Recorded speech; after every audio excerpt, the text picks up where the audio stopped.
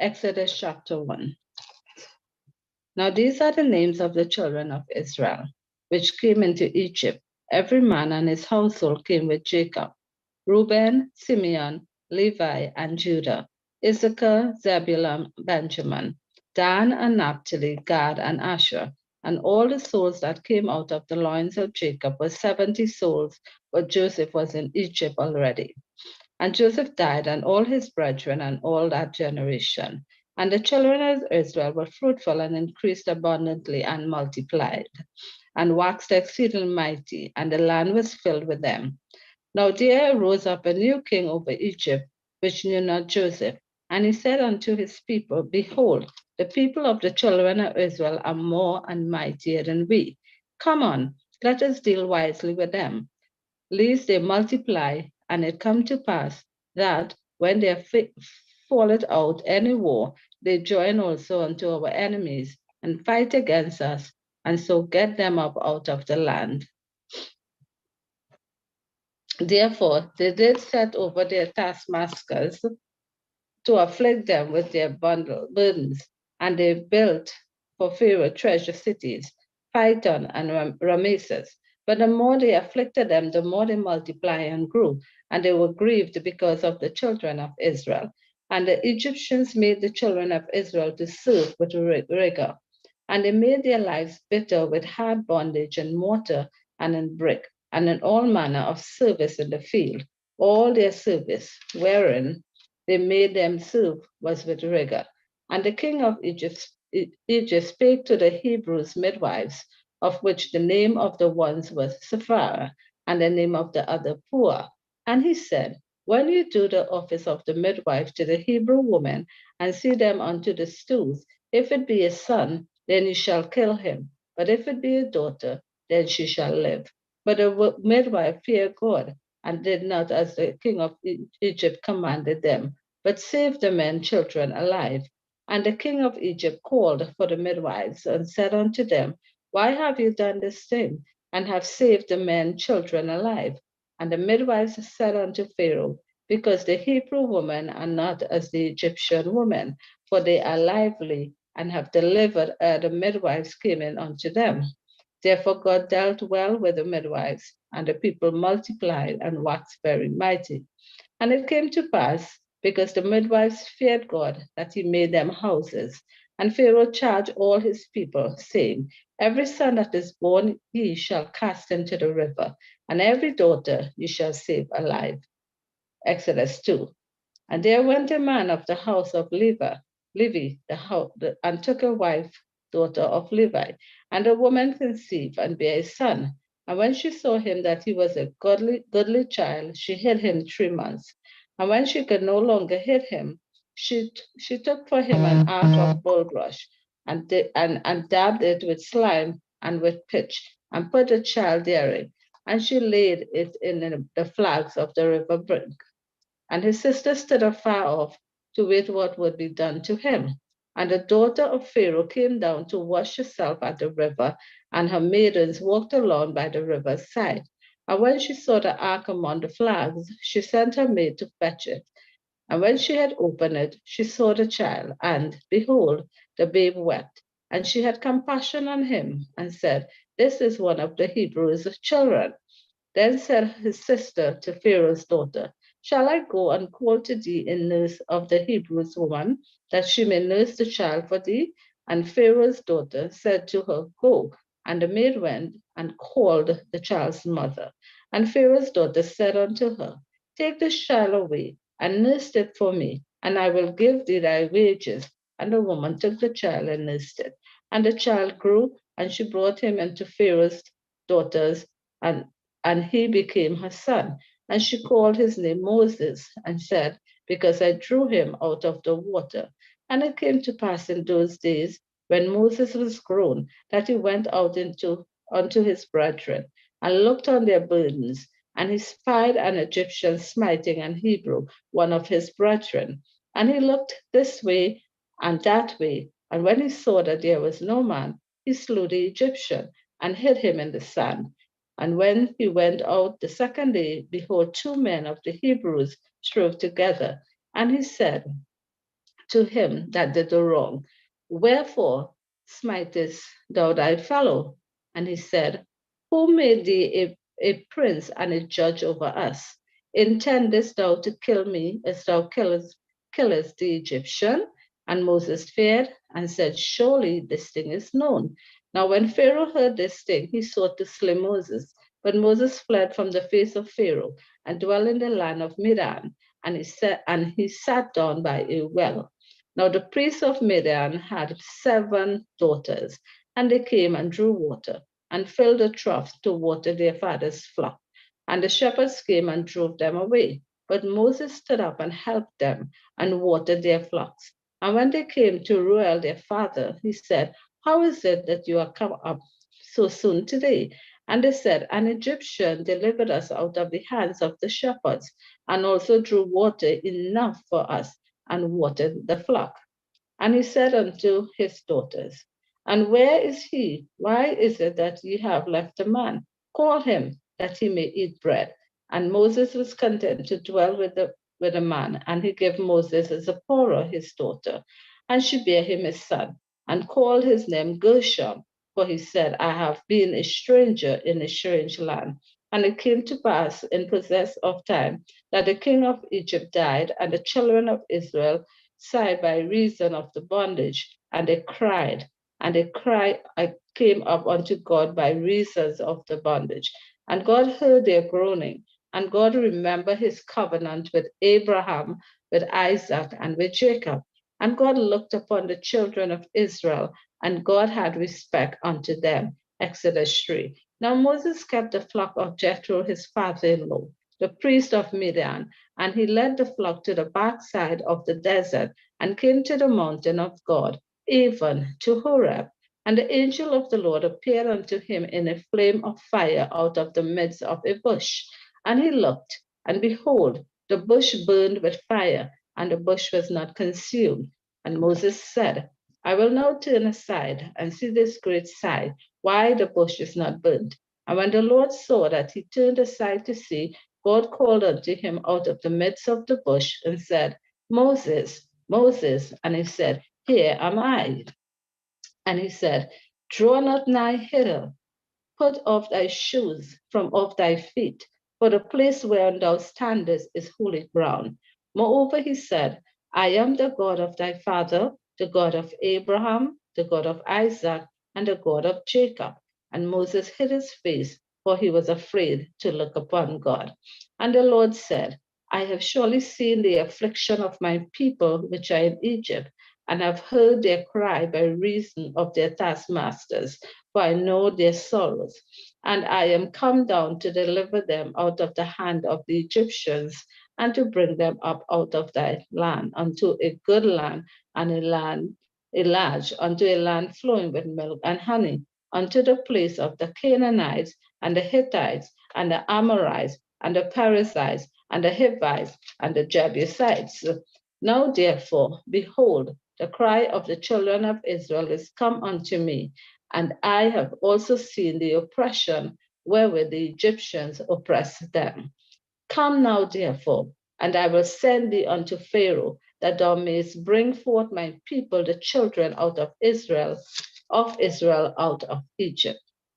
And Moses said unto God, Who am I, that I should go unto Pharaoh, and that I should bring forth the children of Israel out of Egypt? And he said, Certainly I will be with thee, and this shall be a token unto thee that I have sent thee. When thou hast brought forth the people out of Egypt, ye shall serve God upon this mountain. And Moses said unto God, Behold, when I come unto the children of Israel, and shall say unto them, The God of your fathers hath sent me unto you, and they shall say to me, What is his name? What shall I say unto them? And God said unto Moses, I am that I am. And he said, Thou say unto the children of Israel, I am, hath sent me unto you.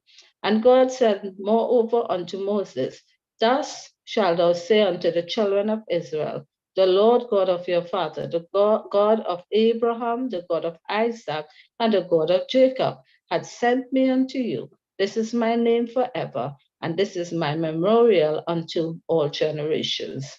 Go and gather the elders of Israel together, and say unto them, the Lord God of your fathers, the God of Abraham, Isaac, and Jacob, appeared unto me, saying, I have surely visited you, and seen that which is done to you in Egypt. And I have said, I will bring you out of the affliction of Egypt unto the land of the Canaanites, and the Hittites, and the Amorites, and the Perizzites, and the Hivites, and the Jebusites, unto the land flowing with milk and honey. And they shall hearken to thy voice, and thou shalt come, thou and the elders of Israel, unto the king of Egypt, and he shall say unto him, the Lord God of the Hebrews had met with us, and now let us go, we beseech thee, 3 days' journey into the wilderness, that we may sacrifice to the Lord our God. And I am sure that the king of Egypt will not let you go, no, not by a mighty hand. And I will stretch out my hand and smite Egypt with all my wonders, which I will do in the midst thereof. And after that, he will let you go. And I will give this proper favor in the sight of the Egyptians. And it shall come to pass that when you go, you shall not go empty. But every woman shall borrow of her neighbor and of her that sojourn in her house jewels of silver and jewels of gold and raiment, and he shall put them upon your sons and upon your daughters, and he shall spoil the Egyptians. Exodus 4. And Moses answered and said, but behold, they will not believe me, nor hearken unto my voice, for they will say, the Lord had not appeared unto thee. And the Lord said unto him, what is that in thine hand? And he said, a rod. And he said, cast it on the ground. And he cast it on the ground, and it became a serpent. And Moses fled from before it. And the Lord said unto Moses, put forth thine hand, and take it by the tail. And he put forth his hand and caught it, and it became a rod in his hand, that they may believe that the Lord God of their fathers, the God of Abraham, the God of Isaac, and the God of Jacob, had appeared unto thee. And the Lord said furthermore unto him, put now thy hand into thy bosom. And he put his hand into his bosom. And when he took it out, behold, his hand was leprous as snow. And he said, put thine hand into thy bosom again. And he put his hand into his bosom again, and plucked it out of his bosom. And behold, it was turned again as his other flesh. And it shall come to pass, if they will not believe thee, neither hearken to the voice of the first sign, then that they will believe the voice of the latter sign. And it shall come to pass, if they will not believe also these 2 signs, neither hearken unto thy voice, that thou shalt take of the water of the river, and pour it upon the dry land, and the water which thou takest out of the river shall become blood upon the dry land. And Moses said unto the Lord, O my Lord, I am not eloquent, neither therefore, nor since thou hast spoken unto thy servant, but I am slow of speech and of a slow tongue. And the Lord said unto him, who had made man's mouth, or who maketh it dumb or deaf, or the seeing of the blind? Have not I the Lord? Now therefore go, and I will be with thy mouth, and teach thee what thou shalt say. And he said, O my Lord, send, I pray thee, by the hand of him who thou wilt send. And the anger of the Lord was kindled against Moses.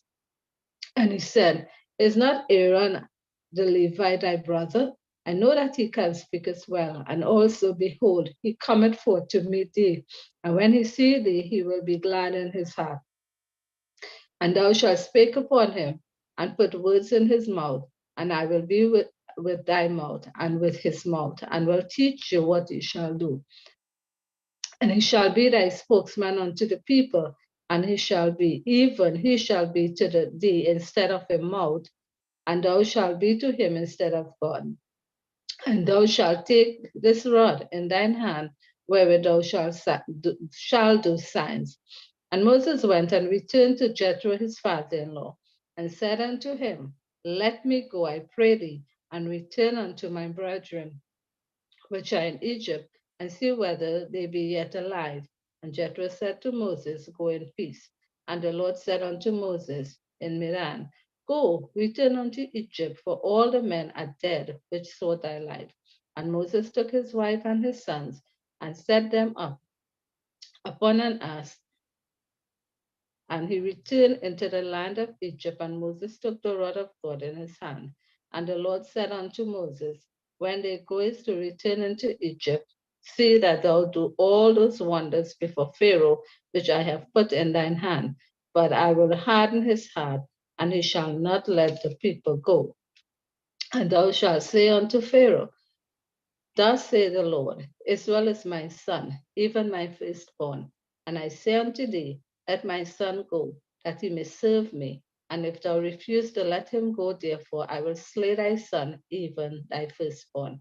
And it came to pass by the way in the inn, that the Lord met and sought to kill him.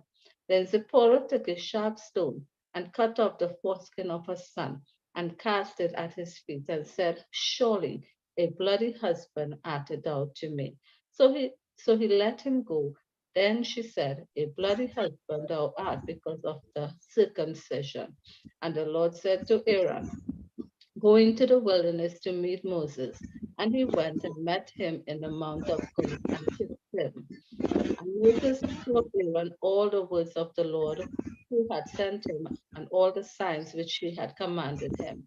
And Moses and Aaron went and gathered together all the elders of the children of Israel. And Aaron spake all the words which the Lord had spoken unto Moses, and did the signs in the sight of the people. And the people believed, and when they heard that the Lord had visited the children of Israel, and that he had looked upon their affliction, then they bowed their heads and worshiped. Exodus chapter 5. And afterward Moses and Aaron went in and told Pharaoh, Thus said the Lord God of Israel, Let my people go, that they may hold a feast unto me in the wilderness. And Pharaoh said, Who is the Lord, that I should obey his voice to let Israel go? I know not the Lord, neither will I let Israel go. And they said, The God of the Hebrews hath met with us. Let us go, we pray thee, 3 days' journey into the desert, and sacrifice unto the Lord our God, lest he fall upon us with pestilence or with the sword. And the king of Egypt said unto them, Wherefore do ye, Moses and Aaron, let the people from their work get you unto your burdens? And Pharaoh said, Behold, the people of the land are now many, and you make them rest from their burdens. And Pharaoh commanded the same day the taskmasters of the people and the officers, saying, Ye shall no more give the people straw to make bricks, as heretofore. Let them go and gather straw for themselves, and the tail of the bricks, which they did make heretofore, ye shall lay upon them. Ye shall not diminish aught thereof, for they be idle. Therefore they cry, saying, Let us go and sacrifice to our God. Let their more work be laid upon the men, that they may labor therein, and let them not regard vain words. And the taskmasters of the people went out, and their officers, and they spake to the people, saying, Thus said Pharaoh, I will not give you straw. Go ye and get straw where you can find it, yet not aught of your work shall be diminished. So the people were scattered abroad throughout the land of Egypt to gather stubble instead of straw. And the taskmasters hasted them, saying, Fulfill your works, your daily works, as when there was straw. And the officers of the children of Israel, which Pharaoh's taskmasters had set over them, were beaten and demanded, Wherefore have ye not fulfilled your task in making bricks both yesterday and today as heretofore? Then the officers of the children of Israel came and cried unto Pharaoh, saying, Wherefore dealest thou thus with thy servants? There is no straw given unto thy servants. And they say to us, Make brick. And behold, thy servants are beaten, but the fault is in thine own people. And he said, You are idle, you are idle. Wherefore you say, Let us go and do sacrifice to the Lord. Go therefore now and work, for there shall no straw be given to you. yet ye deliver the tale of bricks. And the officers of the children of Israel did see that they were in evil case, after it was said, Ye shall not diminish aught from your bricks of your daily task. And they met Moses and Aaron, who stood in the way, as they came forth from Pharaoh, and they said unto him, The Lord look upon you and judge, because ye have made our savor to be abhorred in the eyes of Pharaoh, and in the eyes of his servants, to put a sword in their hand to slay us. And Moses returned to the Lord and said, Lord, wherefore hast thou so evilly entreated this people? Why is it that thou hast sent me? For since I came to Pharaoh to speak in thy name, he had done evil to this people, neither hast thou delivered thy people at all. Chapter 6. Then the Lord said unto Moses, Now shalt thou see what I will do to Pharaoh. For with a strong hand he shall let them go, and with a strong hand he shall drive them out of his hand. And God spake unto Moses and said unto him, I am the Lord. And I appeared unto Abraham, unto Isaac, and unto Jacob by the name of God Almighty. But my name Jehovah, which I was not known to them. And I have also established my covenant with them to give them the land of Canaan, the land of their pilgrimage, wherein they were strangers. And I have also heard the groaning of the children of Israel, whom the Egyptians kept in bondage, and I have remembered my covenant. Wherefore say unto the children of Israel, I am the Lord, and I will bring you out from under the burdens of the Egyptians, and I will rid you out of their bondage, and I will redeem you with a stretched out arm and with great judgment. And I will take you to me for a people, and I will be to you a God, and ye shall know that I am the Lord your God, which bringeth you out from under the burdens of the Egyptians. And I will bring you into the land concerning the which I swear to give it to Abraham, to Isaac, and to Jacob, and will give it to you for an heritage. I am the Lord. And Moses spake unto the children of Israel, but they hearkened not unto Moses for anguish of spirit and for cruel bondage.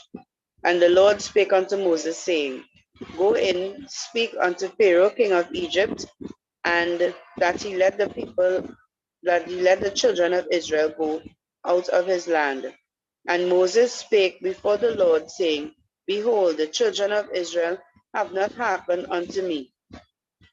How then shall Pharaoh hear me, who am of uncircumcised lips?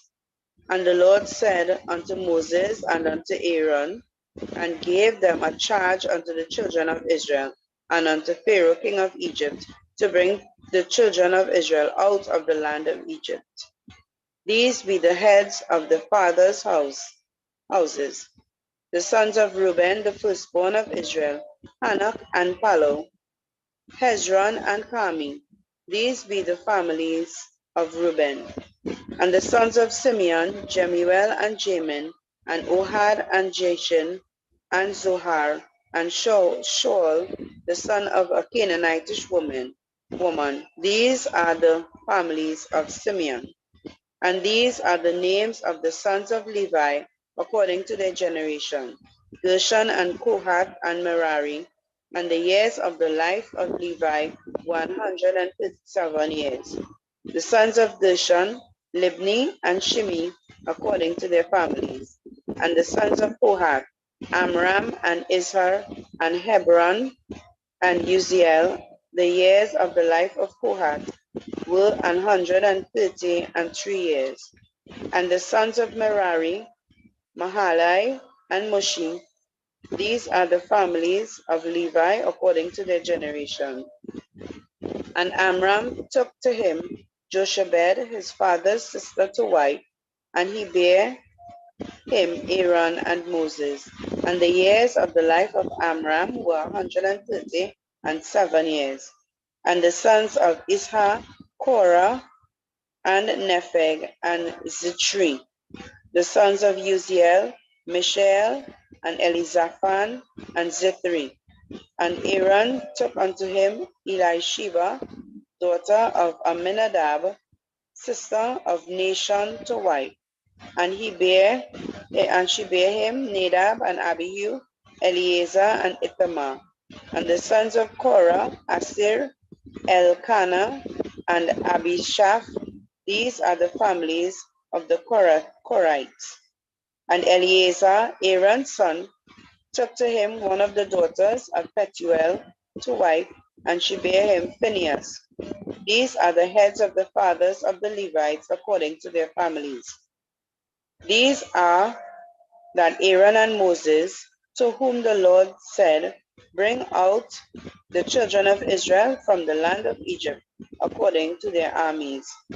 These are they which spake to Pharaoh, king of Egypt, to bring out the children of Israel from Egypt.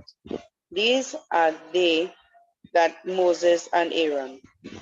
And it came to pass on the day when the Lord spake unto Moses in the land of Egypt, and the Lord spake unto Moses, saying, I am the Lord. Speak thou unto Pharaoh, king of Egypt, all that I say unto thee.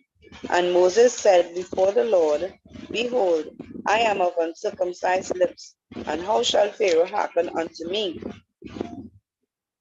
Chapter 7. And the Lord said unto Moses, see, I have made thee a god to Pharaoh, and Aaron thy brother shall be thy prophet. Thou shalt speak all that I command thee, and Aaron thy brother shall speak unto Pharaoh, that he send the children of Israel out of his land. And I will harden Pharaoh's heart, and multiply my signs and my wonders in the land of Egypt. But Pharaoh shall not hearken unto you, that I may lay my hand upon Egypt, and bring forth mine armies and my people, the children of Israel, out of the land of Egypt by great judgments.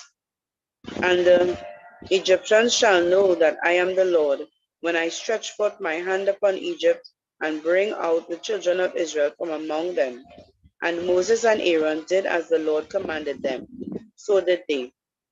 And Moses was 80 years old, and Aaron 83 years old, when they spake unto Pharaoh.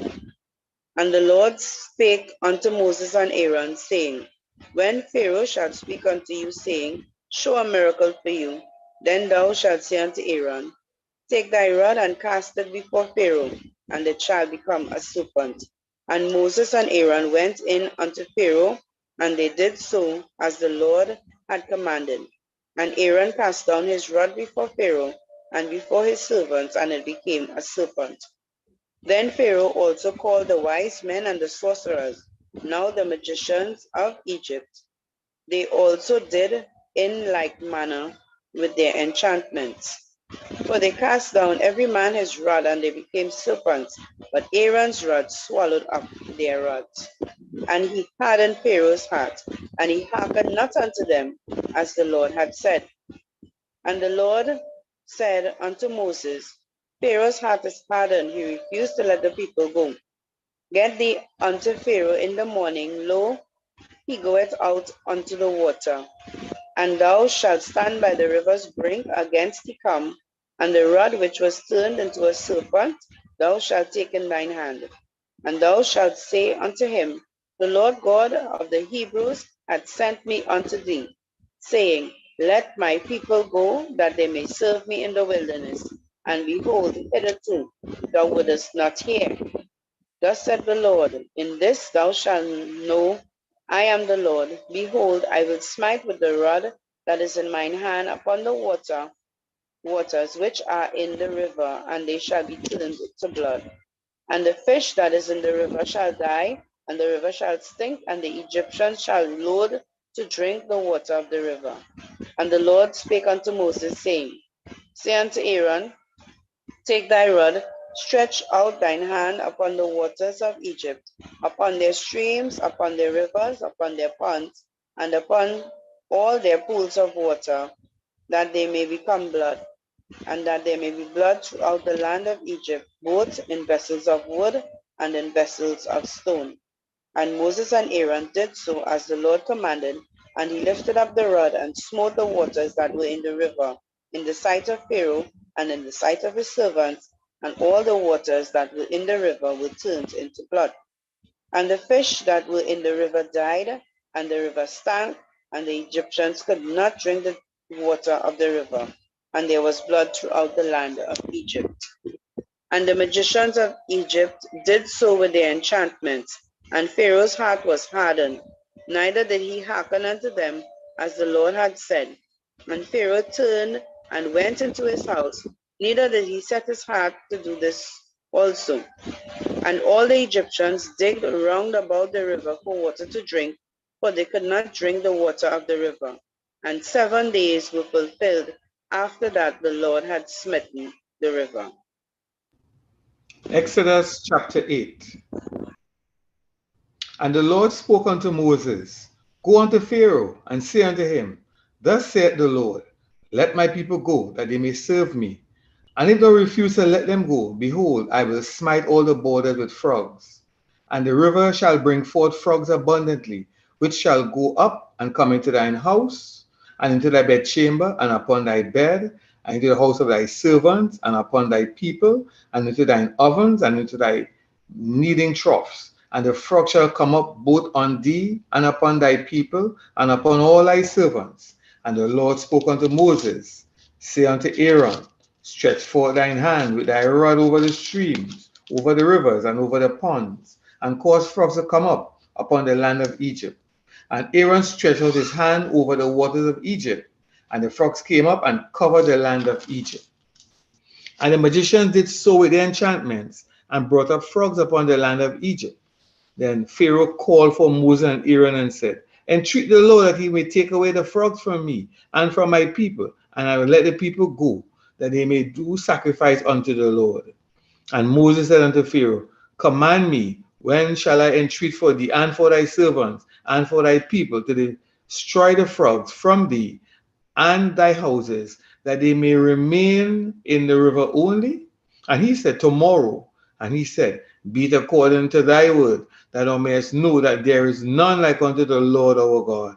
And the frogs shall depart from thee, and from thy houses, and from thy servants, and from thy people. They shall remain in the river only. And Moses and Aaron went out from Pharaoh, and Moses cried unto the Lord because of the frogs which he had brought against Pharaoh. And the Lord did according to the word of Moses, and the frogs died out of the houses, out of the villages, and out of the fields. And they gathered them together upon heaps, and the land stank. But when Pharaoh saw that there was respite, he hardened his heart, and hearkened not unto them, as the Lord had said. And the Lord said unto Moses, Say unto Aaron, Stretch out thy rod, and smite the dust of the land, that it may become lice throughout all the land of Egypt. And they did so, for Aaron stretched out his hand with his rod, and smote the dust of the earth, and it became lice in man and in beasts. All the dust of the land became lice throughout all the land of Egypt. And the magicians did so with their enchantments to bring forth lice, but they could not. So there were lice upon man and upon beasts. Then the magician said unto Pharaoh, This is the finger of God. And Pharaoh's heart was hardened, and he hearkened not unto them, as the Lord had said. The Lord said unto Moses, Rise up early in the morning, and stand before Pharaoh. Lo, he cometh forth to the water. And say unto him, Thus saith the Lord, Let my people go, that they may serve me. Else, if thou wilt not let my people go, behold, I will send swarms of flies upon thee, and upon thy servants, and upon thy people, and into thy houses. And the houses of the Egyptians shall be full of swarms of flies, and also the ground whereon they are. And I will set apart in that day the land of Goshen, in which my people dwell, that no swarms of flies shall be there, to the end that thou mayest know that I am the Lord in the midst of the earth. And I will put a division between my people and thy people. Tomorrow shall this sign be. And the Lord did so. And there came a grievous swarm of flies into the house of Aaron, Pharaoh, and into his servants' houses, and into all the land of Egypt. The land was corrupted by reason of the swarm of flies. And Pharaoh called for Moses and for Aaron and said, Go ye, sacrifice to the Lord to your God in the land. And Moses said, it is not proper so to do, for we shall sacrifice the abomination of the Egyptians to the Lord our God. Lo, shall we sacrifice the abomination of the Egyptians before their eyes, and will they not stone us? We will go 3 days' journey into the wilderness and sacrifice to the Lord our God, and he shall come as he shall command us. And Pharaoh said, I will let you go, that ye may sacrifice to the Lord your God in the wilderness. Only ye shall not go very far away. Entreat for me. And Moses said, behold, I go out from thee, and I will entreat the Lord that the swarms of flies may depart from Pharaoh, from his servants, and from his people tomorrow. But let not Pharaoh deal deceitfully anymore in not letting the people go to sacrifice to the Lord. And Moses went out from Pharaoh and entreated the Lord.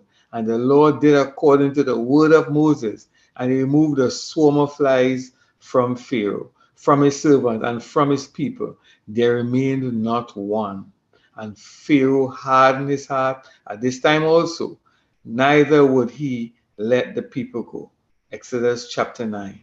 Then the Lord said unto Moses, go in unto Pharaoh, and tell him, thus saith the Lord God of the Hebrews, let my people go, that they may serve me.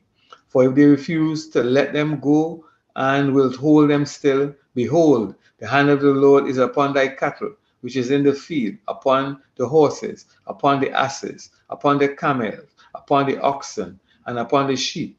There shall be a very grievous plague. And the Lord shall separate between the cattle of Israel and the cattle of Egypt, and there shall nothing die of all that belong to the children of Israel. And the Lord appointed a set time, saying, tomorrow the Lord shall do this thing in the land. And the Lord did that thing on the next day, and all the cattle of Egypt died, but of the cattle of the children of Israel died not one. And Pharaoh sent, and behold, there was not one of the cattle of the Israelites dead. And the heart of Pharaoh was hardened, and he did not let the people go. And the Lord said unto Moses and unto Aaron, take to you handfuls of ashes of the furnace, and let Moses sprinkle it toward the heaven in the sight of Pharaoh, and it shall become small dust in all the land of Egypt, and shall be a boil breaking forth, with ulcers upon man and upon beast throughout all the land of Egypt. And he took ashes of the furnace and stood before Pharaoh, and Moses sprinkled it up toward heaven, and it became a boil breaking forth with ulcers upon man and upon beast. And the magicians could not stand before Moses because of the boils, for the boil was upon the magicians and upon all the Egyptians. And the Lord hardened the heart of Pharaoh, and he hearkened not unto them as the Lord had spoken unto Moses. And the Lord said unto Moses, rise up early in the morning, and stand before Pharaoh, and say unto him, thus saith the Lord God of the Hebrews, let my people go, that they may serve me. For I will at this time send all my plagues upon thine heart, and upon thy servant, and upon thy people, that thou mayest know that there is none like me in all the earth. For now I will stretch out my hand, that I may smite thee and thy people with pestilence, and thou shalt be cut off from the earth. And in very deed, for this cause have I raised thee up, to show in thee my power, and that my name may be declared throughout all the earth. As thou exaltest, as yet exaltest thou thyself against my people, that thou wilt not let them go? Behold, tomorrow about this time I will cause it to rain a very grievous hail, such as hath not been in Egypt since the foundation thereof, even until now. Send therefore now, and gather thy cattle, and all that thou hast in the field, for upon every man and beast which shall be found in the field, and shall not be brought home, the hail shall come down upon them, and they shall die. He that feared the word of the Lord among the servants of Pharaoh made his servant and his cattle flee into the houses. And he that regarded not the word of the Lord left his servants and his cattle in the field. And the Lord said unto Moses, stretch forth thine hand toward heaven, that there may be hail in all the land of Egypt, upon man and upon beast, and upon every herb of the field throughout the land of Egypt. And Moses stretched forth his rod toward heaven, and the Lord sent thunder and hail, and the fire ran along upon the ground, and the Lord rained hail upon the land of Egypt. So there was hail, and the fire mingled with the hail, very grievous, such as there was none like it in all the land of Egypt, since it became a nation. And the hail smote throughout all the land of Egypt, all that were in the field, both man and beast, and the hail smote every herb of the field, and broke every tree of the field. Only in the land of Goshen, where the children of Israel were, was there no hail. And Pharaoh sent and called for Moses and Aaron, and said unto them, I have sinned this time. The Lord is righteous, and I and my people are wicked. Entreat the Lord, for it is enough that there be no more mighty thunderings and hail, and I will let you go, and ye shall stay no longer. And Moses said unto him, As soon as I am gone out of the city, I will spread abroad my hands unto the Lord, and the thunder shall cease. Neither shall there be any more hail, that thou mayest know that the earth is the Lord's. But as for thee and thy servant, I know that ye will not yet fear the Lord God. And the flax and the barley were smitten, for the barley was in the air, and the flax was in bud. But the wheat and the spelt were not smitten, for they were not grown up. And Moses went out of the city from Pharaoh, and spread abroad his hands unto the Lord. And the thunders and hail ceased, and the rain was not poured upon the earth. And when Pharaoh saw that the rain and the hail and the thunders would cease, he sinned yet more, and hardened his heart, he and his servants. And the heart of Pharaoh was hardened, neither would he let the children of Israel go, as the Lord had spoken by Moses. Exodus chapter 10. And the Lord said unto Moses, Go in unto Pharaoh, for I have hardened his heart and the heart of his servants, that I might show these signs before him, and that thou mayest tell in the ears of thy son and of thy son's son what things I have wrought in Egypt, and my signs which I have done among them, that ye may know that I am the Lord. And Moses and Aaron came in unto Pharaoh, and said unto him, Thus saith the Lord God of the Hebrews, How long will thou refuse to humble thyself before me? Let my people go, that they may serve me. Else, if thou refuse to let my people go, behold, tomorrow will I bring the locusts into thy borders, and they shall cover the face of the earth, that one cannot be able to see the earth. And they shall eat the residue of that which is escaped, which remaineth unto you from the hill, and shall eat every tree which groweth for you out of the field. And they shall fill thy houses, and the houses of all thy servants, and the houses of all the Egyptians, which neither thy fathers nor thy father's father have seen since the day that they were upon the earth unto this day. And he turned himself and went out from Pharaoh. And Pharaoh's servant said unto him, How long shall this man be a snare unto us? Let the men go, that they may serve the Lord their God. Knowest thou not yet that Egypt is destroyed? And Moses and Aaron were brought again unto Pharaoh. And he said unto them, Go, serve the Lord your God. But who are they that shall go? And Moses said, We will go with our young and with our old, with our sons and with our daughters, with our flocks and with our herds will we go, for we must hold a feast unto the Lord. And he said unto them, Let the Lord be with you, as I will let you go. And your little ones, look to it, for evil is before you. Not so. Go now, ye that are men, and serve the Lord, for that ye did desire. And they were driven out from Pharaoh's presence. And the Lord said unto Moses, Stretch out thine hand over the land of Egypt for the locusts, that they may come up upon the land of Egypt, and eat every herb of the field, even all that the hail hath left. And Moses stretched forth his rod over the land of Egypt, and the Lord brought an east wind upon the land all that day and all that night. And when it was morning, the east wind brought the locusts. And the locusts went up over all the land of Egypt, and rested in all the borders of Egypt. Very grievous were they before them. There were no such locusts as they, neither after them shall be such. for they covered the face of the whole earth, so that the land was darkened. And they did eat every herb of the land, and all the fruit of the trees which Ahel had left, and there remained not any green thing in the trees, or in the herbs of the field, through all the land of Egypt. Then Pharaoh called for Moses and Aaron in haste, and he said, I have sinned against the Lord your God, and against you. Now therefore forgive, I pray thee, my sin, only this once, and entreat the Lord your God that he may take away from me this debt only. And he went out from Pharaoh and entreated the Lord. And the Lord turned a mighty, strong west wind, which took away the locust and cast him into the Red Sea. There remained not one locust in all the borders of Egypt. But the Lord hardened Pharaoh's heart, so that he would not let the children of Israel go. And the Lord said unto Moses, stretch out thine hand toward heaven, that there may be darkness over the land of Egypt, even darkness which may be felt. And Moses stretched forth his hand toward heaven, and there was a thick darkness in all the land of Egypt 3 days.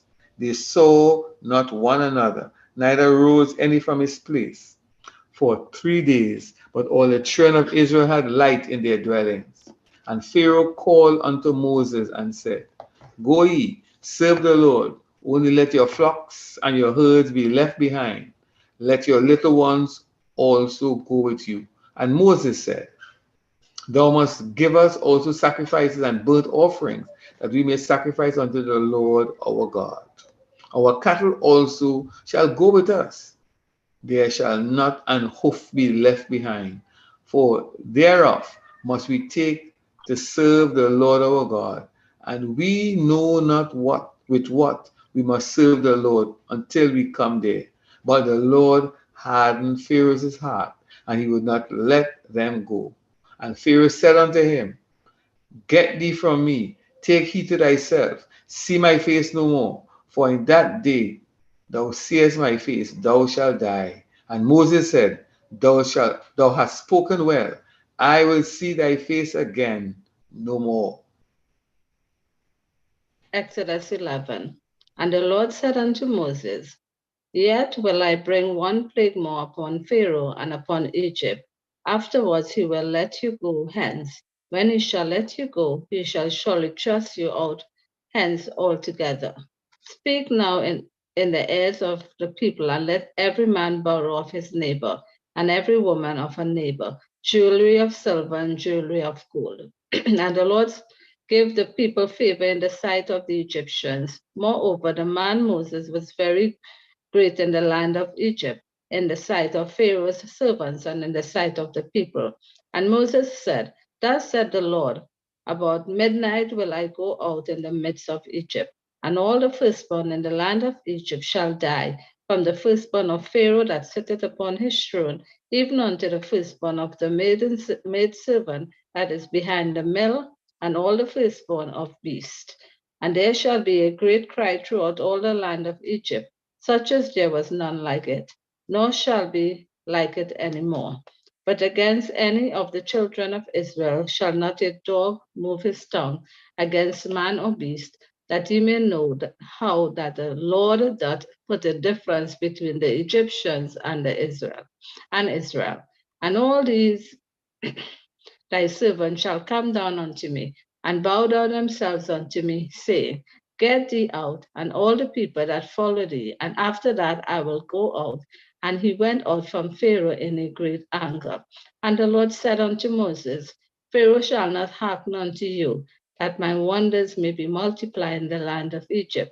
And Moses and Aaron did all these wonders before Pharaoh, and the Lord hardened Pharaoh's heart, so that he would not let the children of Israel go out of the land. Exodus 12. And the Lord spoke unto Moses and Aaron in the land of Egypt, saying, This month shall be unto you the beginning of months. It shall be the first month of the year to you. Speak ye unto all the congregation of Israel, saying, In the 10th day of this month they shall take to them every man a lamb according to the house of their fathers, a lamb for an house. And if the household be too little for the lamb, let him Let him and his neighbor next unto his house take it according to the number of the souls. Every man according to his eating shall make your corn for the lamb. Your lamb shall be without blemish, a male of the first year. You shall take it out from the sheep or from the goats, and you shall keep it up until the 14th day of the same month, and the whole assembly of the congregation of Israel shall kill it in the evening. And they shall take of the blood and strike it on the two side posts and on the upper door post of the houses, wherein they shall eat it. And they shall eat the flesh in that night, roast with fire and unleavened bread, and with bitter herbs they shall eat it. Eat not of it raw, nor sodded at all with water, but roast with fire. His head with his legs, and with the purture thereof, and you shall let nothing of it remain until the morning, and that which remaineth of it until the morning you shall burn with fire. And thus shall ye eat it with your loins girded, your shoes on your feet, and your staff in your hand, and you shall eat it in haste. It is the Lord's Passover. For I will pass through the land of Egypt this night, and will smite all the firstborn in the land of Egypt, both men and beasts, and against all the gods of Egypt I will execute judgment. I am the Lord. And the blood shall be to you for a token upon the houses where you are. And when I see the blood, I will pass over you, and the plague shall not be upon you to destroy you when I smite the land of Egypt. And this day shall be unto you for a memorial, and you shall keep it a feast to the Lord throughout your generations. You shall keep it a feast by an ordinance forever. 7 days shall you eat unleavened bread. Even the first day you shall put away leaven out of your houses. For whosoever eateth leavened bread from the first day until the 7th day, that soul shall be cut off from Israel. And in the first day there shall be an holy convocation, and in the 7th day there shall be an holy convocation to you. No manner of work shall be done in them, save that which every man must eat, that only may be done of you. And you shall observe the feast of unleavened bread, for in this selfsame day have I brought your armies out of the land of Egypt. Therefore shall you observe this day in your generations by an ordinance forever. In the first month, on the 14th day of the month at eve, you shall eat unleavened bread until the 21st day of the month at even. 7 days shall there be no leaven found in your houses. For whosoever eateth that which is leavened, even that soul shall be cut off from the congregation of Israel, whether he be a stranger or born in the land. You shall eat nothing leavened. In all your habitation shall you eat unleavened bread. Then Moses called for all the elders of Israel and said unto them, draw out and take you a lamb according to your families, and kill the Passover. And you shall take a bunch of hyssop and dip it in the blood that is in the basin, and strike the lintel and the two side posts with the blood that is in the basin. And none of you shall go out of the door of his house until the morning. For the Lord will pass through to smite the Egyptians. And when he see the blood upon the lintel and on the two side posts, the Lord will pass over the door and will not suffer the destroyer to come in unto your houses to smite you. And you shall observe this thing for an ordinance to thee and to thy sons forever. And it shall come to pass, when you shall come to the land which the Lord will give you, according as he had promised, that you shall keep this service. And it shall come to pass, when your children shall say unto you, what mean he by this service? That you shall say, it is the sacrifice of the Lord's Passover, who passed over the houses of the children of Israel in Egypt, when he smote the Egyptians and delivered our houses. And the people bowed the head and worshipped. And the children of Israel went away and did as the Lord had commanded Moses and Aaron, so did they. And it came to pass that at midnight the Lord smote all the firstborn in the land of Egypt, from the firstborn of Pharaohs that sat on his throne unto the firstborn of the captive that was in the dungeon, and all the firstborn of cattle. And Pharaoh rose up in the night, he and all his servants, and all the Egyptians, and there was a great cry in Egypt, for there was not a house where there was not one dead. And he called for Moses and Aaron by night, and said, Rise up and get you forth from among my people, both you and the children of Israel, and go, serve the Lord as you have said. And take your flocks and your herds as you have said, and be gone, and bless me also. And the Egyptians were urgent upon the people that they might send them out of the land in haste. For they said, We be all dead men. And the people took their dough before it was leavened, their kneading trough being brought up upon their clothes, upon their shoulders. And the children of Israel did according to the word of Moses, and they borrowed of the Egyptians jewels of silver and jewels of gold and raiment. And the Lord gave the people favor in the sight of the Egyptians, so that they lend unto them such things as they required, and they spoiled the Egyptians. And the children of Israel journeyed from Ramesses to Succoth, about 600,000 on feet, that were men beside children. And a mixed multitude went up also with them, and flocks and herds, even very much cattle. And they baked unleavened cakes of the trough, which they bought from out of Egypt, for it was not leavened, because they were thrust out of Egypt, and could not tarry, neither had they prepared for themselves any victual. Now the sojourning of the children of Israel who dwelt in Egypt were 430 years. And it came to pass at the end of the 430 years, even the selfsame day it came to pass that all the host of the Lord went out from the land of Egypt. It is a night to be much observed unto the Lord, for bringing them out from the land of Egypt. This is that night of the Lord, to be observed of all the children of Israel in their generations. And the Lord spake unto Moses and Aaron, This is the ordinance of the Passover. There shall no stranger eat thereof, but every man's servant that is brought for money, when thou hast circumcised him, then shall he eat thereof. A foreigner and an hired servant shall not eat thereof. In one house shall it be eaten. Thou shalt not carry forth out of the flesh abroad out of the house, neither shall ye break a bone thereof.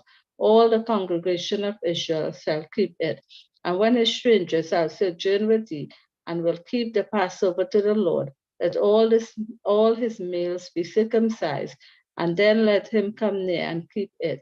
And he shall be on one that is born in the land, for no uncircumcised person shall eat thereof. One law shall be to him that is homeborn, and unto the stranger that sojourn among you. Thus did all the children of Israel, as the Lord commanded Moses and Aaron, so did they. And it came to pass the selfsame day that the Lord did bring the children of Israel out of the land of Egypt by their armies. Exodus 13. And the Lord spake unto Moses, saying, Sanctify unto me all the firstborn. Whosoever openeth the womb among the children of Israel, both of man and of beast, it is mine.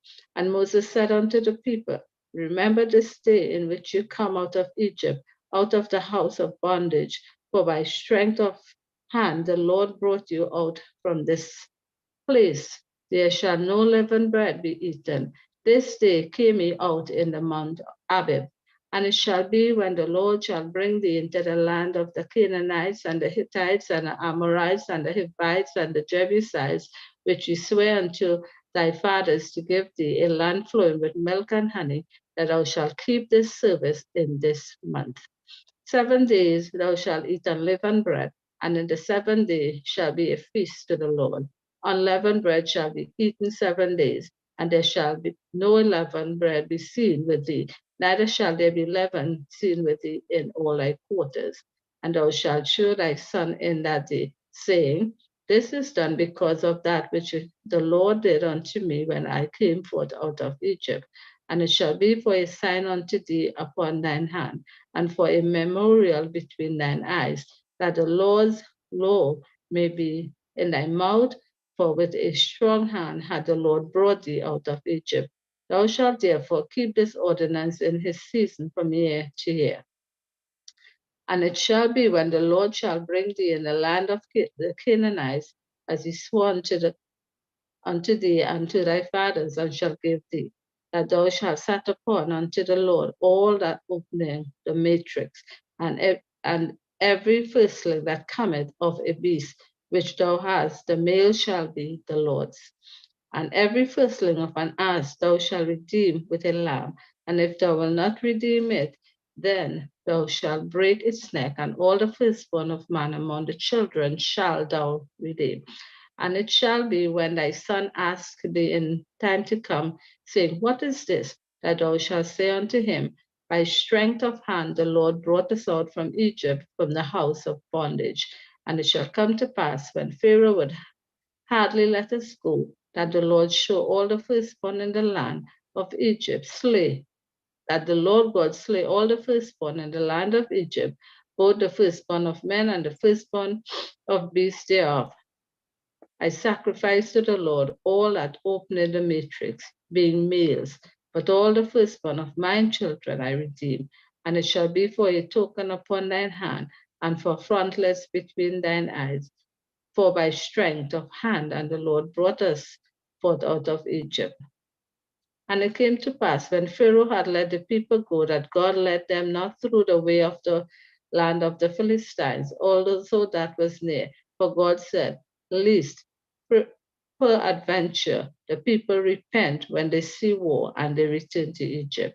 But God led the people about through the way of the wilderness of the Red Sea, and the children of Israel went up harmless out of the land of Egypt. And Moses took the bones of Joseph with him, for he had straitly sworn the children of Israel, saying, God will surely visit you, and you shall carry up my bones away hence you. And they took their journey from Succoth and encamped in Etam in the edge of the wilderness.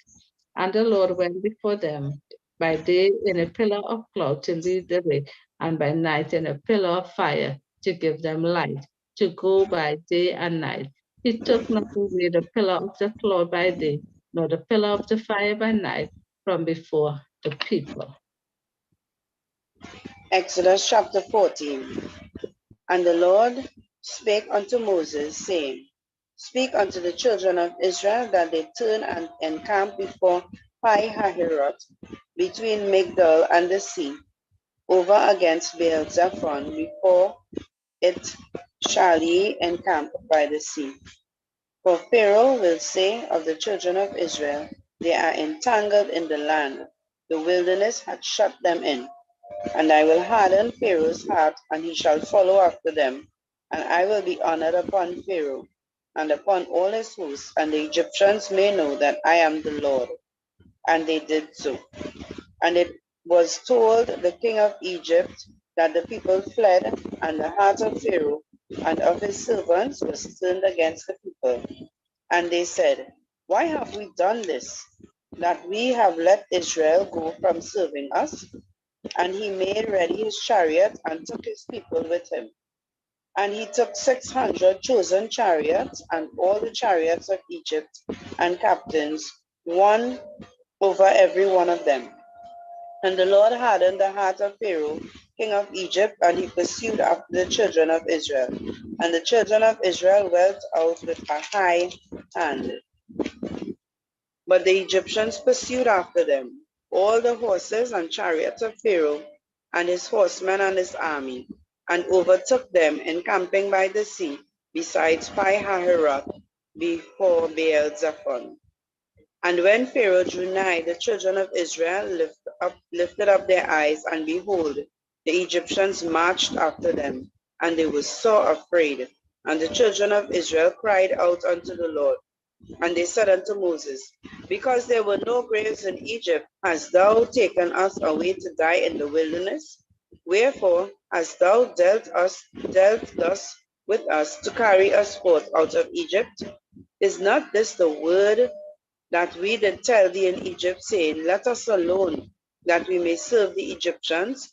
For it had been better for us to serve the Egyptians than that we would die in the wilderness.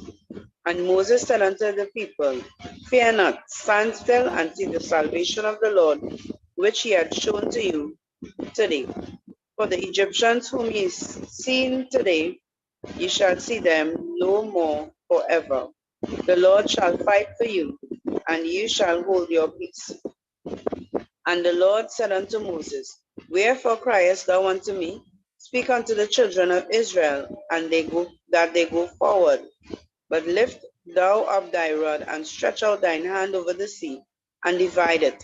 And the children of Israel shall go on dry ground through the midst of the sea. And I, behold, I will harden the hearts of the Egyptians, and they shall follow them.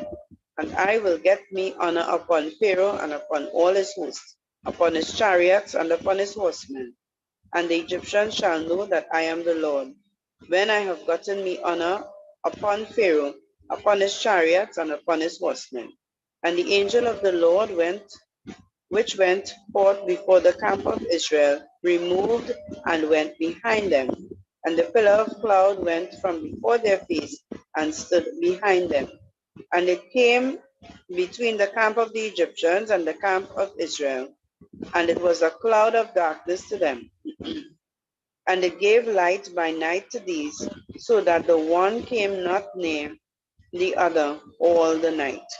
And Moses stretched out his hand over the sea, and the Lord caused the sea to go back by a strong east wind all that night, and made the sea dry land, and the waters were divided. And the children of Israel went into the midst of the sea upon the dry ground, and the waters were a wall unto them on their right hand and on their left.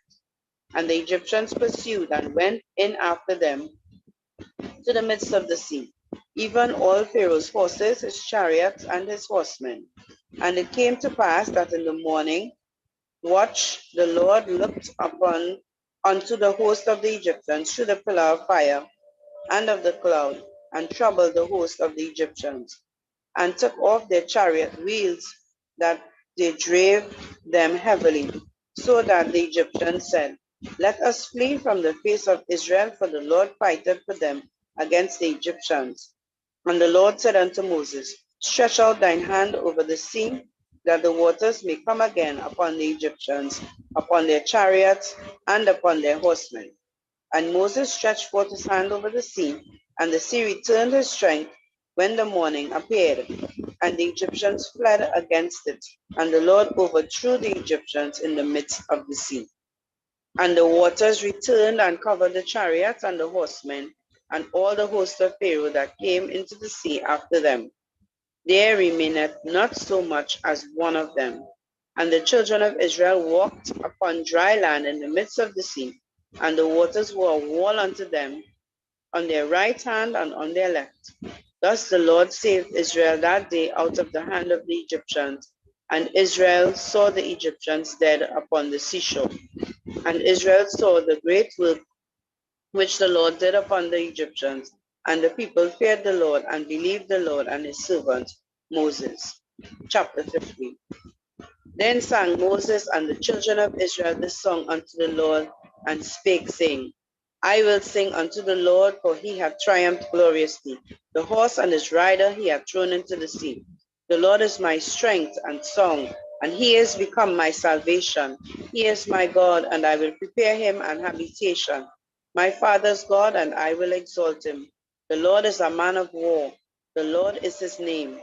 Pharaoh's chariots and his host hath he cast into the sea. His chosen captains were also drowned in the Red Sea. The depths had covered them. They sank to the bottom as a stone.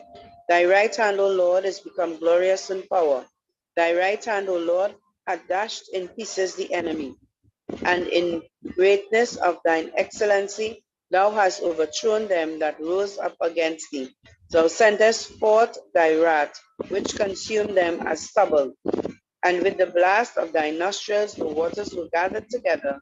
The floods stood upright as a heap, and the heaps were congealed in the hearts of the sea. The enemy said, I will pursue, I will overtake, I will divide the spoil. My lust shall be satisfied upon them. I will draw my sword. My hand shall destroy them. Thou didst not blow thy wind. The sea covered them. They sank as lead in the mighty waters. Who is like unto thee, O God, O Lord, among the gods? Who is like thee, glorious in holiness, fearful in praises, doing wonders? Thou stretchest out thine hand, the earth swallowed them. Thou in thy mercy hast led forth the people which thou hast redeemed, and thou hast guided them in thy strength unto thy holy habitation. The people shall hear and be afraid. Sorrow shall take hold on the inhabitants of Palestine. Then the dukes of Edom shall be amazed. The mighty men of Moab, trembling, shall take hold on them. All the inhabitants of Canaan shall melt away. Fear and dread shall fall upon them. By the greatness of thine army they shall be as still as a stone. Till thy people pass over, O Lord, till the people pass over, which thou hast purchased. Thou shalt bring them in and plant them in the mountain of thine inheritance, in the place, O Lord, which thou hast made for thee to dwell in the sanctuary, O Lord, which thine hands have established. The Lord shall reign forever and ever. For the horse of Pharaoh went in with his chariots and with his horsemen into the sea, and the Lord brought again the waters of the sea upon them. But the children of Israel went out on dry land in the midst of the sea. And Miriam the prophetess, the sister of Aaron, took a timbrel in her hand, and all the women went out after her with timbrels and with dances. And Miriam answered them, Sing ye to the Lord, for he hath triumphed gloriously. The horse and his rider he hath thrown into the sea. So Moses brought Israel from the Red Sea, and they went out into the wilderness of Shur. And they went 3 days in the wilderness and found no water. And when they came to Marah, they could not drink of the waters of Marah, for they were bitter. Therefore the name of it was called Marah. And the people murmured against Moses, saying, What shall we drink? And he cried unto the Lord, and the Lord showed him a tree, which then he cast into the waters, and the waters were made sweet.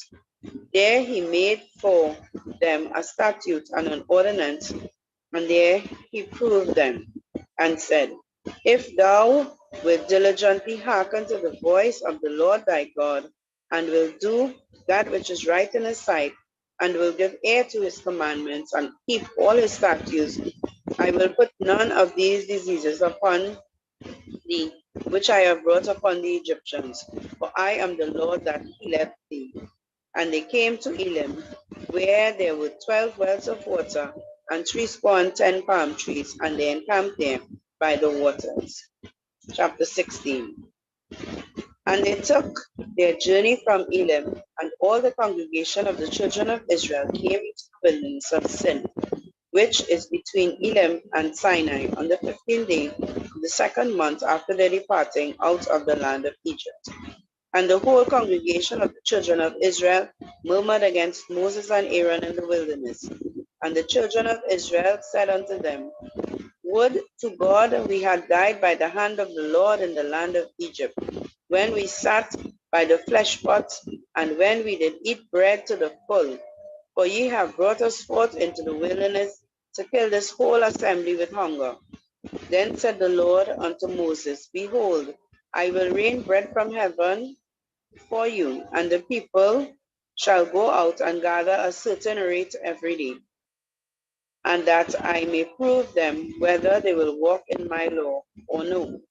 And it shall come to pass on the 6th day, they shall prepare that which they bring in, and it shall be twice as much as they gather daily. And Moses and Aaron said unto the children of Israel, At even, then ye shall know that the Lord hath brought you out of the land of Egypt. And in the morning, then ye shall see the glory of the Lord, for that he heareth your murmurings against the Lord. And what are we that we murmur against us? And Moses said, This shall be when the Lord shall bring you in the evening flesh to eat, and in the morning bread to the full, for that the Lord heareth your murmurings which ye murmur against him. And what are we? Your murmurings are not against us, but against the Lord. And Moses spake unto Aaron, say unto all the congregation of the children of Israel, come near before the Lord, for he hath heard your murmurings. And it came to pass, as Aaron spake unto the whole congregation of the children of Israel, that they looked towards the wilderness, and behold, the glory of the Lord appeared in the cloud. And the Lord spake unto Moses, saying, I have heard the murmurings of the children of Israel. Speak unto them, saying, at even ye shall eat flesh, and in the morning ye shall be filled with bread, and ye shall know that I am the Lord your God. And it came to pass that at the evening the quails came up and covered the camp, and in the morning the dew lay round about the host. And when the dew that lay round up had gone up, behold, the face of the wilderness, there lay a small round thing, as small as a hoarfrost on the ground. And when the children of Israel saw it, they said unto one another, it is manna, for they wist not what it was. And Moses said unto them, this is the bread which the Lord had given you to eat. This is the thing that the Lord had commanded. Gather it every man according to his eating, an omer for every man, according to the number of your persons. Take ye every man for them which are in his tent. And the children of Israel did so, and gathered, some more, some less. And when they did meet it with an omer, he that gathered much had nothing over, and he that had little had no lack. And they gathered every man according to his eating. And Moses said, let no man leave of it till the morning. Notwithstanding, they hearkened not unto Moses, but some of them left it until the morning, and it bred worms and stank. And Moses was wroth with them. And they gathered it every morning, every man according to his eating. And when the sun waxed hot, it melted. And it came to pass that on the 6th day they gathered twice as much bread, 2 omers for one man. And all the rulers of the congregation came and told Moses. And he said unto them, this is that which the Lord hath commanded. Tomorrow is the rest of the holy Sabbath unto the Lord. Bake that which ye will bake today, and seed that which ye will seed, and that which remaineth over lay up for you to be kept until the morning. And they laid it up till the morning, as Moses bade, and it did not stink, neither was there any worm therein. And Moses said, eat that today, for today is the Sabbath unto the Lord. Today ye shall not find it in the field. 6 days shall ye gather, but on the 7th, which is the Sabbath, in it there shall be none. And it came to pass that there were out some of the people on the 7th day for to gather, and they found none. And the Lord said unto Moses, how long refuse ye to keep my commandments and my laws? See, for the Lord had given you the Sabbath, whereof he given you on the 6th day the bread for 2 days. Abide ye every man in his place. Let no man go out of his place on the 7th day. So the people rested on the 7th day. And the house of Israel called the name thereof manna, and it was like coriander seed, white, and the taste of it like wafers made with honey. And Moses said, this is the thing which the Lord had commanded. Fill an omer of it to be kept for your generations, that they may see bread wherewith I have fed you in the wilderness, when I brought you forth out of the land of Egypt. And Moses said unto Aaron, take a pot and fill an omer full of manna therein, and lay it up before the Lord to be kept for your generations. As the Lord commanded Moses, so Aaron laid it up before the testimony to be kept. And the children of Israel did eat manna 40 years, until they came to a land inhabited. They did eat manna until they came unto the borders of the land of Canaan. Now an omer is a 10th part of an ephah. Exodus chapter 17. And all the congregation of the children of Israel journeyed from the wilderness of Sin, after the journey, according to the commandment of the Lord, and encamped in Rephidim, and there was no water for the people to drink. Wherefore the people did strive with Moses, and said, Give us water that we may drink. And Moses said unto them, Why strive ye with me? Wherefore do ye put the Lord to the test? And the people thirsted there for water. And the people murmured against Moses, and said, Why hast thou brought us up out of Egypt to kill us, and our children and our cattle with thirst? And Moses cried unto the Lord, saying, What shall I do unto this people? They are almost ready to stone me. And the Lord said unto Moses, Go on before the people, and take with thee of the elders of Israel, and thy rod, wherewith thou smotest the river. Take in thy hand, and go. Behold, I will stand before thee there upon the rock in Horeb, and thou shalt smite the rock, and there shall come water out of it, that the people may drink. And Moses did so in the sight of the elders of Israel. And he called the name of the place Massa and the Meribah, because of the striving of the children of Israel, and because they tested the Lord, saying, Is the Lord among us or not? Then came Amalek and fought with Israel in Rephidim. And Moses said unto Joshua, Choose us out men, and go out, fight with Amalek. Tomorrow I will stand on the top of the hill, with the rod of God in my hand. So Joshua did as Moses had said to him, and fought with Amalek. And Moses, Aaron, and Hur went up to the top of the hill. And it came to pass, when Moses held up his hand, that Israel prevailed. And when he let down his hand, Amalek prevailed. But Moses' hands were heavy, and he took a stone and put it under him, and he sat thereon. And Aaron and Hur held up his hands, the one on the one side, and the other on the other side, and his hand was steady until the going down of the sun. And Joshua vanquished Amalek and his people with the edge of the sword. And the Lord said unto Moses, Write this for a memorial in a book, and rehearse it in the ears of Joshua, for I utterly put out the remembrance of Amalek from under heaven. And Moses built an altar and called the name of it Jehovah Nissi, for he said, Because the Lord had sworn that the Lord will have war with Amalek from generation to generation. Exodus chapter 18. When Jethro, the priest of Midian, Moses' father-in-law, heard of all that God had done for Moses and for Israel's people, and that the Lord had brought Israel out of Egypt, then Jethro, Moses' father-in-law, took Zipporah, Moses' wife, after he had sent her back, and her two sons, of which the name of the one was Gershom, for he said, I've been an alien in a foreign land.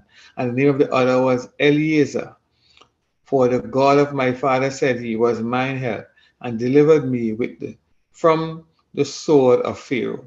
And Jethro, Moses' father-in-law, came with his sons and his wife unto Moses into the wilderness, where he encamped at the mount of God. And he said unto Moses, I, thy father-in-law Jethro, am come unto thee, and thy wife, and her two sons with her. And Moses went out to meet his father-in-law, and did obeisance, and kissed him. And they asked each other of their welfare, and they came into the tent. And Moses told his father-in-law all that the Lord had done unto Pharaoh and to the Egyptians for Israel's sake, and all the travail that had come upon them by the way, and how the Lord delivered them. And Jethro rejoiced for all the goodness which the Lord had done to Israel, whom he had delivered out of the hand of the Egyptians. And Jethro said, Blessed be the Lord who hath delivered you out of the hand of the Egyptians, out of the hand of Pharaoh, who hath delivered the people from under the hand of the Egyptians. Now I know that the Lord is greater than all gods, for in the thing wherein they dealt proudly, he was above them. And Jethro, Moses' father-in-law, took a burnt offering and sacrifices for God. And Aaron came and all the elders of Israel to eat bread with Moses' father-in-law before God. And it came to pass on the morrow that Moses sat to judge the people. And the people stood by Moses from the morning until the evening. And when Moses' father-in-law saw all that he did to the people, he said, What is this thing that thou doest to the people? Why sittest thou thyself alone, and all the people stand by thee from morning until evening? And Moses said unto his father-in-law, Because the people come unto me to inquire of God. When they have a matter, they come unto me, and I judge between one and another. and I do make them know the statutes of God and his laws. And Moses' father-in-law said unto him, the thing that thou doest is not good. Thou wilt surely wear away, both thou and these people that are with thee, for this thing is too heavy for thee. Thou art not able to perform it thyself alone. Hearken now unto my voice. I will give thee counsel, and God shall be with thee. Be thou for the people to Godward, that thou mayest bring the causes unto God. And thou shalt teach them ordinances and laws, and shalt show them the way wherein they must walk, and the work that they must do. Moreover, thou shalt provide out of all the people able men, such as fear God, men of truth, hating covetousness, and place such over them to be rulers of thousands, rulers of hundreds, rulers of fifties, and rulers of tens. And let them judge the people at all seasons. And it shall be that every great matter they shall bring unto thee, but every small matter they shall judge. So shall it be easier for thyself, and thou shalt bear, and they shall bear the burdens with thee. If thou shalt do this thing, and God command thee so, then thou shalt be able to endure, and all these people shall also go to their place in peace. So Moses hearkened to the voice of his father-in-law and did all that he had said. And Moses chose able men out of all Israel and made them heads over the people, rulers of thousands, rulers of hundreds, rulers of fifties, and rulers of tens. And they judged the people at all seasons. The hard causes they brought unto Moses, but every small matter they judged themselves. And Moses let his father-in-law depart, and he went his way into his own land. Exodus chapter 19. In the third month, when the children of Israel were gone forth out of the land of Egypt, the same day came they into the wilderness of Sinai.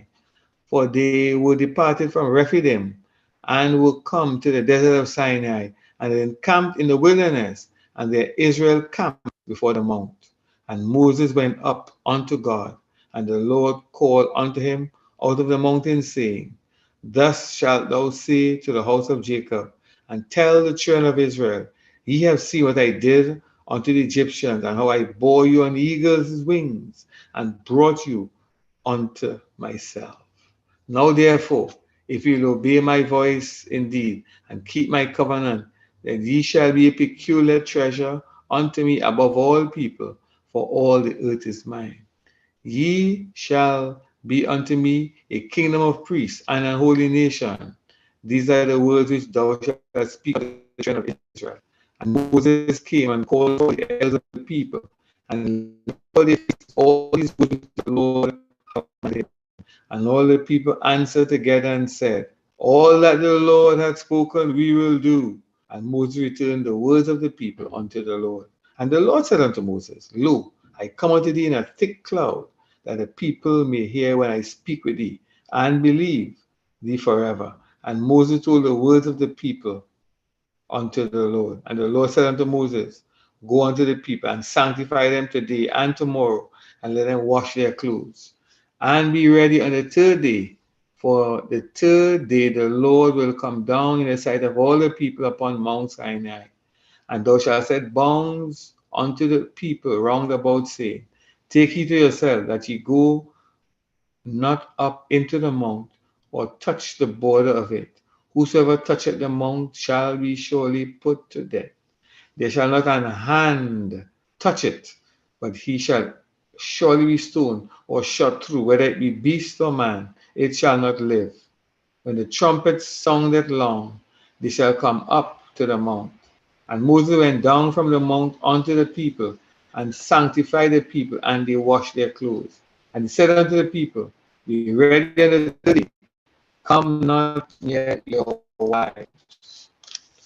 And it came to pass on the third day in the morning, that there were thunders and lightnings and a thick cloud upon the mount, and the voice of the trumpet exceedingly loud, so that all the people that were in the camp trembled. And Moses brought forth the people out of the camp to meet with God, and they stood at the lower part of the mount. And Mount Sinai was altogether in a smoke because the Lord descended upon it in fire, and the smoke thereof ascended as the smoke of a furnace, and the whole mount quaked greatly. And when the voice of the trumpet sounded long and became louder and louder, Moses spoke, and God answered him by a voice. And the Lord came down upon Mount Sinai on the top of the mount, and the Lord called Moses up to the top of the mount, and Moses went up. And the Lord said unto Moses, Go down, charge the people, lest they break through unto the Lord to gaze, and many of them perish.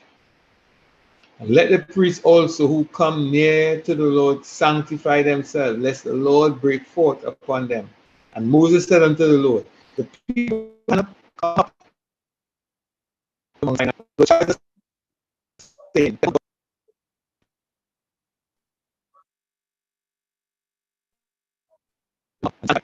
and thou shalt come up, thou and Aaron with thee, but let not the priests and the people break through to come up unto the Lord, lest he break forth upon them. So Moses went down unto the people and spoke unto them.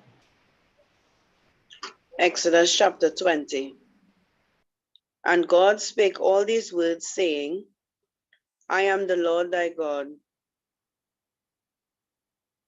which I have brought thee out of the land of Egypt, out of the house of bondage.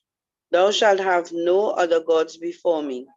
Thou shalt not make unto thee any graven images or any likeness of anything that is in the heaven above, or is in the earth beneath, or is in the water under the earth. Thou shalt not bow down thyself to them, nor serve them. For I am the Lord thy God, am a jealous God, visiting the iniquity of the fathers upon the children, unto the third and fourth generation of them that hate me, and showing mercy unto thousands of them that love me and keep my commandments. Thou shalt not take the name of the Lord thy God in vain, for the Lord will not hold him guiltless that taketh his name in vain. Remember the Sabbath day to keep it holy.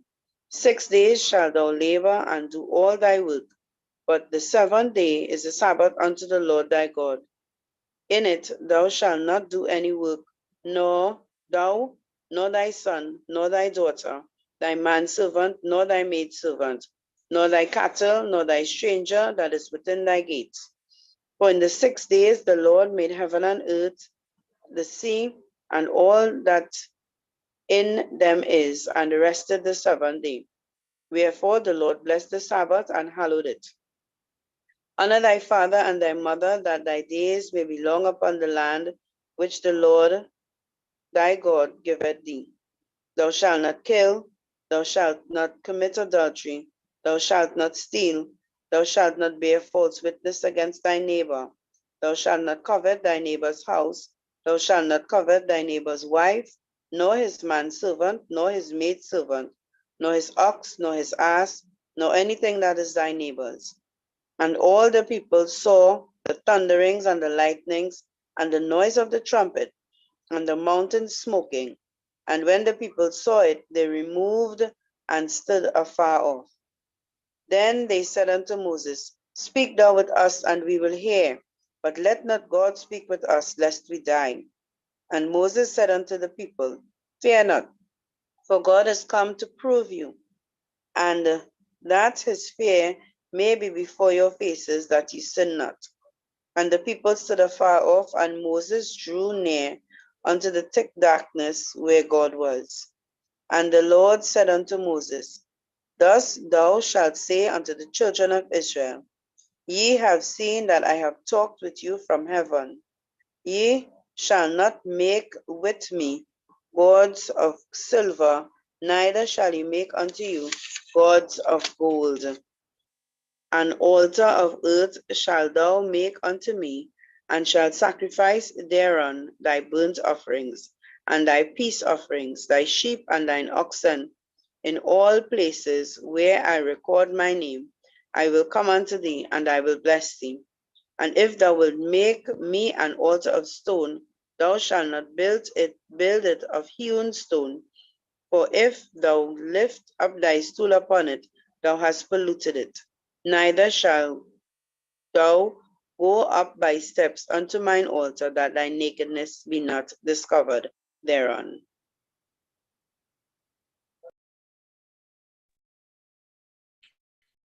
Exodus 21. Now these are the judgments which thou shalt set before them. If thou buy a Hebrew slave, 6 years he shall serve, and in the 7th year he shall go out free for nothing. If he came in by himself, he shall go out by himself. If he were married, then his wife shall go out with him. If his master have given him a wife, and she have borne him sons or daughters, the wife and her children shall be her master's, and he shall go out by himself. And if the servant shall plainly say, I love my master, my wife, and my children, I will not go out free. Then his master shall bring him unto the judges. He shall also bring him to the door or unto the doorpost. And his master shall bore his ear through with an awl, and he shall serve him forever. And if a man sell his daughter to be a maidservant, she shall not go out as the man's servants do. If she please not her master, who had betrothed her to himself, then he shall let her be redeemed. To sell her unto a strange nation he hath no power, seeing he had dealt deceitfully with her. And if he had betrothed her unto his son, he shall deal with her as after the manner of daughters. If she take unto him another wife, her food, her raiment, and her duty of marriage shall he not diminish. And if he do not these 3 things unto her, then shall she go out free without money. He that smiteth a man so that he die shall surely be put to death. And if a man lie not in wait, but God deliver him into his hands, then I will appoint a place whither he shall flee. If a man come presumptuously upon his neighbor to slay him with guile, thou shalt take him from mine altar, that he may die. And he that smiteth his father or his mother shall surely be put to death. And he that stealeth a man and selleth him, or if he be found in his hand, he shall surely be put to death. And he that curseth his father or his mother shall surely be put to death. And if men strive together, and one smite another with a stone, or with his fist, and he die not, but keepeth his bed, if he rise again and walk abroad on his staff, then shall he that smote him be quit. Only he shall pay for the loss of his time, and shall cause him to be thoroughly healed. And if a man smite his servant or his maid with a rod, and he died under his hand, he shall be surely punished. Notwithstanding, if he continue a day or 2, he shall not be punished, for he is his money. If men strive together and hurt a woman with child, so that her fruit depart from her, and yet no mischief follow, he shall surely be punished according as the woman's husband would lay upon him, and he shall pay as the judges determine. And if any mischief follow, then thou shalt give him life for life, eye for eye, tooth for tooth, hand for hand, and foot for foot.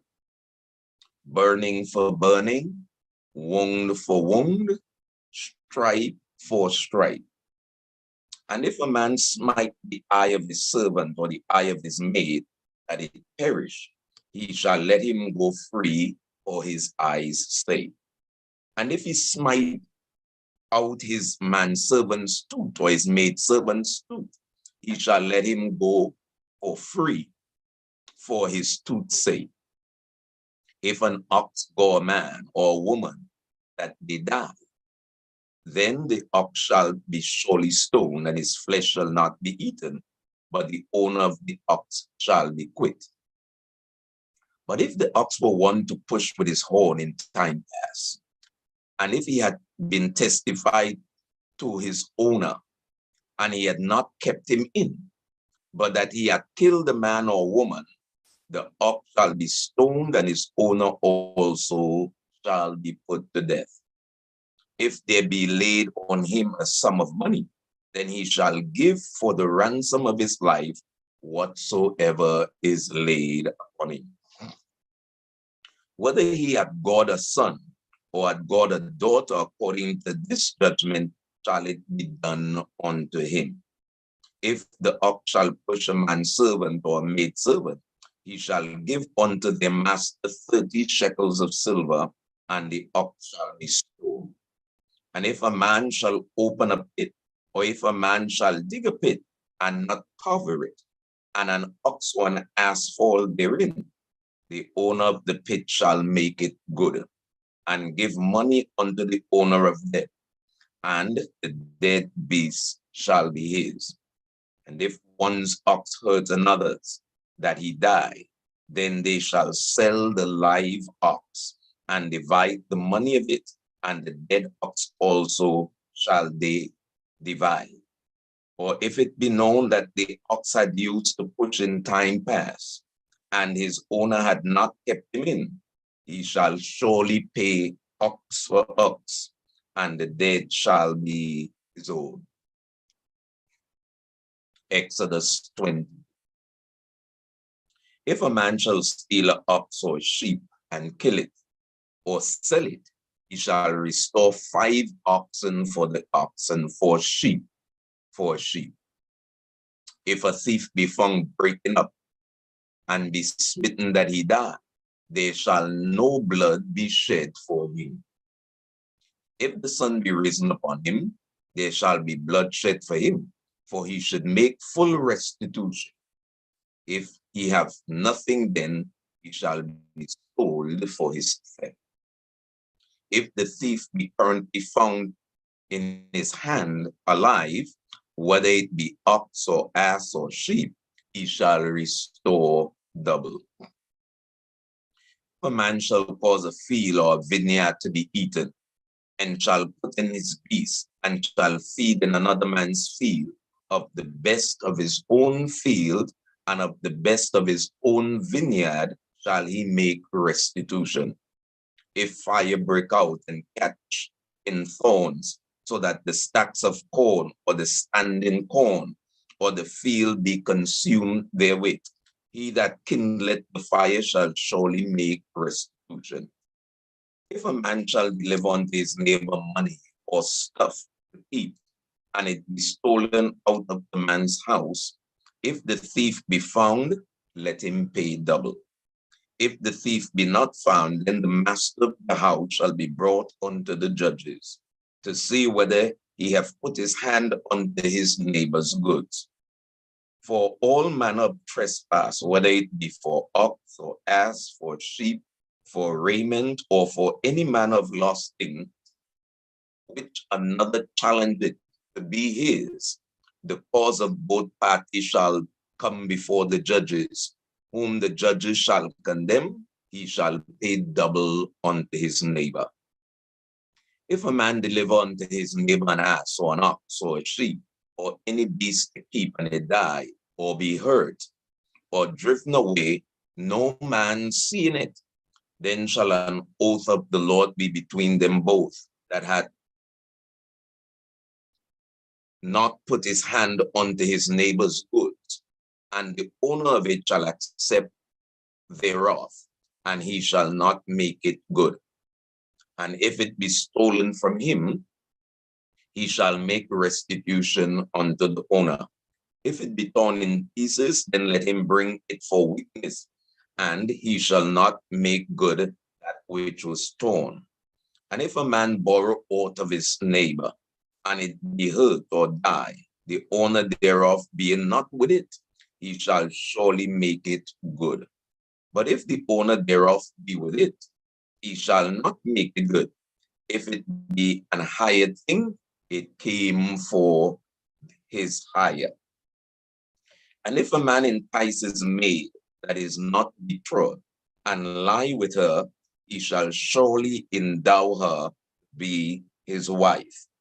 If his father utterly refuse to give her unto him, he shall pay money according to the dowry of virgins. Thou shalt not suffer a witch to live. Whosoever lieth with a beast shall surely be put to death.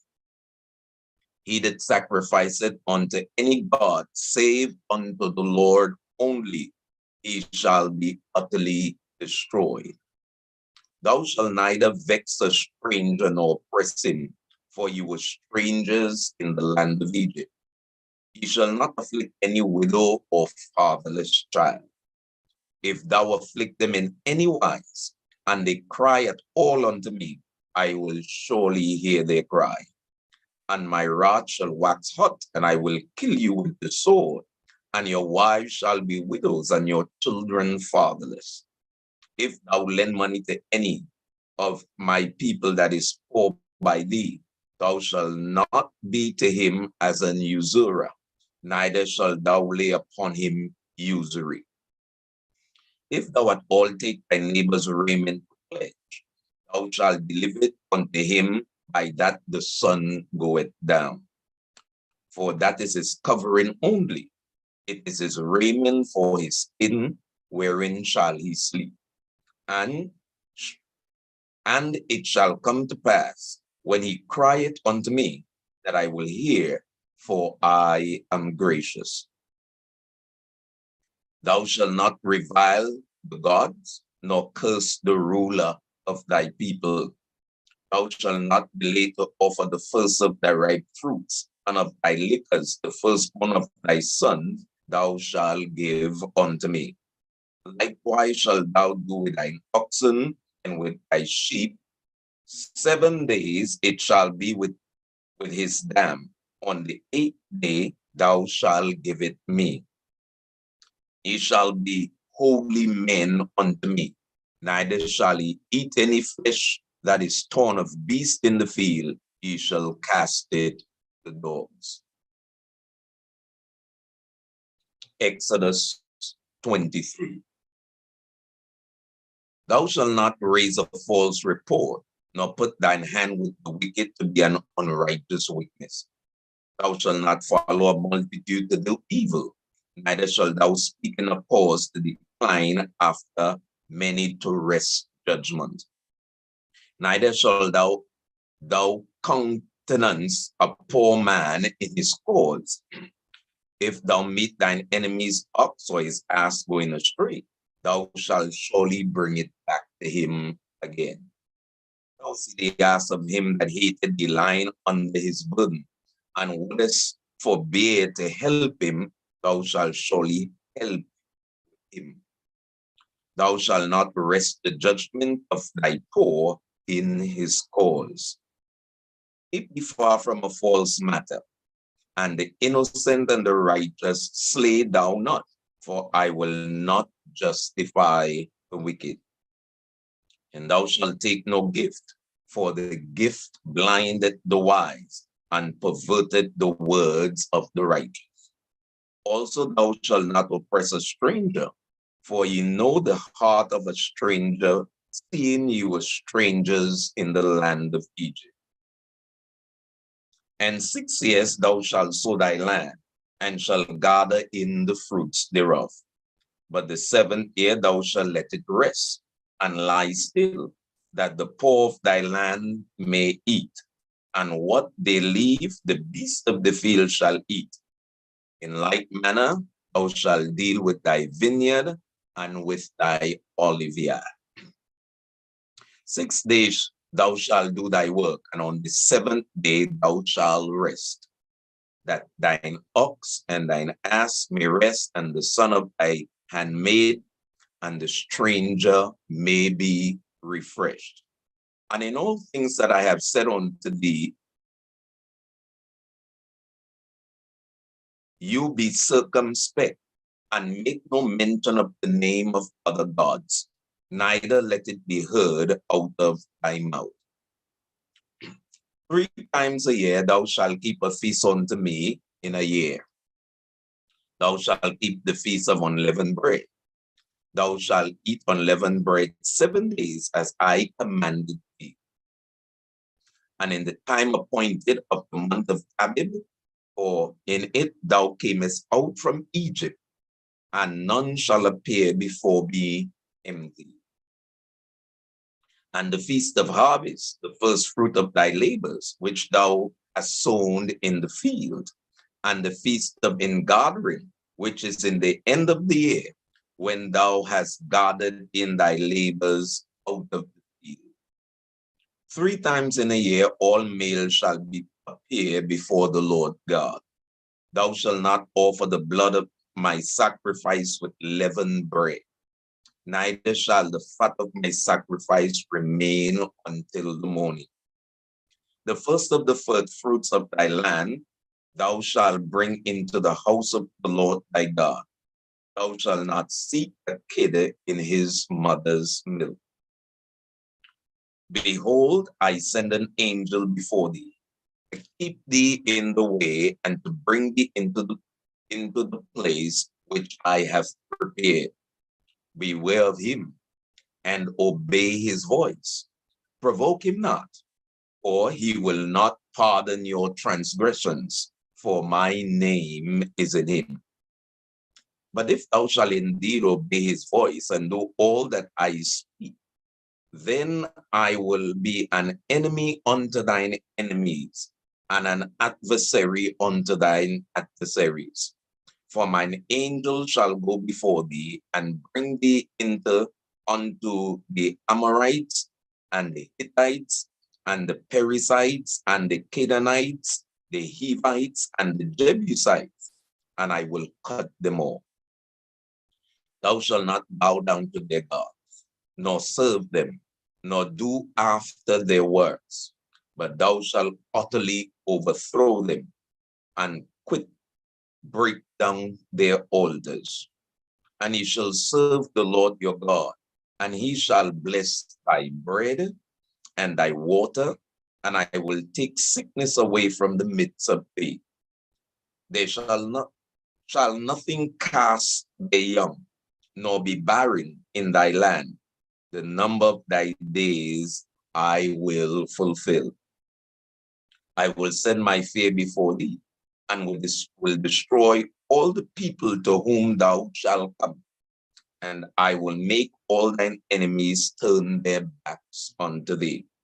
And I will send hornets before thee, which shall drive out the Hivite, and the Canaanite, and the Hittite from before thee. I will not drive them out from before thee in 1 year, lest the land become desolate, and the beasts of the field multiply against thee. By little and little I will drive them out from before thee, until thou be increased and inherit the land. And I will set thy bounds from the Red Sea, even unto the sea of the Philistines, and from the desert unto the river. For I will deliver the inhabitants of the land into your hand, and thou shalt drive them out before thee. Thou shalt make no covenant with them, nor with their gods. They shall not dwell in thy land, lest they make thee sin against me. For if thou serve their gods, it will surely be a snare unto thee. Exodus 24.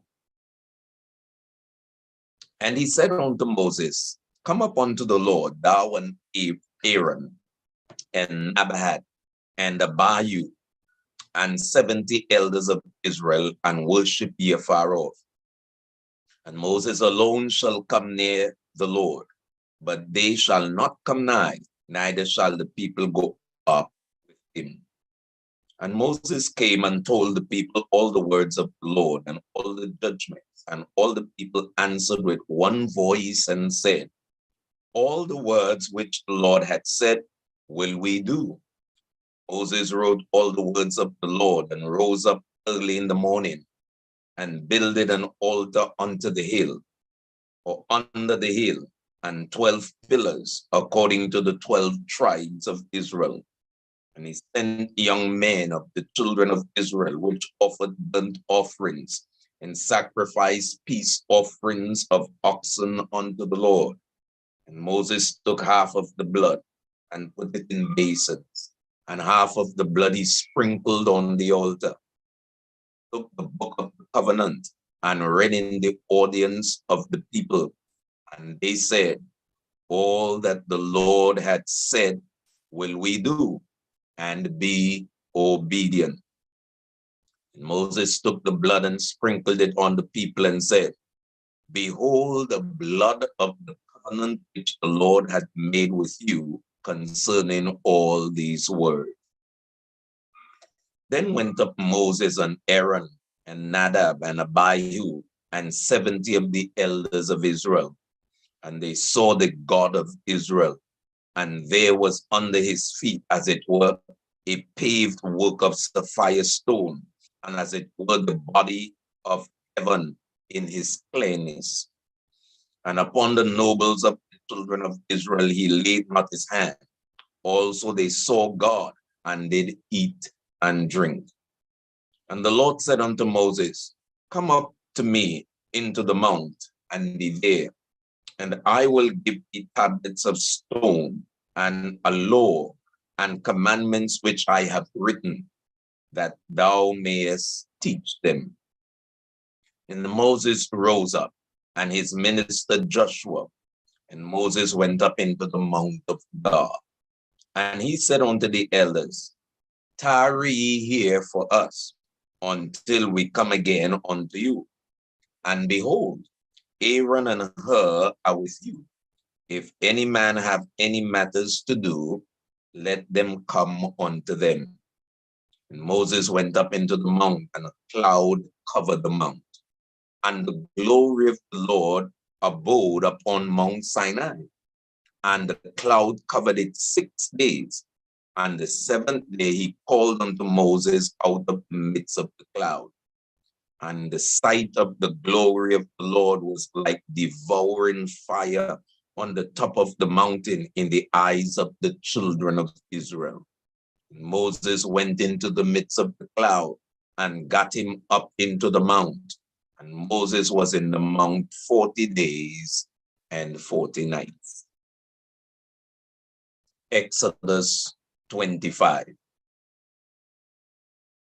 And the Lord spake unto Moses, saying, speak unto the children of Israel that they bring me an offering.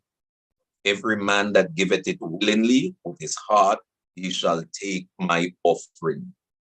And this is the offering you shall take of them: gold and silver and brass and blue and purple and scarlet and fine linen and goat's hair and ram skin dyed red and badger skins and shittim wood, oil for the light, spices for anointing oil, and for sweet incense, onyx stones and stones to be set in the ephod and in the breastplate. And let them make me a sanctuary, that I may dwell among them, according to all that I shew thee, after the pattern of the tabernacle, and the pattern of all the instruments thereof, even so shall he make it. And they shall make me an ark of shittim wood, 2 cubits, and half shall be the length thereof, and a cubit and a half the breadth thereof, and a cubit and a half the height thereof. And thou shalt overlay it with pure gold, within and without shalt thou overlay it, and shall make upon it a crown of gold round about. And thou shalt cast 4 rings of gold for it, and put them in the 4 corners thereof. And 2 rings shall be in one side of it, and 2 rings in the other side of it. And thou shalt make staves of shittim wood, and overlay them with gold. And thou shalt put the staves into the ring by the sides of the ark, and the ark, that the ark may be borne with them. The staves shall be in the rings of the ark, they shall not be taken from it. And thou shalt put into the ark the testimony which I shall give thee. And thou shalt make a mercy seat of pure gold. 2 cubits and a half shall be the length thereof, and a cubit and a half the breadth thereof. And thou shalt make 2 cherubims of gold, of beaten work. Thou shalt make them in the 2 ends of the mercy seat. And make 1 cherub on the one end, and the other cherub on the other end. Even of the mercy seat shall he make the cherubims on the 2 ends thereof. The cherubim shall spread forth their wings on high, covering the mercy seat with their wings, and their faces shall look one to the other. What the mercy seat shall the faces of the cherubim be. And thou shalt put the mercy seat above the ark, and in the ark thou shalt put the testimony that I shall give thee. And there will I meet with thee, and I will commune with thee from above the mercy seat, from between the 2 cherubims which are on the ark of the testimony, of all things which I will give thee in commandment unto the children of Israel. Thou shalt also make a table of shittim wood. 2 cubits shall be the length thereof, and a cubit the breadth thereof, and a cubit and a half the height thereof. And thou shalt overlay it with pure gold, and make thereto a crown of gold round about. And thou shalt make unto it a border of a handbreadth round about, and thou shalt make a golden crown to the border thereof round about. And thou shalt make for it 4 rings of gold, and put the rings in the 4 corners that are on the 4 feet thereof.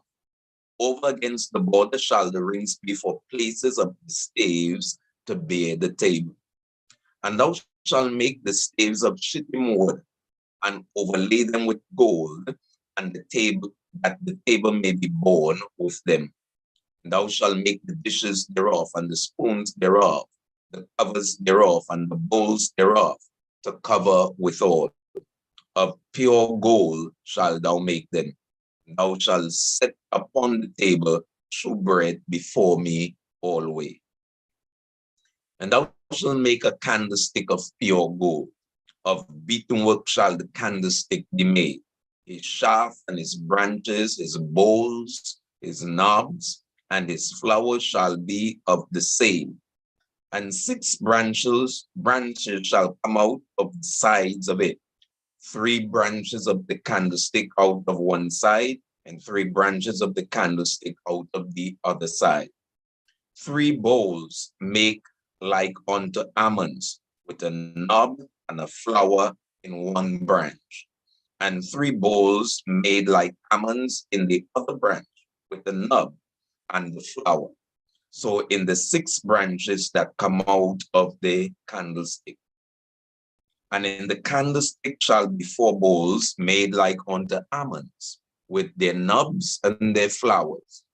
And there shall be a knob under 2 branches of the same, and a knob under 2 branches of the same, and a knob under the two branches of the same, according to the 6 branches that proceed out of the candlestick.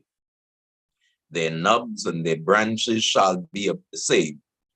All it shall be one beaten work of pure gold.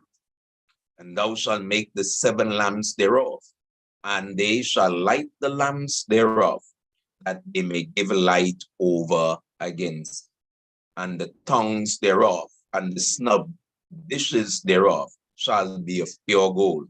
Of a talent of pure gold shall he make it with all these vessels. And look that thou make them after the pattern which was showed thee in the mount.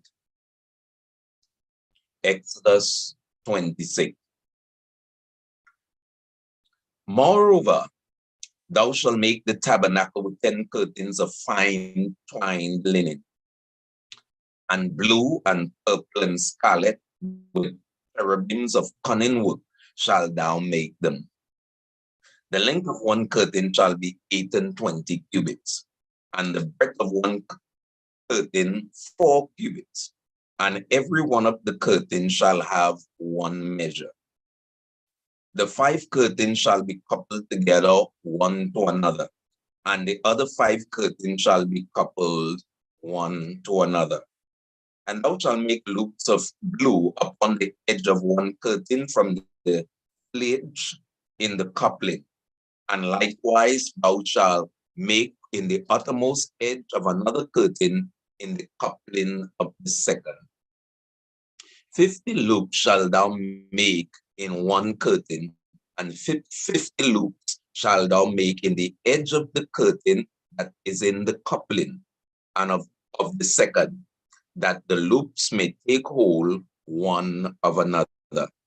Thou shalt make 50 taches of gold, and couple the curtains together with the taches, and it shall be one tabernacle. And thou shalt make curtains of goat's hair to be a covering upon the tabernacle. 11 curtains shalt thou make. The length of one curtain shall be 30 cubits, and the breadth of one curtain 4 cubits, and the 11 curtains shall be all of one measure. And thou shalt couple 5 curtains by themselves, and 6 curtains by themselves, and shall double the 6 curtain in the forefront of the tabernacle. And thou shalt make 50 loops on one edge of the one curtain that is outmost in the coupling, 50 loops in the edge of the curtain which coupleth the second. Thou shalt make 50 taches of brass, and put the taches into the loops, and couple the 10 together, that it may be one.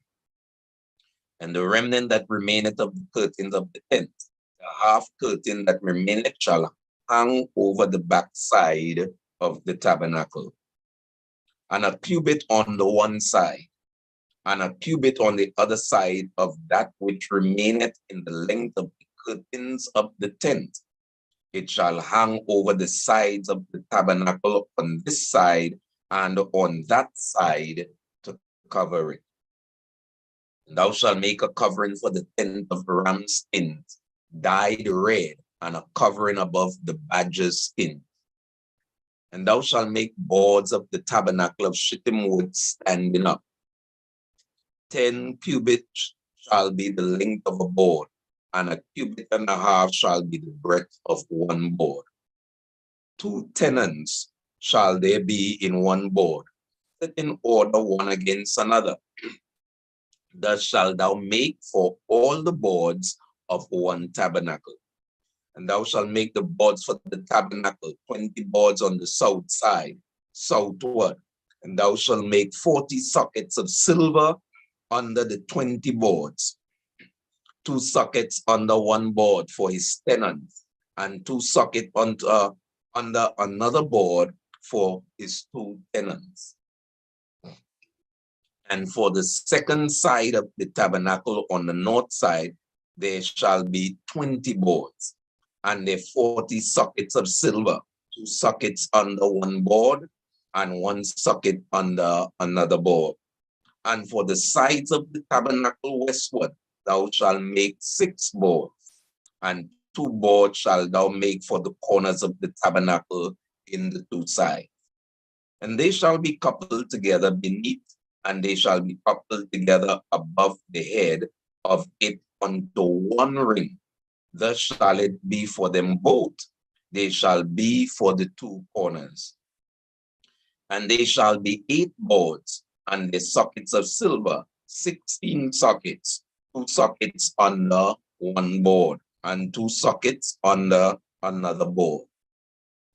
And thou shalt make bars of shittim wood, 5 for the boards of one side of the tabernacle, and 5 bars for the boards of the other side of the tabernacle, and 5 bars for the boards of the side of the tabernacle for the 2 sides westward.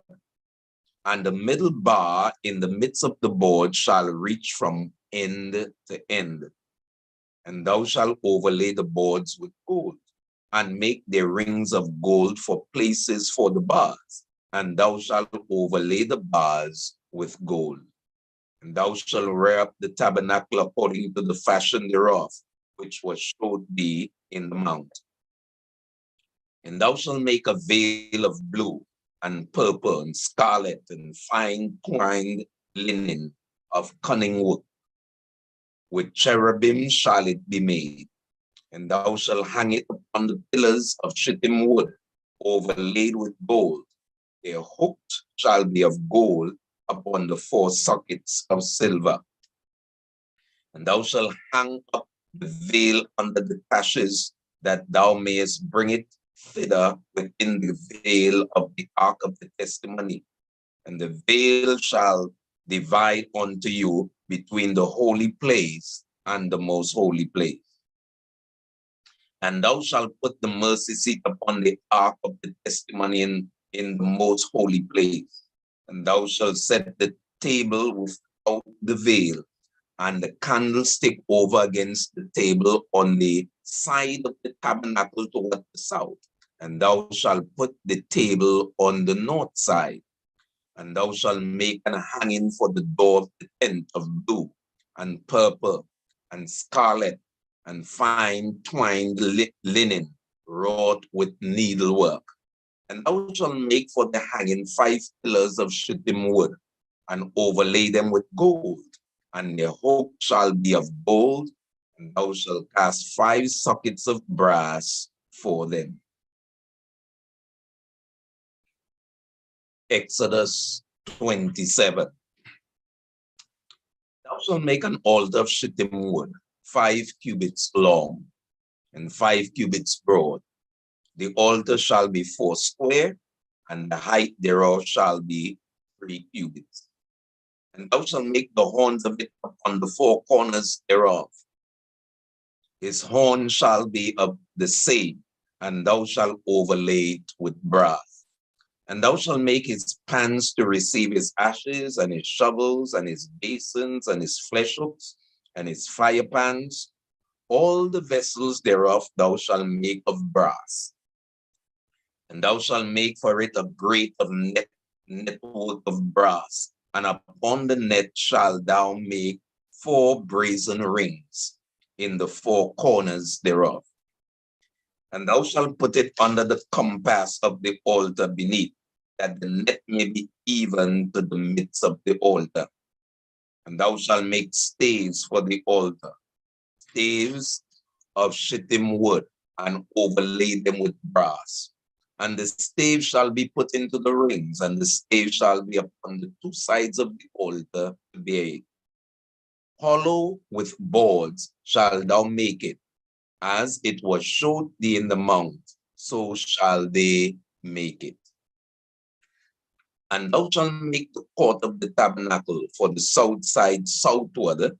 There shall be hangings for the court of fine twined linen of 100 cubits long for one side, and 20 pillars thereof, and 20 sockets shall be of brass. The hooks of the pillars and their fillets shall be of silver.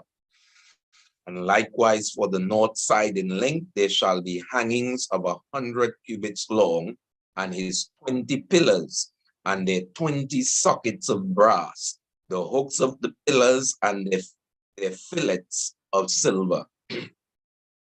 And for the breadth of the court on the west side shall be hangings of 50 cubits, their pillars 10, and their sockets 10.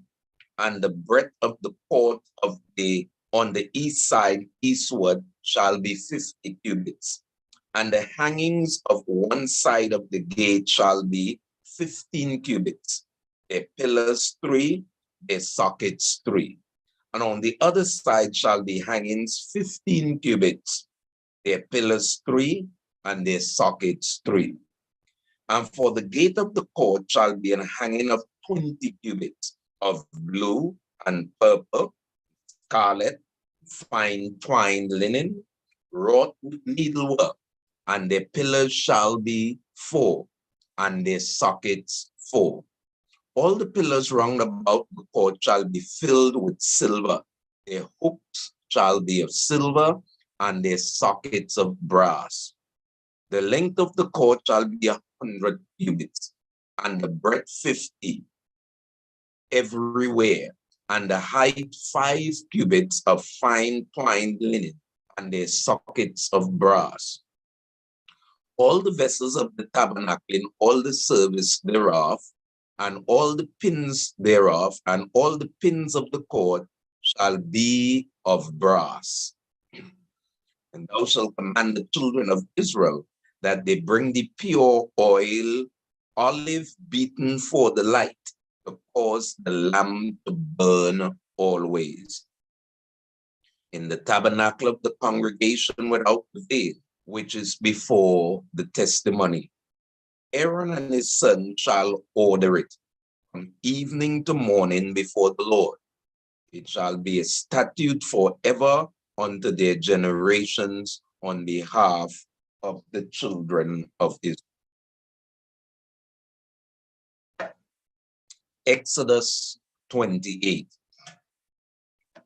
And take thou unto thee Aaron, thy brother, and his sons with him from among the children of Israel, that he may minister unto me in the priest's office, even Aaron, Nadab, and Abihu, Eleazar, and Ithamar, Aaron's son. And thou shalt make holy garments for Aaron thy brother, for glory and for beauty. And thou shalt speak unto all that are wise-hearted, whom I have filled with the spirit of wisdom, that they may make Aaron's garment to consecrate him, that he may minister unto me in the priest's office. And these are the garments which they shall make: a breastplate and an ephod, and a robe and a broidered coat, a mitre and a girdle. And they shall make holy garments for Aaron thy brother and his sons, that he may minister unto me in the priest's office. And they shall take gold and blue and purple and scarlet and fine linen, and they shall make the ephod of gold, of blue, and of pure, and of purple, of scarlet, and fine twin linen with cunning work. It shall have the 2 shoulder pieces thereof, joined at the 2 edges thereof, and so it shall be joined together. And the curious girdle of the ephod, which is upon it, shall be of the same according to the work thereof, even of gold, of blue, and purple, and scarlet, and fine twined linen.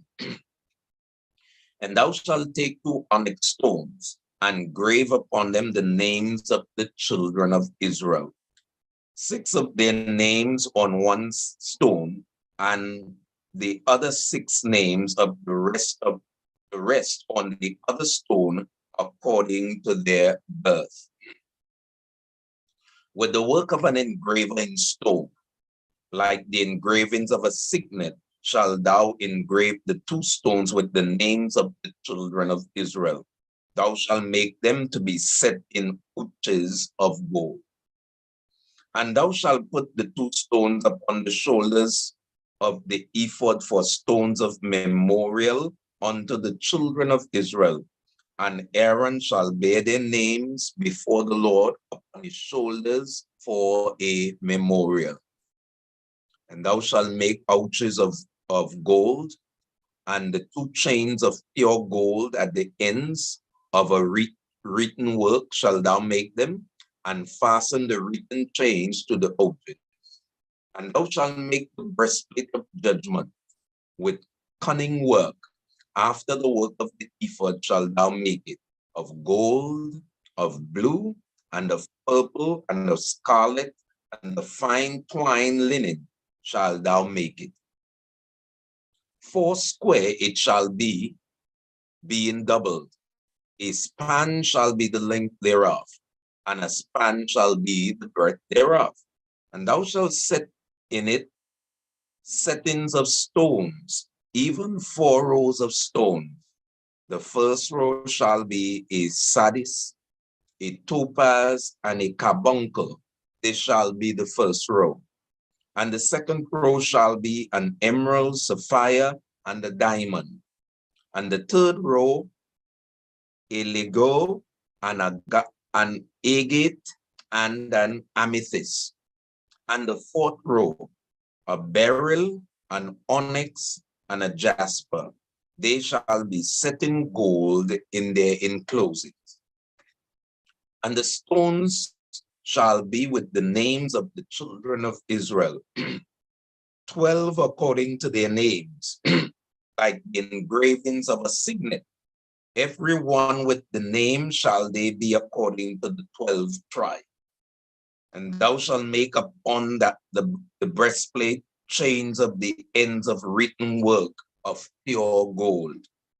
And thou shalt make upon the breastplate 2 rings of gold, and shall put the 2 rings on the 2 ends of the breastplate.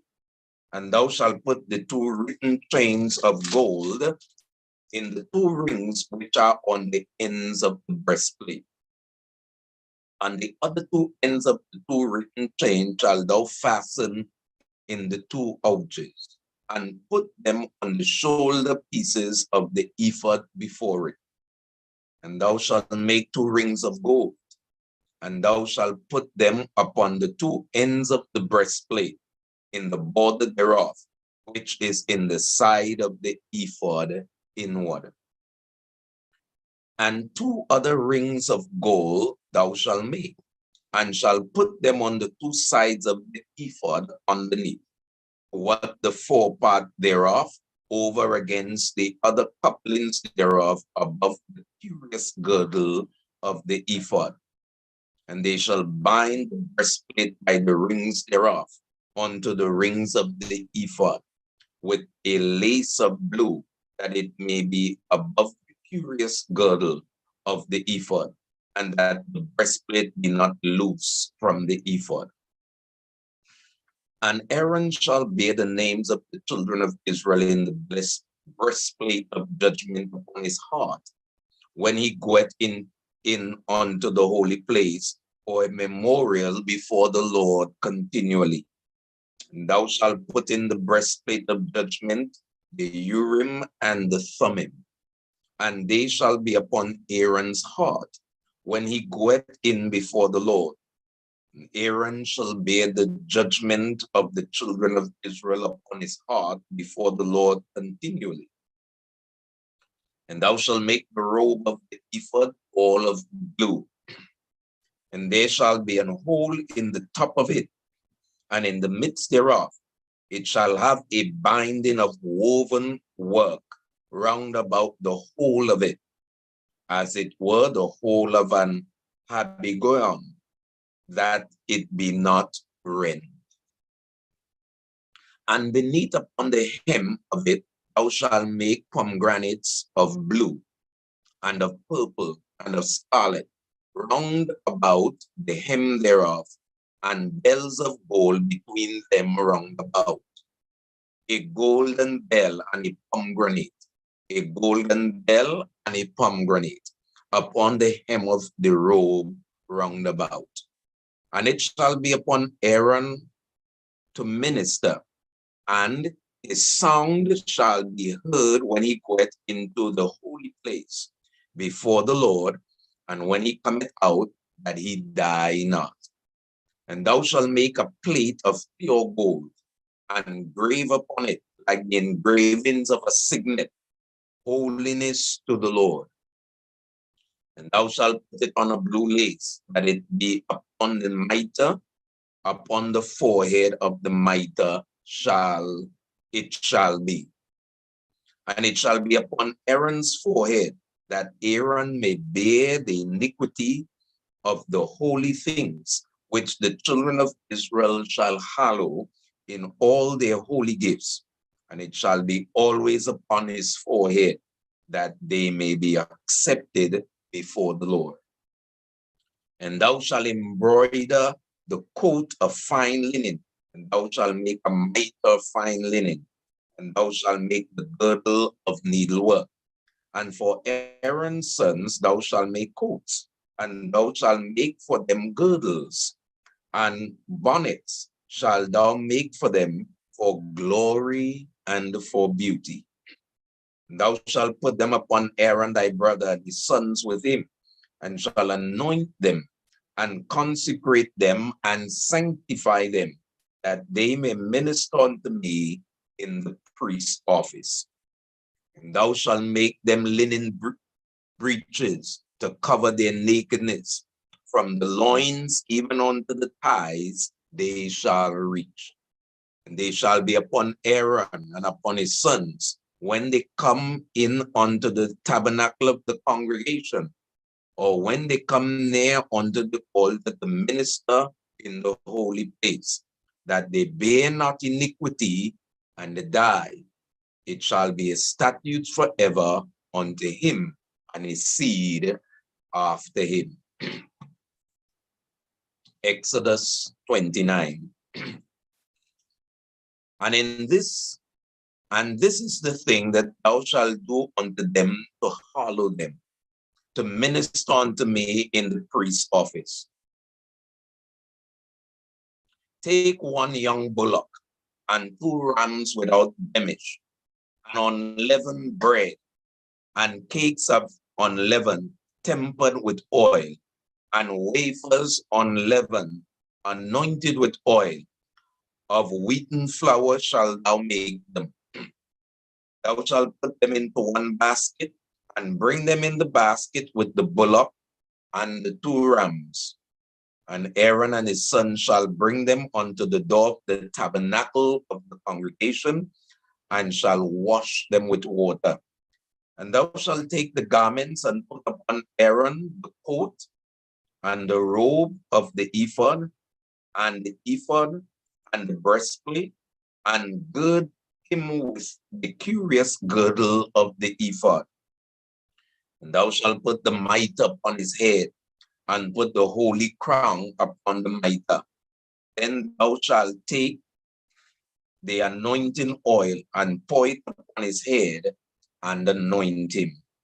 And thou shalt bring his sons, and put coats upon them, and thou shalt gird them with girdles, Aaron and his sons, and put the bonnets on them, and the priest's office shall be theirs for a perpetual statute. And thou shalt consecrate Aaron and his sons. And thou shalt cause a bullock to be brought before the tabernacle of the congregation. And Aaron and his sons shall put their hands upon the head of the bullock. And thou shalt kill the bullock before the Lord by the door of the tabernacle of the congregation. And thou shalt take of the blood of the bullock and put it upon the horns of the altar with thy finger, and pour all the blood beside the bottom of the altar. And thou shalt take all the fat that covereth the inwards, and the caul that is above the liver, and the 2 kidneys, and the fat that is upon them, and burn them upon the altar. But the flesh of the bullock, and his skin, and his dung, shalt thou burn with fire without the camp. It is a sin offering.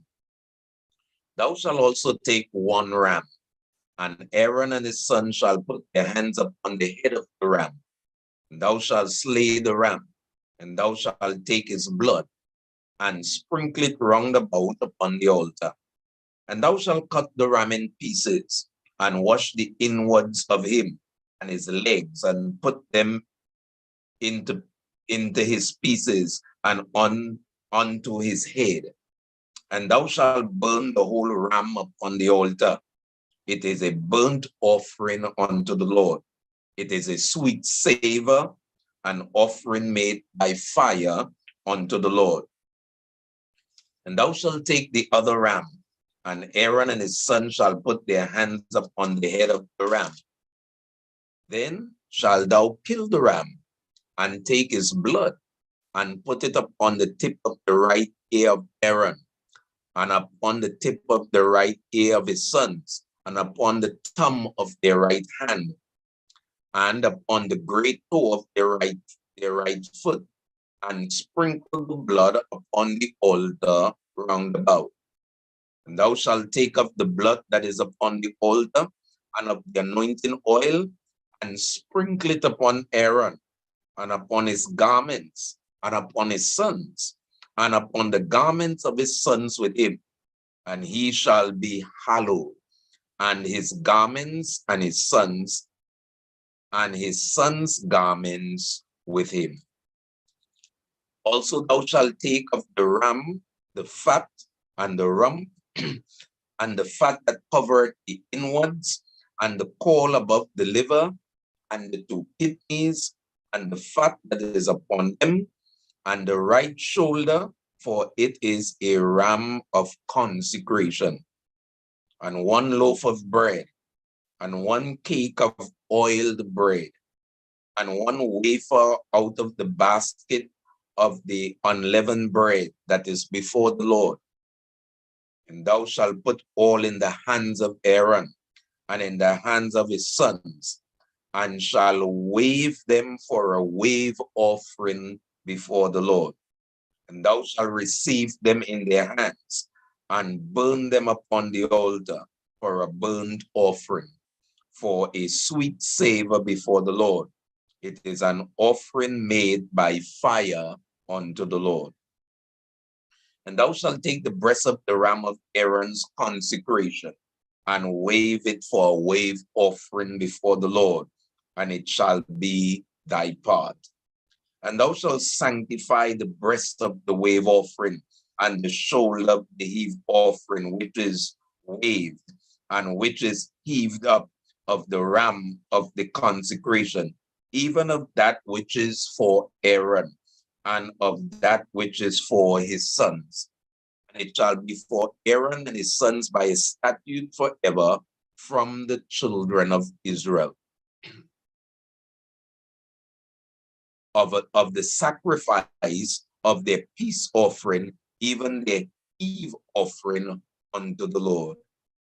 And the holy garments of Aaron shall be his sons after him, to be anointed therein, and to be consecrated in them. And that son that is priest in his stead shall put them on 7 days, when he cometh into the tabernacle of the congregation to minister in the holy place. And thou shalt take the ram of the consecration, and seat his flesh in the holy place. And Aaron and his son shall eat the flesh of the ram, and the bread that is in the basket by the door of the tabernacle of the congregation. And they shall eat those things wherewith the atonement was made, to consecrate and to sanctify them. But a stranger shall not eat thereof, because they are holy. And if aught of the flesh of the consecration or of the bread remain unto the morning, then thou shalt burn the remainder with fire. It shall not be eaten, because it is holy. And thus shalt thou do unto Aaron and his sons, according to all things which I commanded thee. 7 days shalt thou consecrate them. And thou shalt offer every bullock. Thou shalt offer every day a bullock for a sin offering for atonement, and thou shalt cleanse the altar when thou hast made an atonement for it. Thou shalt anoint it to sanctify it. 7 days thou shalt make an atonement for the altar, and sanctify it, and it shall be for an altar most holy. Whatsoever toucheth the altar shall be holy. Now this is that which thou shalt offer upon the altar: 2 lambs of the first year, day by day continually. The one lamb thou shalt offer in the morning, and the other lamb thou shalt offer at evening. And with one lamb a 10th deal of flour, mingled with the 4th part of a hin of beaten oil, and 4th part of an hin of wine for a drink offering. And the other lamb thou shalt offer at evening, and shall do thereto according to the meat offering of the morning, and according to the drink offering thereof, for a sweet savor, and an offering made by fire unto the Lord. This shall be a continual burnt offering throughout your generations at the door of the tabernacle of the congregation before the Lord, where I will meet you to speak there unto thee. And there I will meet with the children of Israel, and the tabernacle shall be sanctified by my glory. And I will sanctify the tabernacle of the congregation and the altar. I will sanctify also both Aaron and his sons to minister to me in the priest's office. And I will dwell among the children of Israel and will be their God. And they shall know that I am the Lord their God, that brought them forth out of the land of Egypt, that I may dwell among them. I am the Lord their God. Exodus 30. Thou shalt make an altar to burn incense upon, of shittim wood shalt thou make it. And a cubit shall be the length thereof, and a cubit the breadth thereof. 4 square shall it be, and 2 cubits shall be the height thereof. The horns thereof shall be of the same. And thou shalt overlay it with pure gold, the top thereof and the sides round about, and the 2 horns thereof, and thou shalt make unto it a crown of gold round about. And 2 golden rings shalt thou make to it under the crown of it, by the 2 corners thereof. Upon the 2 sides of it shalt thou make it, and they shall be for places for the staves to bear it withal. And thou shalt make the staves of shittim wood, and overlay them with gold. And thou shalt put it before the veil that is by the ark of the testimony, before the mercy seat that is over the testimony, where I will meet with thee. And Aaron shall burn thereon sweet incense every morning. When he dresseth the lamps, he shall burn incense upon it. And when Aaron lighted the lamps at even, he shall burn incense upon it, a perpetual incense before the Lord throughout your generations. Ye shall offer no strange incense thereon, nor burn sacrifice, nor meat offering. Neither shall ye pour drink offering thereon. And Aaron shall make an atonement upon the horns of it once in a year with the blood of the sin offering of atonement. Once in a year shall he make atonement upon it throughout your generations. It is most holy unto the Lord. And the Lord spake unto Moses, saying, When thou takest the sum of the children of Israel after their number, then shall they give every man a ransom for his soul unto the Lord. When thou numberest them, that there be no plague among them, when thou numberest them. This they shall give, every one that passeth among them that are numbered, half a shekel after the shekel of the sanctuary. A shekel is 20 gerahs. A half shekel shall be the offering of the Lord. Every one that passeth among them that are numbered for 20 years and 20 years old and above shall give an offering unto the Lord. The rich shall not give more, and the poor shall not give less than half a shekel, when they give an offering unto the Lord to make an atonement for your soul. And thou shalt take the atonement money of the children of Israel, and shall appoint it for the service of the tabernacle of the congregation, that it may be for memorial unto the children of Israel before the Lord, to make an atonement for your souls. And the Lord spake unto Moses, saying, Thou shalt also make a laver of brass, and his foot also of brass, to wash withal. And thou shalt put it between the tabernacle of the congregation and the altar, and thou shalt put water therein. For Aaron and his sons shall wash their hands and their feet thereat. When they go into the tabernacle of congregation, they shall wash with water, that they die not. Or when they come near to the altar to minister, to burn offering made by fire unto the Lord. So they shall wash their hands and their feet, that they die not. And it shall be a statute forever to them, even to him and to his seed throughout their generations.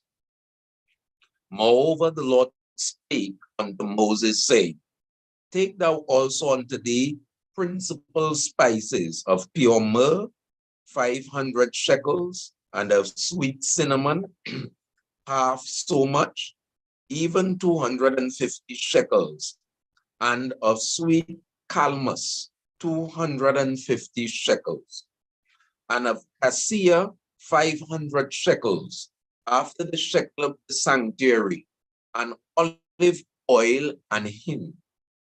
And thou shalt make it an holy oil of holy ointment, an ointment compounded after the art of the apothecary. It shall be an holy anointing oil. And thou shalt anoint the tabernacle of the congregation therewith, and the ark of the testimony, and the table and all his vessels, and the candlestick and his vessels, and the altar of incense, and the altar of burnt offering with all his vessels, and the laver and his foot. And thou shalt sanctify them, that they may be most holy. Whatsoever toucheth them shall be holy. And thou shalt anoint Aaron and his sons, and consecrate them, that they may minister unto me in the priest's office. And thou shalt speak unto the children of Israel, saying, This shall be an holy anointing oil unto me throughout your generations. Upon man's flesh shall it not be poured, neither shall he make any other like it. After the composition of it, it is holy, and it shall be holy unto you.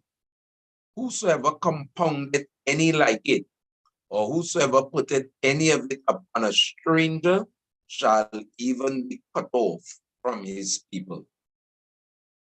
And the Lord said unto Moses, Take unto thee sweet spices, static and unchi and galbanum, these sweet spices of pure frankincense, of each shall there be a like weight.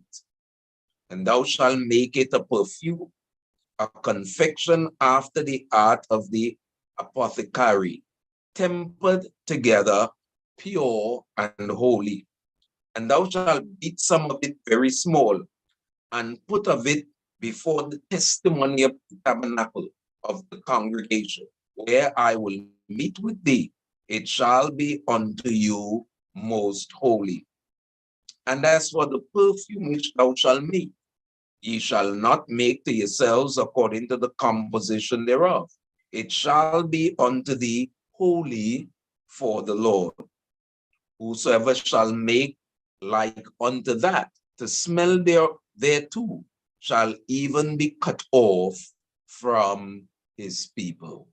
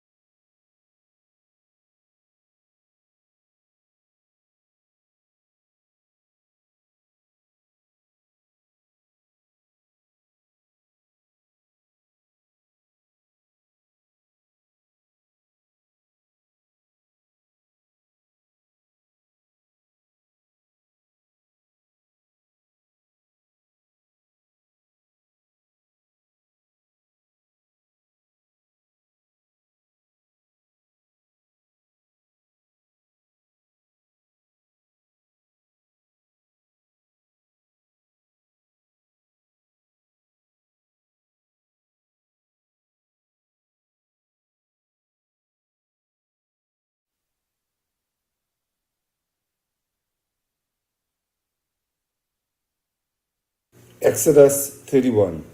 And the Lord spake unto Moses, saying, See, I have called by name Bezaleel, the son of Uri, the son of Hur, and the tribe of Judah. And I have filled him with the Spirit of God, in wisdom, and in understanding, and in knowledge, and in all manner of workmanship, to devise cunning works, to work in gold, and in silver, and in brass, and in cutting of stones to set them, and in carving of timber to work in all manner of workmanship. And I, behold, I have given with him Eliab the son of Ashishmash, of the tribe of Dan, and in the hearts of all that are wise-hearted I have put wisdom, that they may take all what I have commanded thee, the tabernacle of the congregation, and the ark of the testimony, and the mercy seat that is thereupon, and all the furniture of the tabernacle, and the table and its furniture, and the pure candlestick, with all its furniture, and the altar of incense, and the altar of burnt offering, with all its furniture, and the laver and his foot, and the cloths of service, and the holy garments for Aaron the priest, and the garments of his sons to minister in the priest's office, and the anointing oil and sweet incense for the holy place. According to all that I have commanded thee, shall they do. And the Lord spake unto Moses, saying, Speak also unto the children of Israel, saying, Verily my Sabbaths ye shall keep, for it is a sign between me and you throughout your generations, that ye may know that I am the Lord that doth sanctify you. You shall keep the Sabbath therefore, for it is holy unto you. Every one that defileth it shall surely be put to death. For whosoever doeth any work therein, that soul shall be cut off from among his people. 6 days may work be done, but on the seventh is the Sabbath of rest, holy to the Lord. Whosoever doeth any work on the Sabbath day, he shall surely be put to death. Wherefore the children of Israel shall keep the Sabbath, to observe the Sabbath throughout their generations, for a perpetual covenant. It is a sign between me and the children of Israel forever. For in 6 days the Lord made heaven and earth, and on the seventh day he rested and was refreshed. And he gave unto Moses, when he had made an end of communing with him upon Mount Sinai, 2 tablets of testimony, tables of stone, written with the finger of God. Exodus 32. And when the people saw that Moses delayed to come down out of the mount, the people gathered themselves together unto Aaron and said unto him, Up, make us gods that we shall go before us, which shall go before us. For as for this Moses, the man that brought us out of the land of Egypt, we wot not what has become of him. And Aaron said to them, Break off the golden earrings which are on the ears of your wives, of your sons, and of your daughters, and bring them unto me. And all the people brake off the golden earrings which were in their ears, and brought them unto Aaron. And he received them at their hand, and fashioned it with a graving tool, after he had made a molten calf. And they said, These be the gods of Israel, which brought thee out of the land of Egypt. And when Aaron saw it, he built an altar before it, and Aaron made proclamation and said, Tomorrow is a feast of the Lord. And they rose up early in the morrow and offered burnt offerings, and brought peace offerings, and the people sat down to eat and drink, and rose up to play. And the Lord said unto Moses, Go get thee down, for thy people which thou broughtest out of the land of Egypt have corrupted themselves. They have turned aside quickly out of the way which I commanded them. They have made them a molten calf, and have worshipped it, and have sacrificed thereunto, and said, These be the gods of Israel, which have brought thee up out of the land of Egypt. And the Lord said unto Moses, I have seen this people, and behold, it is a stiff-necked people. Now therefore let me alone, that my wrath may wax hot against them, and that I may consume them, and I will make of thee a great nation.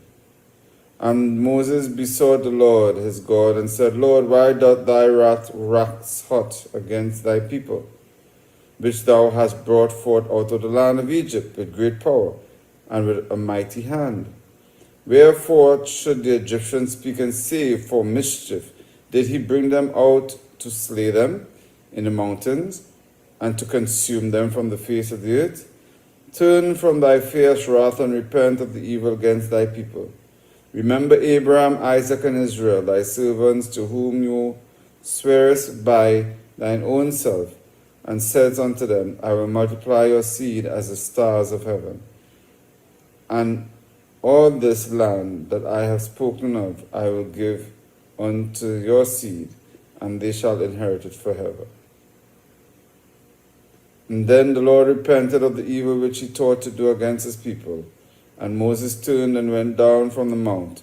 The two tables of the testimony were in his hand, and the tables were written in both the sides, and on the one side and the other were they written. And the tables were the work of God, and the writings was the writing of God, graven upon the tables. And when Joshua heard the noise of the people as they shouted, he said to Moses, There is a noise of war in the camp. And he said, It is not the voice of them that shout for mastery, neither is it the voice of them that cry out for being overcome, but the noise of them that sing do I hear. And it came to pass, as soon as it came nigh unto the camp, that he saw the calf and the dancing, and Moses' anger waxed hot, and he cast the tables out of his hand, and brake them beneath the mount. And he took the calf which they had made, and burnt it in the fire, and ground it to powder, and strawed it upon the water, and made the children of Israel drink of it. And Moses said unto Aaron, What did this people do? What did this people unto thee, that thou hast brought so great a sin upon them? And Aaron said, Let not the anger of my Lord wax hot. Thou knowest the people, that they are set on mischief. For they said unto me, Make us gods which shall go before us. As for this Moses, the man that brought us up out of the land of Egypt, we wot not what is become of him. And I said unto them, Whosoever had any gold, let them break it off. So they gave it to me. Then I cast it into the fire, and there came out this calf. When Moses saw that the people were naked, for Aaron had made them naked unto their shame amongst their enemies, then Moses stood in the gate of the camp, and said, Who is on the Lord's side? Let him come unto me. And all the sons of Levi gathered themselves together unto him. And he said unto them, Thus saith the Lord, God of Israel, put every man his sword by his side, and go in and out from gate to gate throughout the camp, and slay every man his brother, and every man his companion, and every man his neighbor. And the children of Levi did according to the word of Moses. And there fell of the people that day about 3,000 men. For Moses had said, Consecrate yourselves to the day of the Lord, even many man upon his son and upon his brothers, that they may bestow upon your blessing this day. And it came to pass on the morrow that Moses said unto the people, Ye have sinned a great sin, and now I will go up to the Lord peradventure. I will make an atonement for your sin. And Moses returned unto the Lord and said, Oh, this people have sinned a great sin, and I have made them gods of gold, and have made them gods of gold. Yet now, if thou wilt forgive their sin, and if not, blot me, I pray thee, out of the book for which thou hast written. And the Lord said unto Moses, Whosoever sinned against me, him will I blot out of my book. Therefore now go, lead the people out unto the place of which I have spoken unto thee. Behold, mine angels shall go before thee. Nevertheless, in the day when I will visit their sin upon them. And the Lord plagued the people, because they made the calf which Aaron made. Exodus 33. And the Lord said unto Moses, Depart and go up hence, thou and the people which thou hast brought up out of the land of Egypt, unto the land which I swear unto Abraham, to Isaac, and to Jacob, saying, Unto thy seed will I give it. And I will send an angel before thee, and I will drive out the Canaanite, the Amorite, and the Hittite, and the Perizzite, the Hivite, and Jebusite, unto a land flowing with milk and honey, for I will not go up in the midst of thee. But thou art a stiff-necked people, lest I consume thee in the way. And when the people heard these evil tidings, they mourned, and no man did put on him his ornaments. For the Lord had said unto Moses, Say unto the children of Israel, Ye are a stiff-necked people. I will come up in the midst of them, of thee, in a moment, and consume thee. Therefore, now put off thy ornaments from thee, that I may know what to do unto thee. And the children of Israel stripped themselves of their ornaments by the Mount Horeb. And Moses took the tabernacle and pitched it without the camp, afar off from the camp, and called it the tabernacle of the congregation. And it came to pass that every one which saw the Lord went out unto the tabernacle of the congregation, which was without the camp. And it came to pass, when Moses went out unto the tabernacle, that all the people rose up and stood, every man at his tent door, and looked after Moses, and looked after Moses, until he was gone into the tabernacle. And it came to pass, as Moses entered into the tabernacle, the cloudy pillar descended and stood at the door of the tabernacle, and the Lord talked with Moses. And all the people saw the cloudy pillar stand at the tabernacle door, and all the people rose up and worshipped. Every man put in his tent door. And the Lord spake unto Moses, face to face, as a man speaketh unto his friend. And he turned again into the camp, but his servant Joshua the son of Nun, a young man, departed not out of the tabernacle. And Moses said unto the Lord, See, thou sayest unto me, Bring up this people, and thou hast not let me know whom thou wilt send with me. Yet thou hast said, I know thee by name, and thou hast also found grace in my sight. Now therefore I pray thee, if I have found grace in thy sight, shew me now thy way, that I may know thee, that I may find grace in thy sight, and consider that this nation is thy people. And he said, My presence shall go with thee, and I will give thee rest. And he said unto him, If thy presence go not with me, carry us not up hence. For wherein shall it be known that I and thy people have found grace in thy sight? Is it not in that thou goest with us? So shall we be separated, and I thy people from the people, and that are upon the face of the earth. And the Lord said unto Moses, I will do this thing also that thou hast spoken, for thou hast found grace in my sight, and I know thee by name. And he said, I beseech thee, shew me thy glory. And he said, I will make all my goodness pass before thee, and I will proclaim the name of the Lord before thee, and will be gracious to whom I will be gracious, and I will shew mercy on whom I will shew mercy. And he said, Thou canst not see my face, for there shall no man see me and live. And the Lord said, Behold, there is a place by me, and thou shalt stand upon a rock. And it shall come to pass, while my glory passeth, that I will put thee in the cleft of the rock, and will cover thee with my hand while I pass by. And I will take away mine hand, and thou shalt see my back parts, but my face shall not be seen. Exodus 34. And the Lord said unto Moses, Hew thee 2 tables of stone like unto the first, and I will write upon these tables the words that were on the first tables, which thou breakest. And be ready in the morning, and come up in the morning unto Mount Sinai, and present thyself there to me in the top of the mount.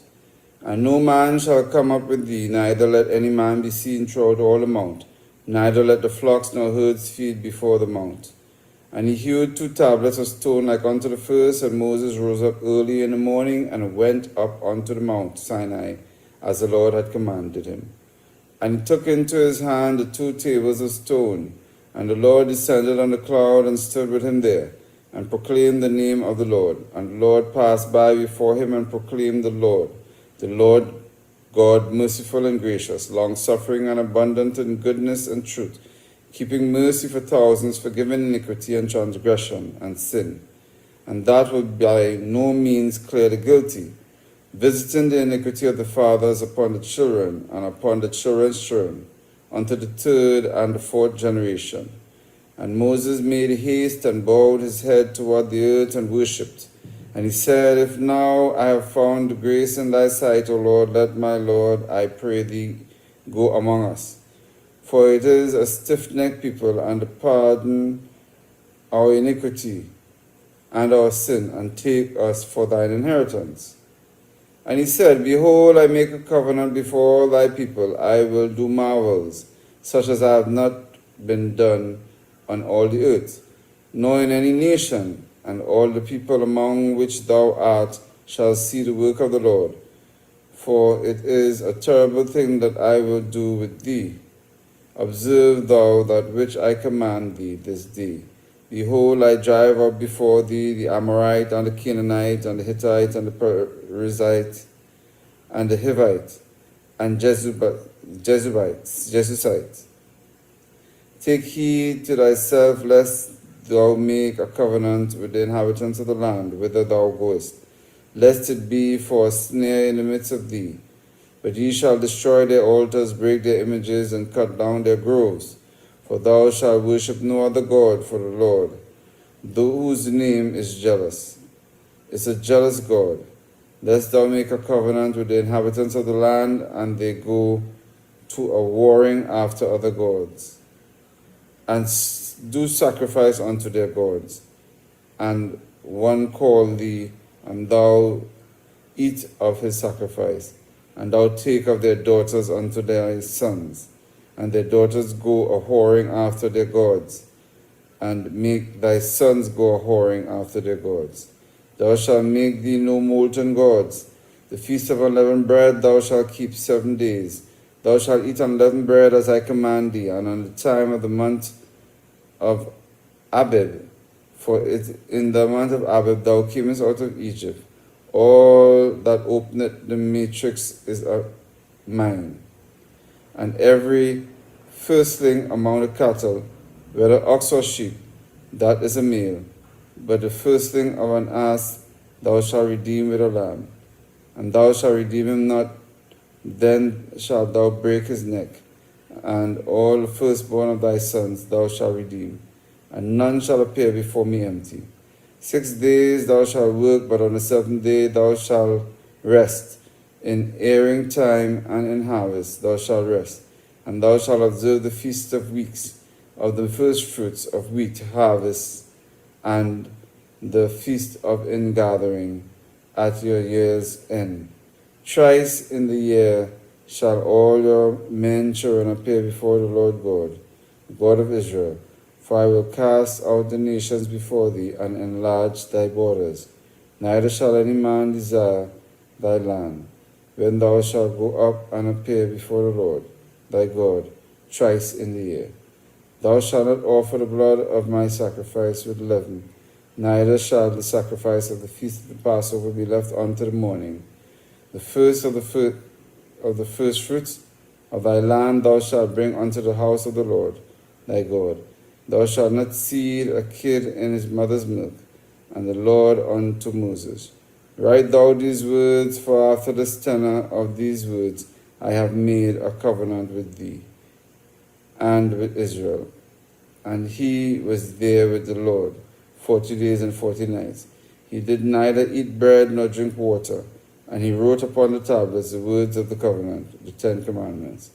And it came to pass, when Moses came down from Mount Sinai with the 2 tables of testimony in Moses' hand, when he came down from the mount, that Moses wist not that the skin of his face shone while he talked with him.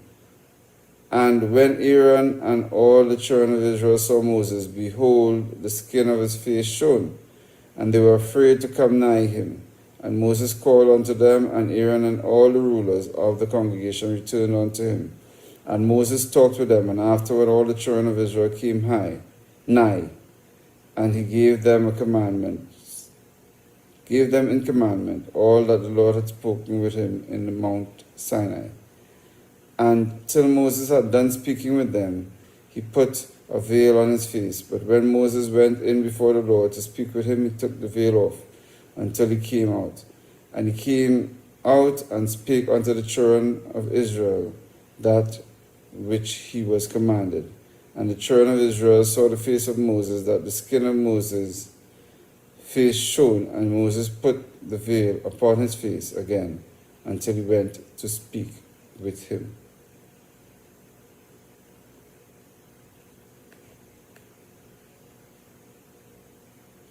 Exodus 35. And Moses gathered all the congregation of the children of Israel together, and said unto them, These are the words which the Lord hath commanded, that ye shall do them. 6 days shall work be done, but on the seventh day it shall be to you an holy day, a Sabbath of rest to the Lord. Whoever doeth work there shall be put to death.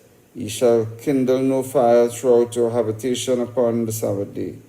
And Moses spake unto the congregation of the children of Israel, saying, This is the thing which the Lord commanded, saying, Take ye from among you an offering unto the Lord.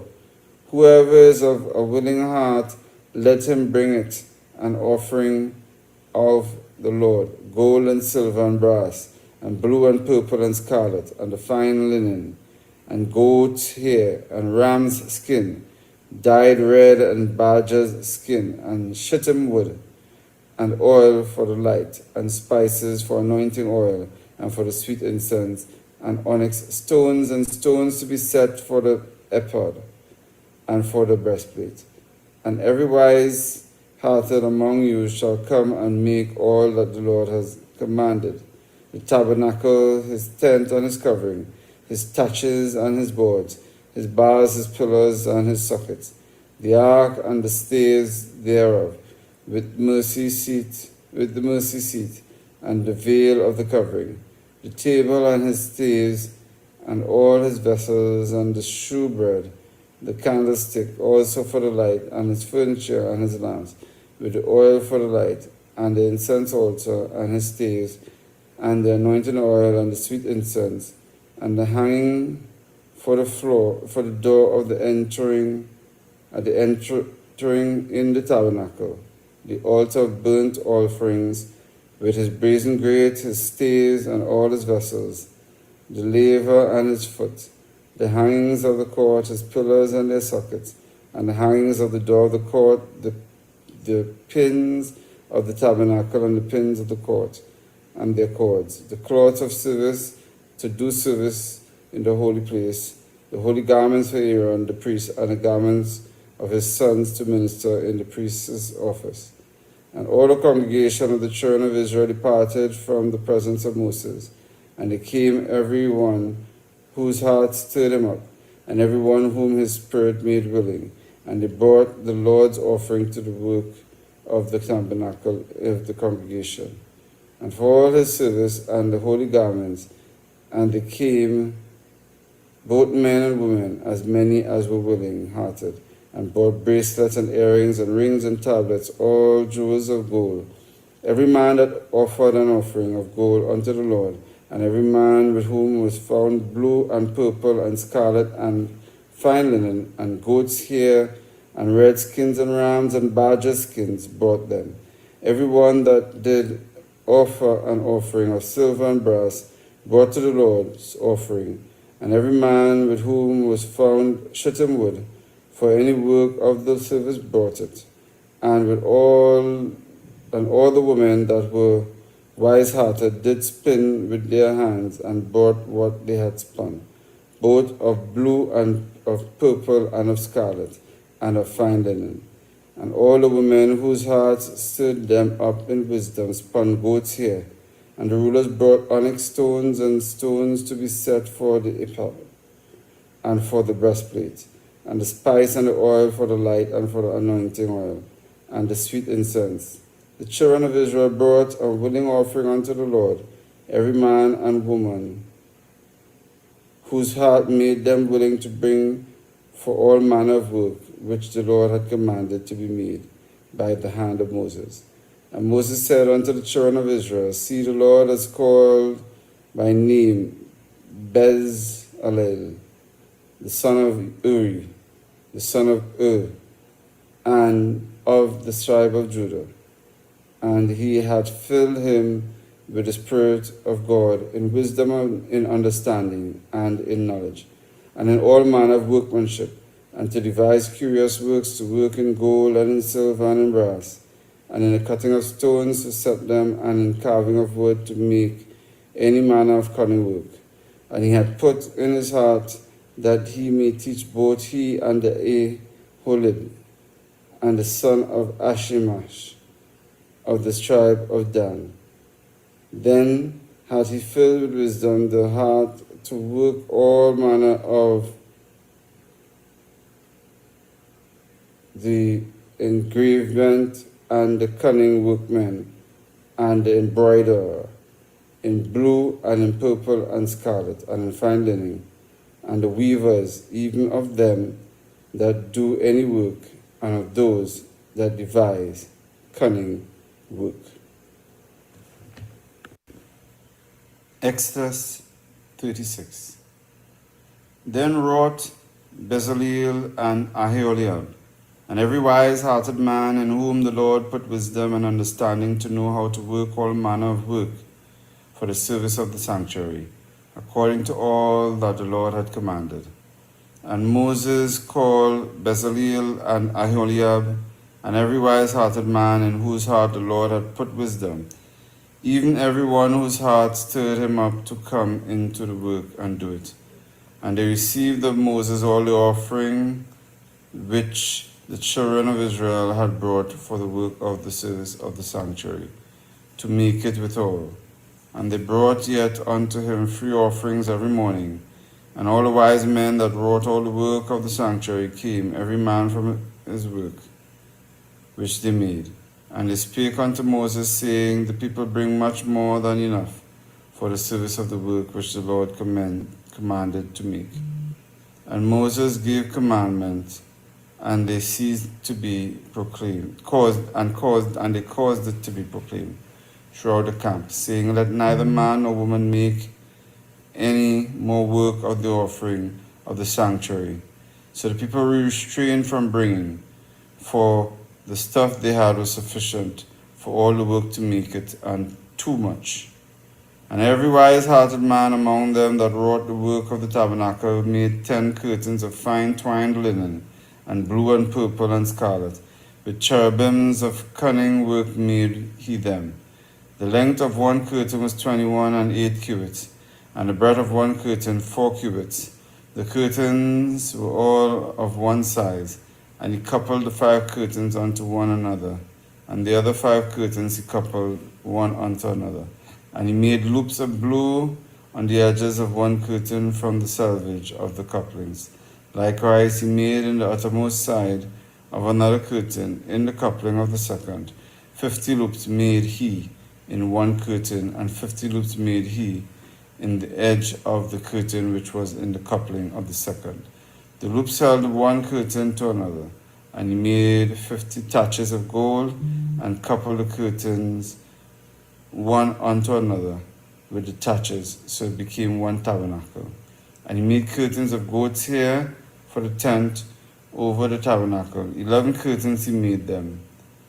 The length of one curtain was 30 cubits, and 4 cubits was the breadth of one curtain. And 11 curtains were of one size, and he coupled 5 curtains by themselves, and 6 curtains by themselves. And he made 50 loops upon the outermost edge of the curtains in the coupling, and 50 loops made he upon the edge of the curtains which coupled the second. And he made 50 taches of brass to couple the tents together, that it might be one. And he made a covering for the tent of ram skins.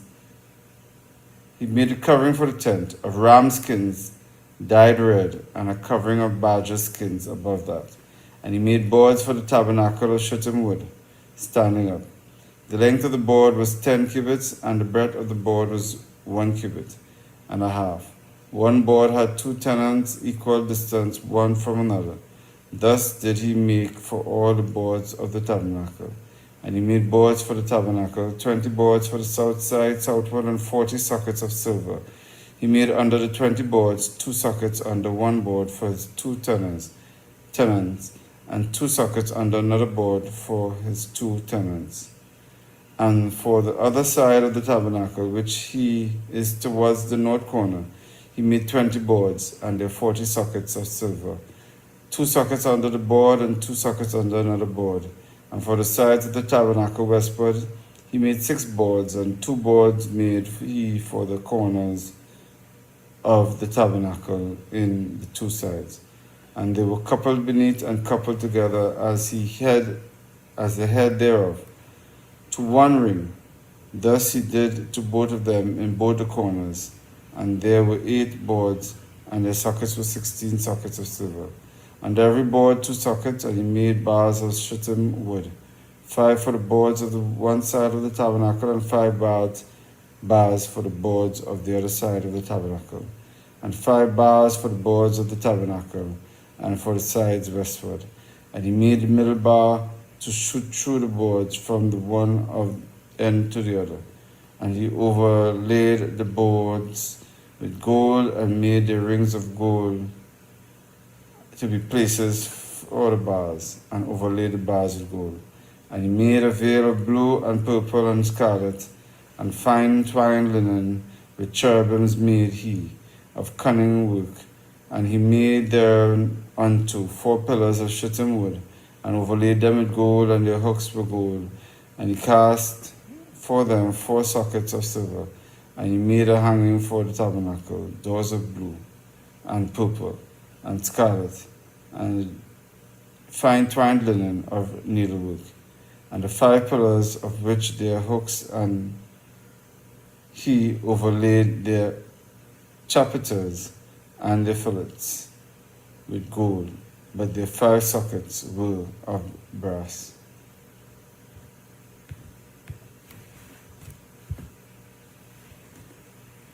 Exodus 37. And Bezaleel made the ark of shittim wood, 2 cubits and a half was the length of it, and a cubit and a half of the breadth of it, and a cubit and a half the height of it. And he overlaid it with pure gold within and without, and made a crown of gold on it, gold to it round about. And he cast for it 4 rings of gold to be set by the 4 corners of it, even 2 rings upon the one side of it, and 2 rings upon the other side of it. That he made staves of shittim wood, and overlaid them with gold. And he put the staves into the rings by the sides of the ark to bear the ark. And he made the mercy seat of pure gold. 2 cubits and a half was the length thereof, and 1 cubit and a half the breadth thereof. And he made 2 cherubims of gold, beaten out of 1 piece, made he them, on the 2 ends of the mercy seat, 1 cherubim on the other end, and on his side, and another cherub on the other. And on that side, out of the mercy seat, made he the cherubims on the 2 ends thereof. And the cherubims spread out their wings on high, and covered with their wings over the mercy seat with their faces one another, even to the mercy seat ward with the faces of the cherubims. And he made the table of shittim wood. 2 cubits was the length thereof, and a cubit the breadth thereof, and a cubit and a half the height thereof. And he overlaid it with pure gold, and made thereunto a crown of gold around about. He also made thereunto a border of an hand breadth round about, and made a crown of gold for the border thereof round about. And he cast for it 4 rings of gold, and put the rings upon the 4 corners that wave on the 4 feet thereof. Over against the border were the rings, the places for the staves to bear the table. And he made the staves of shittim wood, and overlaid them with gold to bear the table. And he made the vessel which was upon the table, his dishes and his spoons and his bowls and his covers to cover withal of pure gold. And he made the candlestick of pure gold, of beaten work, made he the candlestick, his shaft and his branch, his bowls, his knobs, and his flowers were of the same. And the 6 branches going out of the sides thereof, 3 branches, and the candlesticks out of the one side thereof. and 3 branches of the candlestick out of the other side thereof. 3 bowls made after the fashion of the almonds to one branch, a knot on a flower, and 3 bowls made like almonds in another branch, a knot on a flower. So throughout the 6 branches going out of the candlestick, and the candlestick with 4 bowls made like almonds, and its knops and its flowers were the loop going under, and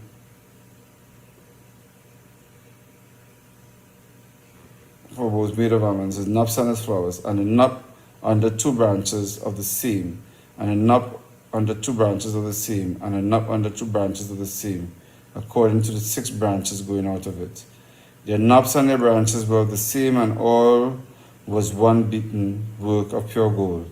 And he made his 7 lamps and his snuffers and his snuff dishes of pure gold, of a talent of pure gold made he, and the vessels thereof. And he made the incense altar of shittim wood. The length of it was a cubit, and the breadth of it was a cubit, and it was 4 square, and 2 cubits was the height of it.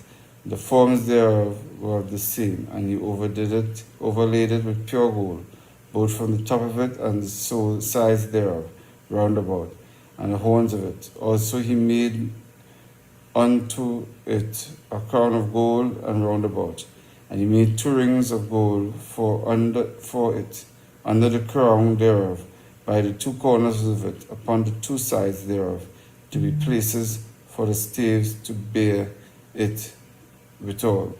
And he made the staves of shittim wood, and overlaid them with gold.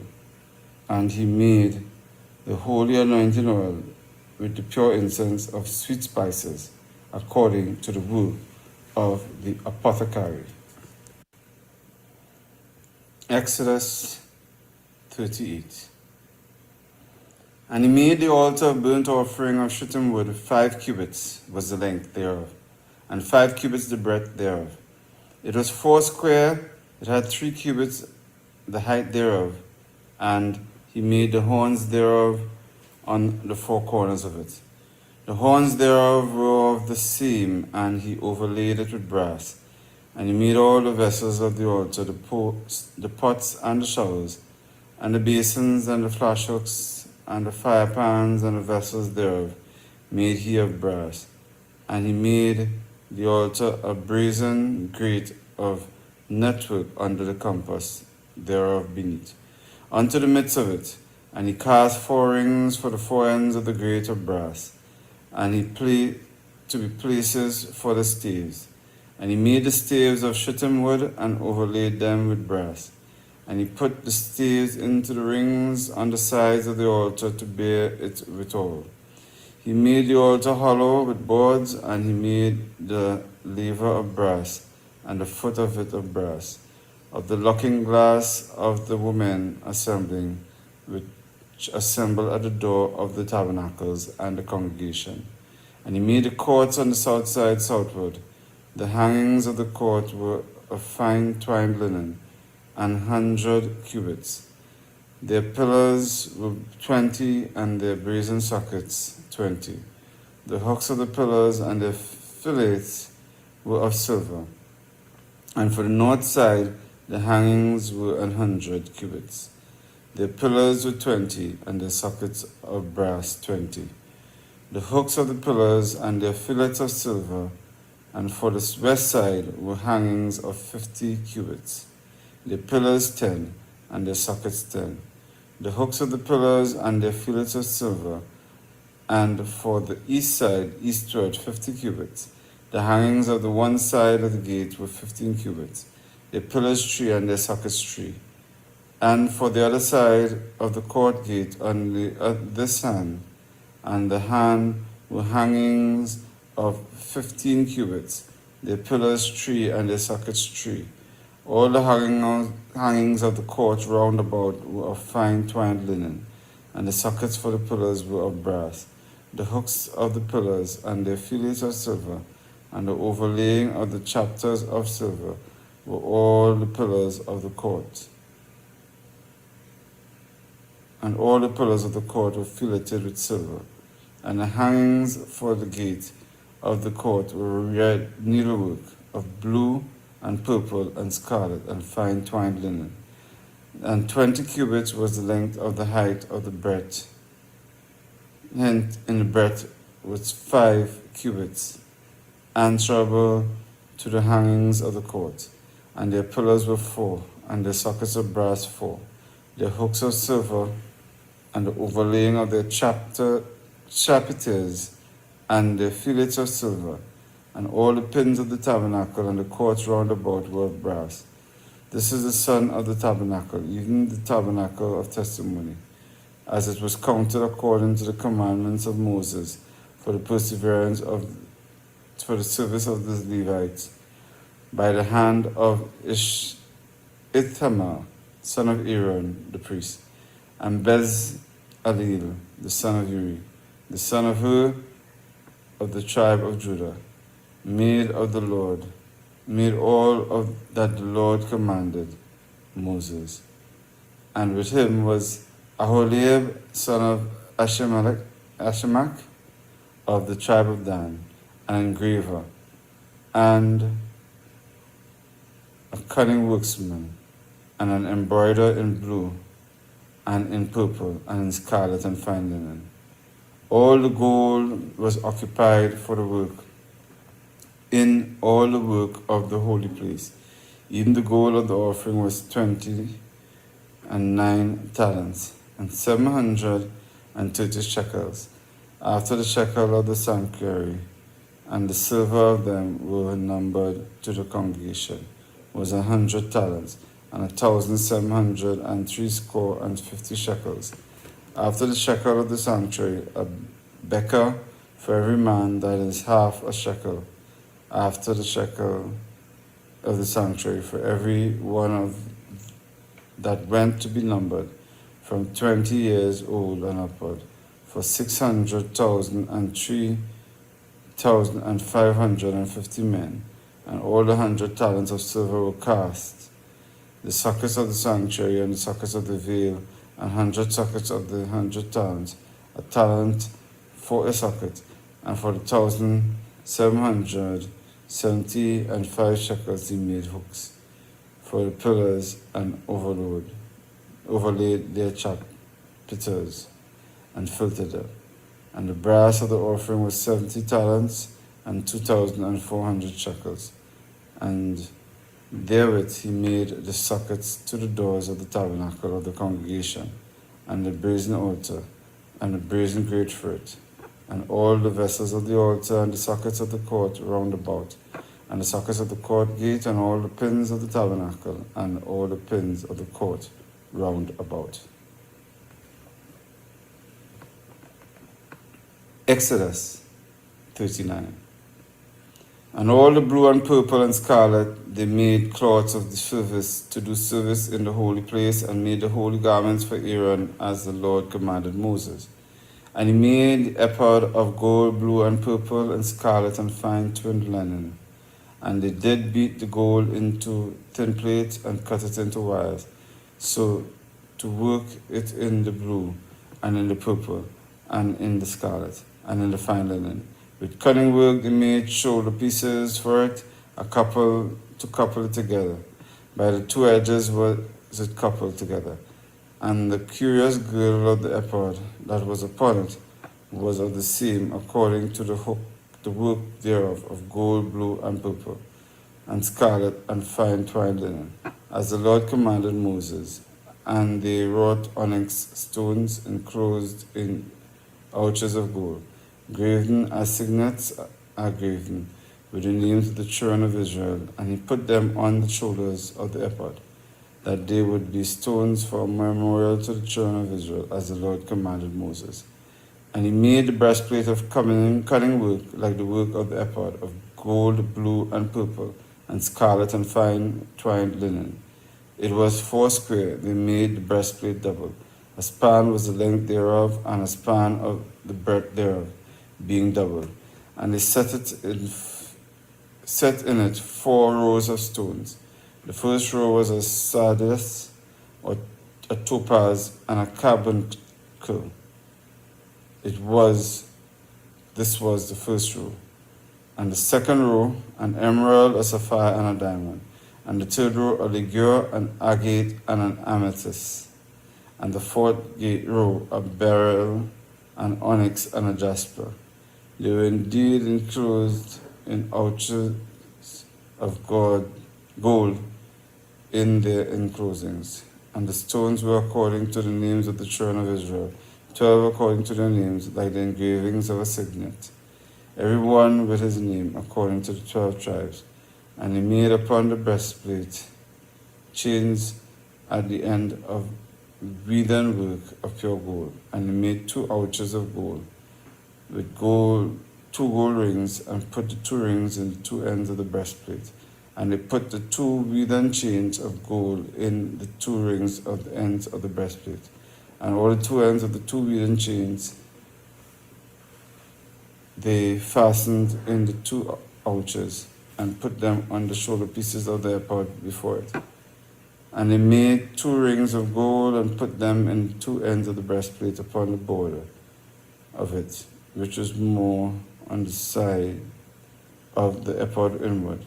And they made 2 other golden rings and put them into the 2 sides of the ephod underneath, towards the forepart of it, over against the other coupling, therefore, above the curious girdle of the ephod. And they did bind the breastplate by his rings into the rings of the ephod, and a lace of blue, that it might be above the curious girdle of the ephod, and that the breastplate might not be loosed from the ephod, as the Lord commanded Moses. And he made the robe of the ephod of woven work and all of blue, and there was an hole in the midst of the robe, as the hole of a habergeon, when a band round about the hole, what should not rend. And they made upon the hems of the robe pomegranates of blue and purple, and scarlet and twined linen. And they made bells with pure gold, and put the bells between the pomegranates upon the hem of the robe round about between the pomegranates. A bell and a pomegranate, a bell and a pomegranate, round about the hem of the robe to minister in, as the Lord commanded Moses. And they made coats of fine linen of woven work for Aaron and for his sons, and a mitre of fine linen, and godly bonnets of fine linen, and linen breeches of fine twined linen, and a girdle of fine twined linen, and blue and purple and scarlet of needlework, as the Lord commanded Moses. And he made the plate of the holy crown of pure gold, and wrote upon it a writing like to the engravings of a signet, holiness to the Lord. And he tied unto it a lace of blue, to fasten it on high upon the mitre, as the Lord commanded Moses. Thus was all the work of the tabernacle of the tent of the congregation finished. And the children of Israel did acknowledging to all that the Lord commanded Moses, so they did. And they brought the tabernacle in unto Moses, the tent and his furniture. He touches his boards, his bars, and his pillars, and his sockets, and the covering of ram skin dyed red in the covering of badger's skin, and the veil of the covering of the ark of the testimony, and of the stays thereof, and in the majority of mercy seat, the table, and all the vessels thereof, and he shewbread the pure candlestick with the lamps thereof, even with the lamps to be set in order, and all the vessels thereof, and the oil light, and the golden altar, and the anointing oil, and sweet incense, and the hanging for the tabernacle door, the brazen altar, and the gate of brass, the staves and its vessels, the laver and its foot, the hangings of the court,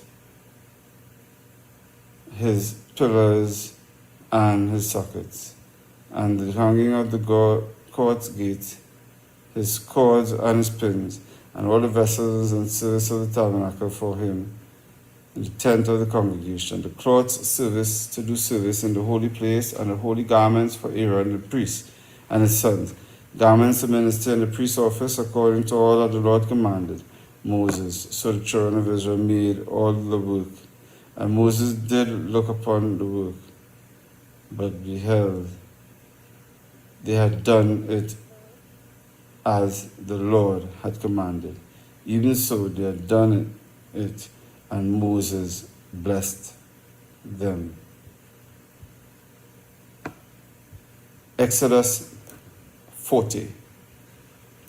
And the Lord spake unto Moses, saying, On the first day of the first month shalt thou set up the tabernacle of the tent of the congregation, and thou shalt put therein the ark of the testimony, and cover the ark with the veil. And thou shalt bring in the table, and set in order the things that are to be set in order upon it. And thou shalt bring in the candlestick, and light, and lamps thereof. And thou shalt set the altar of gold for the incense before the ark of the testimony, and put the hangings of the door to the tabernacle. And thou shalt set the altar on the burnt offerings of the burnt offering below the door of the tabernacle of the first tent.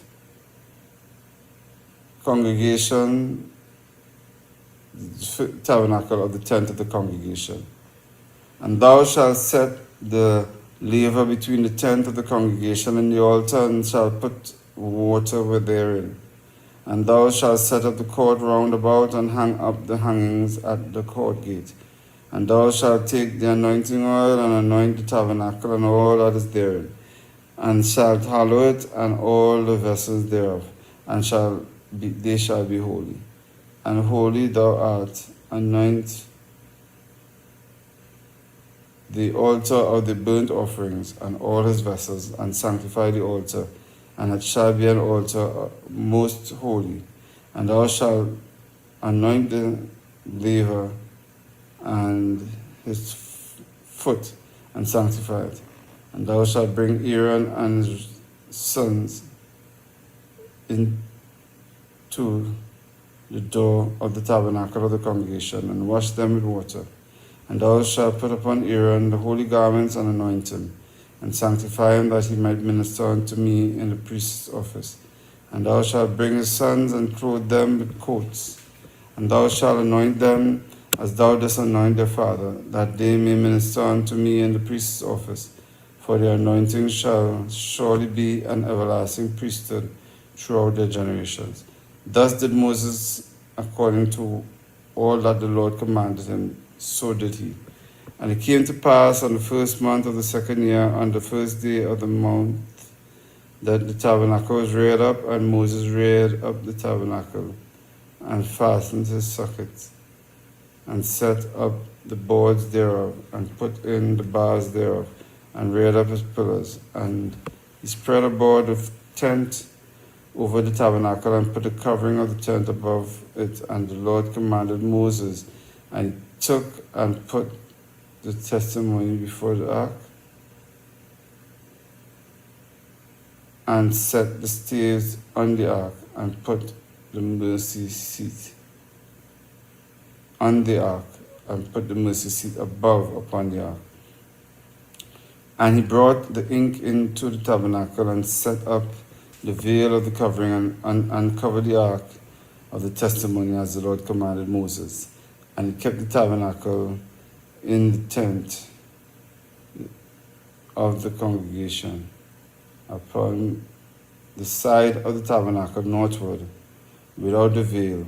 And he set the bread in order upon it before the Lord, as the Lord had commanded Moses.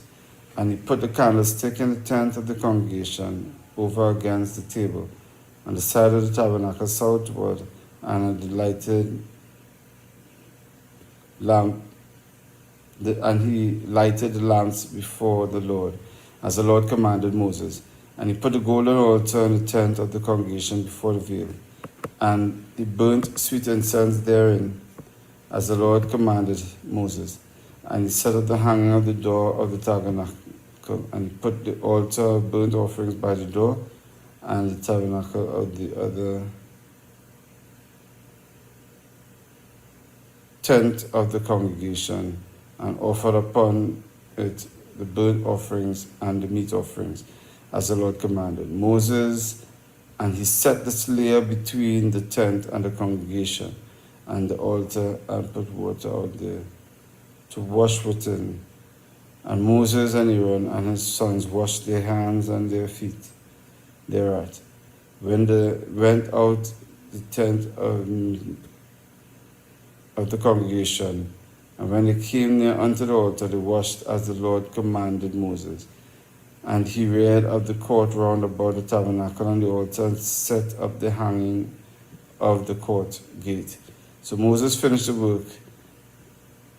Then a cloud covered the tent of the whole congregation, and the glory of the Lord filled the tabernacle. And Moses was not able to enter into the tent of the congregation because of the cloud above therein. And the glory of the Lord lifted the tabernacle, filled the tabernacle. And when the cloud was taken up from over the tabernacle, the children of Israel went onward in their journey. But if the cloud were not taken up, then they journeyed not till the day that it was taken up. For the cloud of the Lord was upon the tabernacle by day, and the fire was on it by night, in the sight of all the house of Israel throughout all their journeys. Leviticus 1. And the Lord called unto Moses, and spake unto him out of the tabernacle of the congregation, saying, Speak unto the children of Israel, and say unto them, If any man of you bring an offering unto the Lord, ye shall bring your offering of the cattle, even of the herd, and of the flock. If his offering be a burnt sacrifice of the herd, let him offer a male without blemish. He shall offer it of his own voluntary will at the door of the tabernacle of the congregation before the Lord. And he shall put his hand upon the head of the burnt offering, and it shall be accepted for him to make atonement for him. And he shall kill the bullock before the Lord, and the priests, Aaron's sons, shall bring the blood, and sprinkle the blood round about upon the altar that is by the door of the tabernacle of the congregation. And he shall flay the burnt offering, and cut it into his pieces. And the sons of Aaron and priests shall put fire upon the altar, and lay the wood in order upon the fire. And the priests, Aaron's sons, shall lay the parts, the head, and the fat in order upon the wood that is on the fire, which is upon the altar. But his inwards and his legs shall he wash in water, and the priest shall burn all on the altar to be a burnt sacrifice, an offering made by fire, of a sweet savour unto the Lord. And if his offering be of the flocks, namely of the sheep or of the goats, for a burnt sacrifice, he shall bring it a male without blemish.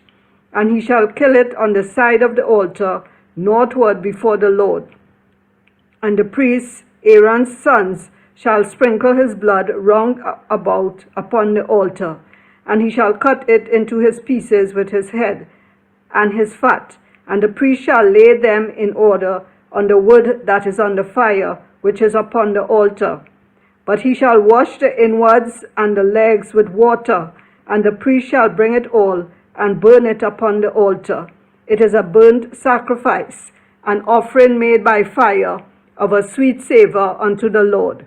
And if the burnt sacrifice for his offering to the Lord be of fowls, then he shall bring his offering of turtle doves, or of young pigeons, and the priest shall bring it unto the altar, and wring off his head, and burn it on the altar. And the blood thereof shall be wrung out at the side of the altar. And he shall pluck away his crop with his feathers, and cast it beside the altar on the east part, by the place of the ashes. And he shall cleave it with the wings thereof, but shall not divide it asunder. And the priest shall burn it upon the altar, upon the wood that is upon the fire. It is a burnt sacrifice, an offering made by fire, of a sweet savour unto the Lord. Leviticus 2. And when any will offer a meat offering unto the Lord, His offering shall be of fine flour, and he shall pour oil upon it, and put frankincense thereon. And he shall bring it to Aaron's sons, the priests, and he shall take thereout his handful of the flour thereof, and of the oil thereof, with all the frankincense thereof, and the priest shall burn the memorial of it upon the altar, to be an offering made by fire, of a sweet savour unto the Lord. And the remnant of the meat offering shall be Aaron's and his sons. It is a thing most holy of the offerings of the Lord, made by fire.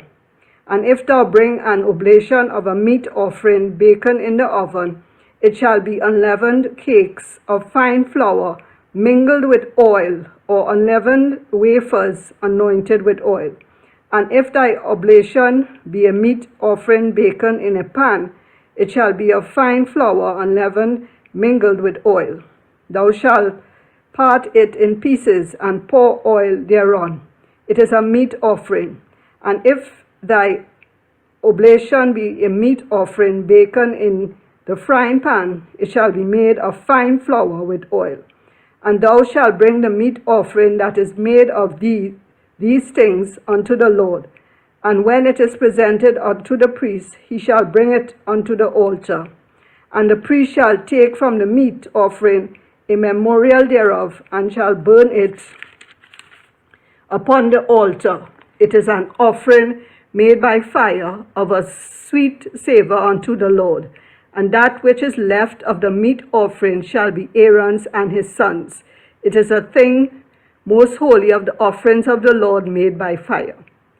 No meat offering which ye shall bring unto the Lord shall be made with leaven, for ye shall burn no leaven, nor any honey, in any offering of the Lord made by fire. As for the oblation of the firstfruits, ye shall offer them unto the Lord, but they shall not be burnt on the altar for a sweet savour. And every oblation of thy meat offering shalt thou season with salt, neither shalt thou suffer the salt of the covenant of thy God to be lacking from thy meat offering. With all thine offerings thou shalt offer salt. And if thou offer a meat offering of thy firstfruits unto the Lord, thou shalt offer for the meat offering of thy firstfruits green ears of corn dried by the fire, even corn beaten out of full ears. And thou shalt put oil upon it, and lay frankincense thereon. It is a meat offering. And the priest shall burn the memorial of it, part of the beaten corn thereof, and part of the oil thereof, and with all the frankincense thereof. It is an offering made by fire unto the Lord. Leviticus 3. And if his oblation be a sacrifice of peace offering, if he offer it of the herd, whether it be a male or female, he shall offer it without blemish before the Lord. And he shall lay his hand upon the head of his offering, and kill it at the door of the tabernacle of the congregation. And Aaron's sons, the priests, shall sprinkle the blood upon the altar round about. And he shall offer of the sacrifice of the peace offering an offering made by fire unto the Lord, the fat that covereth the inwards, and all the fat that is upon the inwards, and the 2 kidneys, and the fat that is on them, which is by the flanks, and the caul above the liver with the kidneys. It shall he take away. And Aaron's son shall burn it on the altar upon the burnt sacrifice, which is upon the wood that is on the fire. It is an offering made by fire, of a sweet savour unto the Lord. And if his offerings for a sacrifice of peace offering unto the Lord be of the flock, male or female, he shall offer it without blemish. If he offer a lamb for his offering, then shall he offer it before the Lord. And he shall lay his hand upon the head of his offering, and kill it before the tabernacle of the congregation. And Aaron's son shall sprinkle the blood thereof round about upon the altar. And he shall offer of the sacrifice of the peace offering an offering made by fire unto the Lord. The fat thereof and the whole rump it shall he take off hard by the backbone, and the fat that covereth the inwards, and all the fat that is upon the inwards, and the 2 kidneys, and the fat that is upon them, which is by the flanks, and the caul above the liver with the kidneys. it shall he take away. And the priest shall burn it upon the altar. It is the food of the offering made by fire unto the Lord. And if his offering be a goat, then he shall offer it before the Lord. And he shall lay his hand upon the head of it, and kill it before the tabernacle of the congregation. And the sons of Aaron shall sprinkle the blood thereof upon the altar round about. And he shall offer thereof his offering, even an offering made by fire, unto the Lord, the fat that covereth the inwards, and all the fat that is upon the inwards. And the 2 kidneys, and the fat that is upon them, which is by the flanks, and the caul above the liver with the kidneys, it shall he take away. And the priest shall burn them upon the altar. It is the food of the offering made by fire, for a sweet savour. All the fat is the Lord's. It shall be a perpetual statute for your generations throughout all your dwellings, that ye eat neither fat nor blood. Leviticus 4. And the Lord spake unto Moses, saying, Speak unto the children of Israel, saying, If a soul shall sin through ignorance against any of the commandments of the Lord, concerning things which ought not to be done, it shall do against any of them. If the priest that is anointed do sin according to the sin of the people, then let him bring for his sin, which he had sinned, a young bullock without blemish, unto the Lord for a sin offering. And he shall bring the bullock unto the door of the tabernacle of the congregation before the Lord, and shall lay his hand upon the bullock's head, and kill the bullock before the Lord. And the priest that is anointed shall take of the bullock's blood, and bring it to the tabernacle of the congregation. And the priest shall dip his finger in the blood, and sprinkle of the blood 7 times before the Lord, before the veil of the sanctuary. And the priest shall put some of the blood upon the horns of the altar of sweet incense before the Lord, which is in the tabernacle of the congregation, and shall pour all the blood of the bullock at the bottom of the altar of the burnt offering, which is at the door of the tabernacle of the congregation. And he shall take off from it all the fat of the bullock for the sin offering, the fat that covereth the inwards, and all the fat that is upon the inwards, and the 2 kidneys, and the fat that is upon them, which is by the flanks, and the caul above the liver, with the kidneys, it shall he take away, as it was taken off from the bullock of the sacrifice of peace offerings.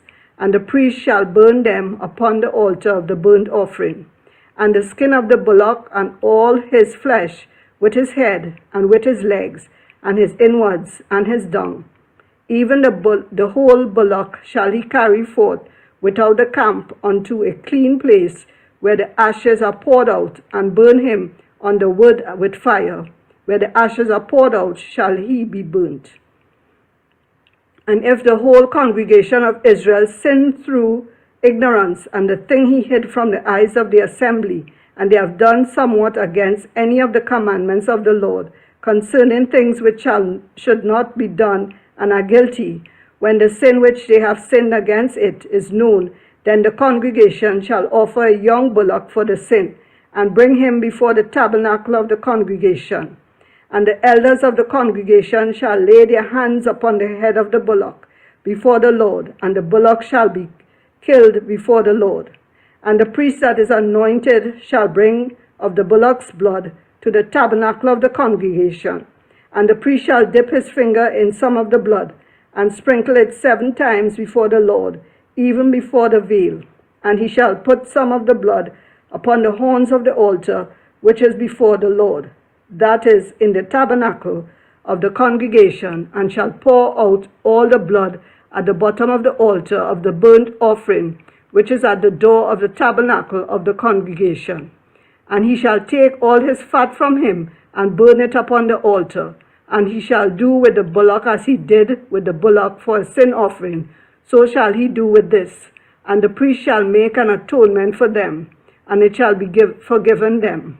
And he shall carry forth the bullock without the camp, and burn him as he burned the first bullock. It is a sin offering for the congregation. When a ruler hath sinned, and done somewhat through ignorance against any of the commandments of the Lord his God concerning things which should not be done, and is guilty, or if his sin, wherein he had sinned, come to his knowledge, he shall bring his offering, a kid of the goats, a male without blemish. And he shall lay his hand upon the head of the goat, and kill it in the place where they killed the burnt offering before the Lord. It is a sin offering. And the priest shall take of the blood of the sin offering with his finger, and put it upon the horns of the altar of burnt offering, and shall pour out his blood at the bottom of the altar of burnt offering. And he shall burn all his fat upon the altar, as the fat of the sacrifice of peace offerings, and the priest shall make an atonement for him as concerning his sin, and it shall be forgiven him. And if any one of the common people sin through ignorance, while he doeth somewhat against any of the commandments of the Lord, concerning things which ought not to be done, and be guilty, or if his sin which he hath sinned come to the knowledge, then he shall bring his offering, a kid of the goats, a female without blemish, for his sin which he hath sinned. And he shall lay his hand upon the head of the sin offering, and shall slay the sin offering in the place of the burnt offering. And the priest shall take of the blood thereof with his finger, and put it upon the horns of the altar of burnt offering, and shall pour out all the blood thereof at the bottom of the altar. And he shall take it away with all the fat thereof, as the fat is taken away from off the sacrifice of peace offerings. And the priest shall burn it upon the altar for a sweet savour unto the Lord. And the priest shall make an atonement for him, and it shall be forgiven him. And if he bring a lamb for a sin offering, he shall bring it a female without blemish. And he shall lay his hand upon the head of the sin offering, and slay it for a sin offering in the place where they kill the burnt offering. And the priest shall take of the blood of the sin offering with his finger, and put it upon the horns of the altar of burnt offering, and shall pour out all the blood thereof at the bottom of the altar. And he shall take away all the fat thereof, as the fat of the lamb is taken away from the sacrifice of the peace offerings. And the priest shall burn them upon the altar, according to the offerings made by fire unto the Lord. And the priest shall make an atonement for his sin that he had committed, and it shall be forgiven him. Leviticus 5. And if a soul sin and hear the voice of swearing, and is a witness whether he had sinned, seen or known of it, or if he do not utter it, then he shall bear his iniquity.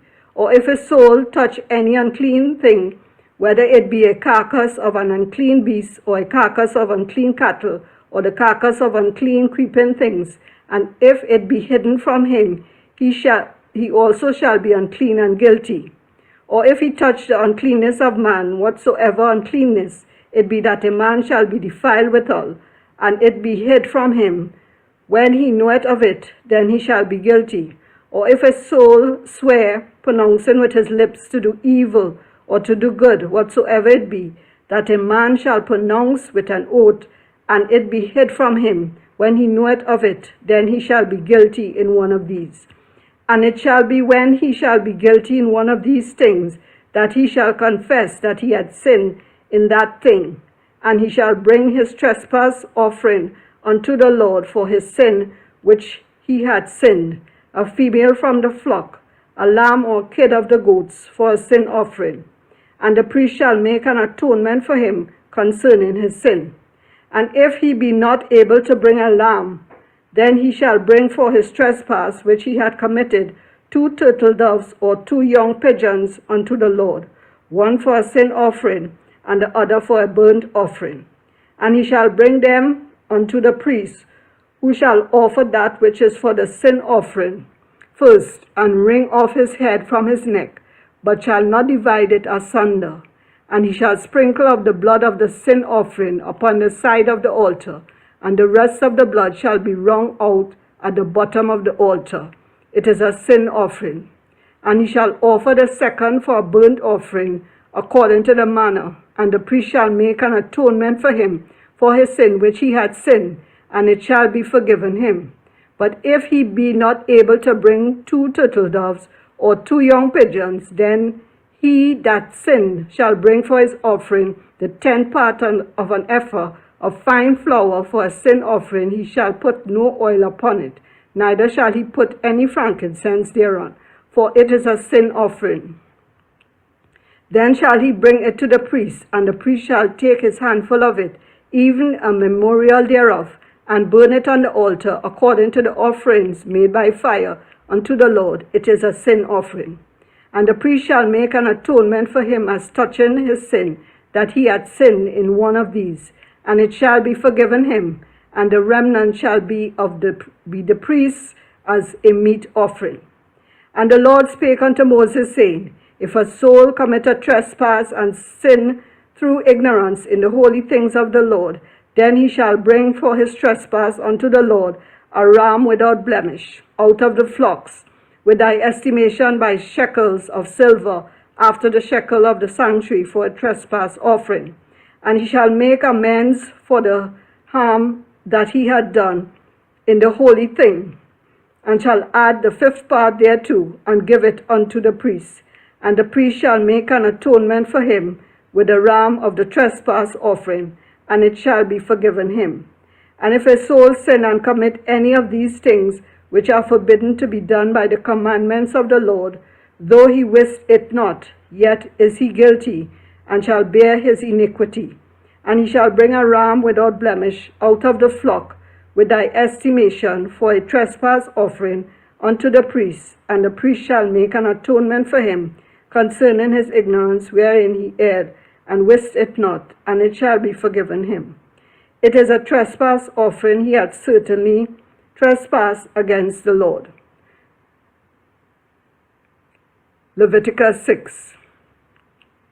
And the Lord spake unto Moses, saying, If a soul sin and commit a trespass against the Lord, and lie unto his neighbor in that which was delivered him to keep, or in fellowship, or in a thing taken away by violence, or had deceived his neighbor, or have found that which was lost, and lieth concerning it, and sweareth falsely in any of all these that a man doeth sinning therein, then it shall be, because he hath sinned, and is guilty, that he shall restore that which he took violently away, or the thing which he had deceitfully gotten, or that which was delivered him to keep, or the lost thing which he found, or all that about which he had sworn falsely.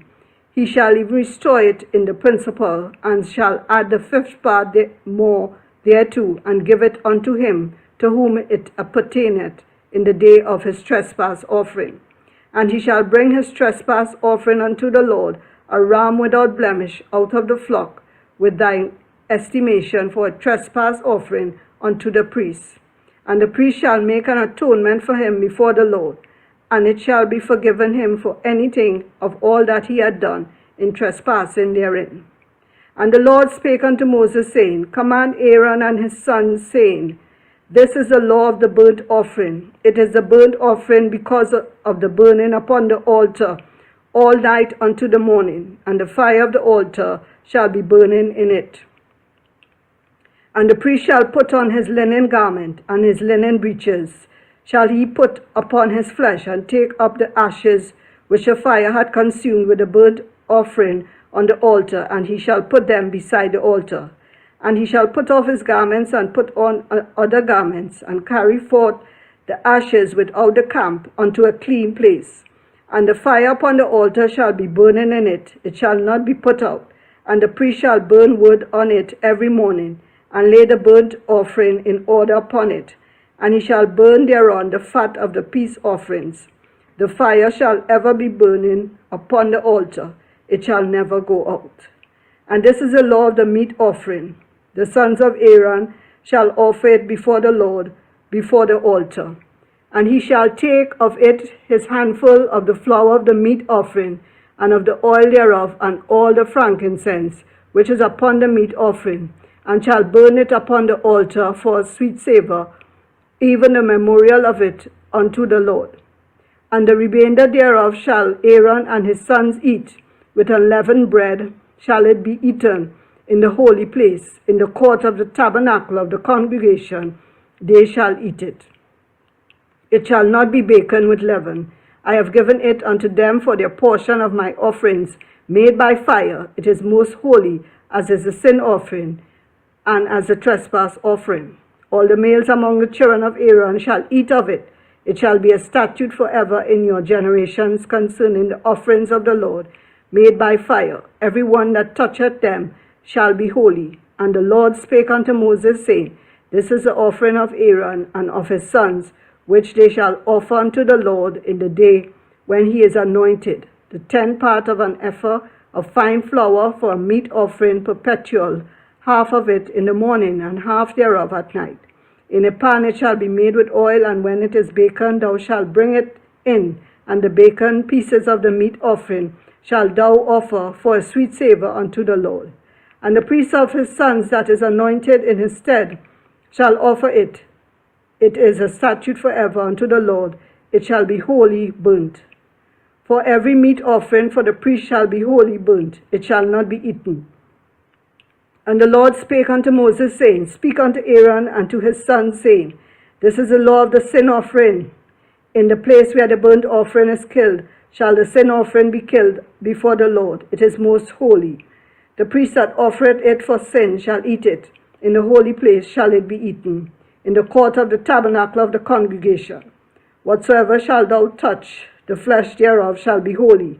And when there is sprinkled of the blood thereof upon any garment, thou shalt wash that whereon it was sprinkled in the holy place. But the earthen vessel wherein it is sodden shall be broken, and if it be sodden in a brazen pot, it shall be both scoured and rinsed in water. And all the males among the priests shall eat thereof. It is most holy. And no sin offering whereof any of the blood is brought into the tabernacle of the congregation to reconcile withal in the holy place shall be eaten. It shall be burnt in the fire. Leviticus 7. Likewise, this is the law of the trespass offering. It is most holy. In a place where they kill the burnt offering shall they kill the trespass offering, and the blood thereof shall be sprinkled round about upon the altar. And he shall offer of it all the fat thereof, the rump, and the fat that covereth the inwards, and the 2 kidneys, and the fat that is on them, which is by the flanks, and the caul that is above the liver with the kidneys, it shall be taken away. And the priest shall burn them upon the altar for an offering made by fire unto the Lord. It is a trespass offering. Every male among the priests shall eat thereof. It shall be eaten in the holy place. It is most holy.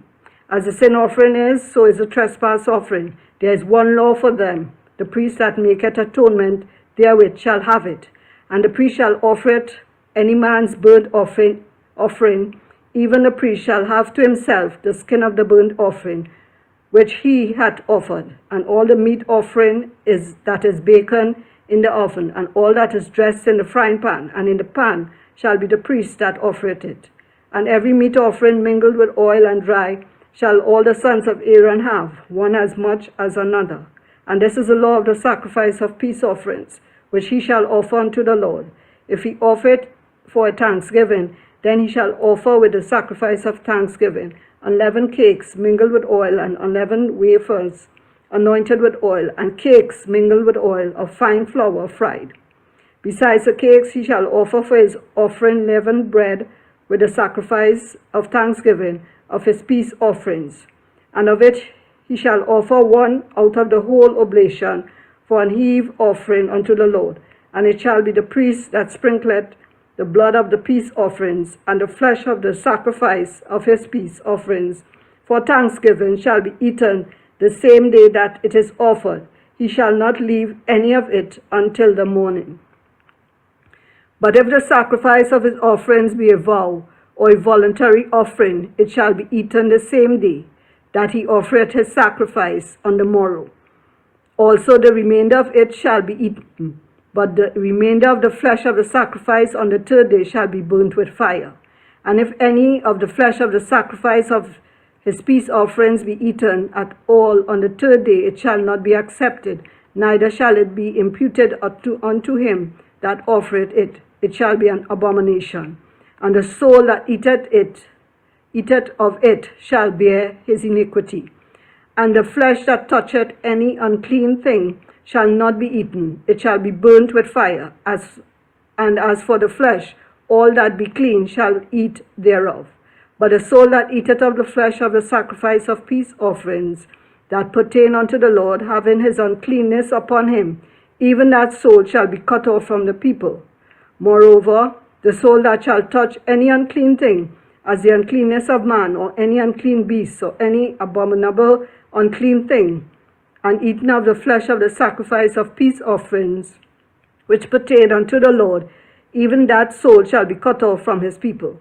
And the Lord spake unto Moses, saying, Speak unto the children of Israel, saying, Ye shall eat no manner of fat of ox, or of sheep, or of goat, and the fat of the beast that dieth of itself, and the fat of that which is torn with beasts, may be used in any other use, but ye shall in no wise eat of it. For whosoever eateth the fat of the beast, of which men offer an offering made by fire unto the Lord, even the soul that eateth it shall be cut off from the people, from his people. Moreover, ye shall eat no manner of blood, whether it be of fowl or of beast, in any of your dwellings. Whatsoever soul it be that eateth any manner of blood, even that soul shall be cut off from his people. And the Lord spake unto Moses, saying, Speak unto the children of Israel, saying, He that offereth the sacrifice of his peace offerings unto the Lord shall bring his oblation unto the Lord of the sacrifice of his peace offerings. His own hands shall bring the offerings of the Lord made by fire. The fat with the breast it shall he bring, that the breast may be waved for a wave offering before the Lord.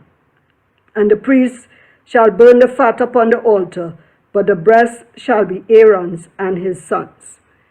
And the right shoulder shall ye give unto the priest for an heave offering of the sacrifices of your peace offerings. He among the sons of Aaron that offereth the blood of the peace offerings and the fat shall have the right shoulder for his part. For the wave breast and the heave shoulder have I taken of the children of Israel from off the sacrifices of their peace offerings, and have given them unto Aaron the priest and unto his sons by a statute forever from among the children of Israel. This is the portion of the anointing of Aaron and of the anointing of his sons out of the offerings of the Lord made by fire, in the day when he presented them to minister unto the Lord in the priest's office, which the Lord commanded to be given them of the children of Israel in the day that he anointed them, by a statute forever throughout their generations. This is the law of the burnt offering, of the meat offering, and of the sin offering, and of the trespass offering, and of the consecrations, and of the sacrifice of the peace offerings, which the Lord commanded Moses in Mount Sinai, in the day that he commanded the children of Israel to offer their oblations unto the Lord in the wilderness of Sinai. Leviticus 8. And the Lord spake unto Moses, saying, Take Aaron and his sons with him, and the garments and the anointing oil, and a bullock for the sin offering, and 2 rams, and a basket of unleavened bread. And gather thou all the congregation together unto the door of the tabernacle of the congregation. And Moses did as the Lord commanded him, and the assembly was gathered together unto the door of the tabernacle of the congregation. And Moses said unto the congregation, This is the thing which the Lord commanded to be done. And Moses brought Aaron and his sons, and washed them with water. And he put upon him the coat, and girded him with a girdle, and clothed him with a robe, and put the ephod upon him. And he girded him with a curious girdle of the ephod, and bound it unto him therewith. And he put the breastplate upon him. Also he put in the breastplate of the Urim and the Thummim, and he put the mitre upon his head. Also upon the mitre, even upon his forefront, did he put the golden plate, the holy crown, as the Lord commanded Moses. And Moses took the anointing oil and anointed the tabernacle and all that was therein, and sanctified them. And he sprinkled thereof upon the altar 7 times, and anointed the altar and all his vessels, both the layer and his foot, and to sanctify them. And he poured of the anointing oil upon Aaron's head, and anointed him to sanctify him. And Moses brought Aaron's sons, and put coats upon them, and girded them with girdlets, and put bonnets upon them, as the Lord commanded Moses. And he brought the bullock for the sin offering, and Aaron and his sons laid their hands upon the head of the bullock for the sin offering. And he slew it, And Moses took the blood and put it upon the horns of the altar round about with his finger, and purified the altar, and poured the blood at the bottom of the altar, and sanctified it, to make reconciliation upon it. And he took all the fat that was upon the inwards, and the caul above the liver, and the 2 kidneys, and their fat, and Moses burnt it upon the altar. But the bullock and his hide, his flesh and his dung he burnt with fire without the camp, as the Lord commanded Moses. And he brought a ram for the burnt offering. And Aaron and his sons laid their hands upon the head of the ram, and he killed it, and Moses sprinkled the blood upon the altar round about. And he cut the ram into pieces, and Moses burnt the head, and the pieces, and the fat, and he washed the inwards and the legs in water. And Moses burnt the whole ram upon the altar. It was a burnt sacrifice for a sweet savour, and an offering made by fire unto the Lord, as the Lord commanded Moses. And he brought the other ram, the ram of consecration, and Aaron and his sons laid their hands upon the head of the ram. And he slew it, and Moses took of the blood of it, and put it upon the tip of Aaron's right ear, and upon the thumb of his right hand, and upon the great toe of his right foot. And he brought Aaron's sons, and Moses put of the blood upon the tip of their right ear, and upon the thumbs of their right hands, and upon the great toes of their right feet. And Moses sprinkled the blood upon the altar round about. And he took the fat and the rump, and all the fat that was upon the inwards, and the caul above the liver, and the 2 kidneys and their fat, and the right shoulder, and out of the basket of unleavened bread that was before the Lord he took 1 unleavened cake, and a cake of oiled bread, and 1 wafer, and he put them on the fat, and upon the right shoulder. And he put all upon Aaron's hands, and upon his sons' hands, and waved them for a wave offering before the Lord. And Moses took them from off their hands, and burned them on the altar upon the burnt offering. They were consecrations for a sweet savour. It is an offering made by fire unto the Lord. And Moses took the breast and waved it for a wave offering before the Lord. For all of the ram of consecration, it was Moses' part, as the Lord commanded Moses. And Moses took of the anointing oil and of the blood which was upon the altar, and sprinkled it upon Aaron and upon his garments, and upon his sons, and upon his sons' garments with him, and sanctified Aaron and his garments, and his sons' garments with him. And Moses said unto Aaron and to his sons, Boil the flesh of the door of the tabernacle of the congregation, and there eat it with the bread that is in the basket of consecration, as I commanded, saying, Aaron and his sons shall eat it. And that which remaineth of the flesh and of the bread shall ye burn with fire. And ye shall not go out of the door of the tabernacle of the congregation in 7 days, until the days of your consecration be at an end. For 7 days shall he consecrate you. And he had done this day, so the Lord had commanded to do, to make an atonement for you. Therefore shall ye abide at the door of the tabernacle of the congregation day and night, 7 days, and keep the charge of the Lord, that ye die not. For so I am commanded. And so Aaron and his sons did all things which the Lord commanded by the hands of Moses. Leviticus 9. And it came to pass on the 8th day that Moses called Aaron and his sons and the elders of Israel. And he said unto Aaron, Take thee a young calf for a sin offering, and a ram for a burnt offering without blemish, and offer them before the Lord. And unto the children of Israel thou shalt speak, saying, Take ye a kid of the goats for a sin offering, and a calf and a lamb, both of the first year without blemish, for a burnt offering. Also a bullock and a ram for peace offerings to sacrifice before the Lord, and a meat offering mingled with oil. For today the Lord will appear unto you. And they brought that which Moses commanded before the tabernacle of the congregation. And all the congregation drew near and stood before the Lord. And Moses said, This is the thing which the Lord commanded that ye should do, and the glory of the Lord shall appear unto you. And Moses said unto Aaron, Go unto the altar, and offer thy sin offering, and thy burnt offering, and make an atonement for thyself, and for the people, and offer the offering of the people, and make an atonement for them, as the Lord commanded. Aaron therefore went unto the altar and slew the calf of the sin offering which was for himself. And the sons of Aaron brought the blood unto him, and he dipped his finger in the blood, and put it upon the horns of the altar, and poured out the blood at the bottom of the altar. But the fat and the kidneys and the caul above the liver of the sin offering he burnt upon the altar, as the Lord commanded Moses. And the flesh and the hide he burnt with fire without the camp. And he slew the burnt offering, and Aaron's sons presented unto him the blood, which he sprinkled round about upon the altar. And they presented the burnt offering unto him with the pieces thereof, and the head, and he burnt them upon the altar. And he did wash the inwards and the legs, and burned them upon the burnt offering on the altar. And he brought the people's offering, and took the goat, which was a sin offering for the people, and slew it, and offered it for sin as the first. And he brought the burnt offering, and offered it according to the manner. And he brought a meat offering, and took an handful thereof, and burnt it upon the altar besides the burnt offering of the morning. He slew also the bullock and the ram for a sacrifice of peace offerings, which was for the people. And Aaron's sons presented unto him the blood, which he sprinkled upon the altar round about. And the fat of the bullock and of the ram, the rump, and that which covered the inwards, and the kidneys, and the caul above the liver.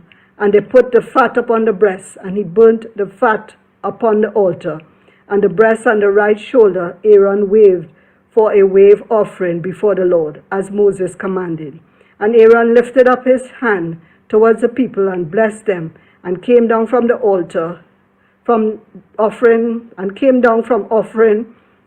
of the sin offering, and burnt offering, and peace offerings. And Moses and Aaron went into the tabernacle of the congregation, and came out and blessed the people, and the glory of the Lord appeared unto all the people. And there came a fire out from before the Lord, and consumed upon the altar the burnt offering and the fat, which when all the people saw, they shouted and fell on their faces. Leviticus 10 to 13. And Nadab and Abihu, the sons of Aaron, took either of them his censer, and put fire therein, and put incense thereon, and offered strange fire before the Lord, which he commanded them not. And there went out fire from the Lord, and devoured them, and they died before the Lord. Then Moses said unto Aaron, This is it that the Lord spake, saying, I will be sanctified in them that come nigh me, and before all the people I will be glorified. And Aaron held his peace. And Moses called Mishael and Elzaphan, the sons of Uzziel, the uncle of Aaron, and said unto them, Come near, carry your brethren from before the sanctuary out of the camp. So they went near, and carried them in their coats out of the camp, as Moses had said. And Moses said unto Aaron, and unto Eleazar, and unto Ithamar, his sons, Uncover not your heads, neither rend your clothes, lest ye die, and lest wrath come upon all the people, but let your brethren, the whole house of Israel, bewail the burning which the Lord had kindled. And ye shall not go out from the door of the tabernacle of the congregation, lest ye die. For the anointing oil of the Lord is upon you. And they did according to the word of Moses. And the Lord spake unto Aaron, saying, Do not drink wine, nor strong drink, thou nor thy sons with thee, when ye go into the tabernacle of the congregation, lest ye die. It shall be a statute forever throughout your generations, and that ye may put difference between holy and unholy, and between unclean and clean, and that ye may teach the children of Israel all the statutes which the Lord had spoken unto them by the hand of Moses. And Moses spake unto Aaron, and unto Eleazar, and unto Ithamar, his sons that were left, Take the meat offering that remaineth of the offerings of the Lord made by fire, and eat it without leaven beside the altar, for it is most holy. And ye shall eat it in the holy place, because it is thy due, and thy son's due, of the sacrifices of the Lord made by fire. For so I am commanded, And the wave breast and heave shoulder shall ye eat in a clean place, thou and thy sons and thy daughters with thee, for they be thy due, and thy sons' due, which are given out of the sacrifices of peace offerings of the children of Israel. The heave shoulder and the wave breast shall they bring with the offerings made by fire of the fat, to wave it for a wave offering before the Lord. And it shall be thine, and thy sons with thee, by a statute forever, as the Lord had commanded. And Moses diligently sought the goat of the sin offering, and behold, it was burnt.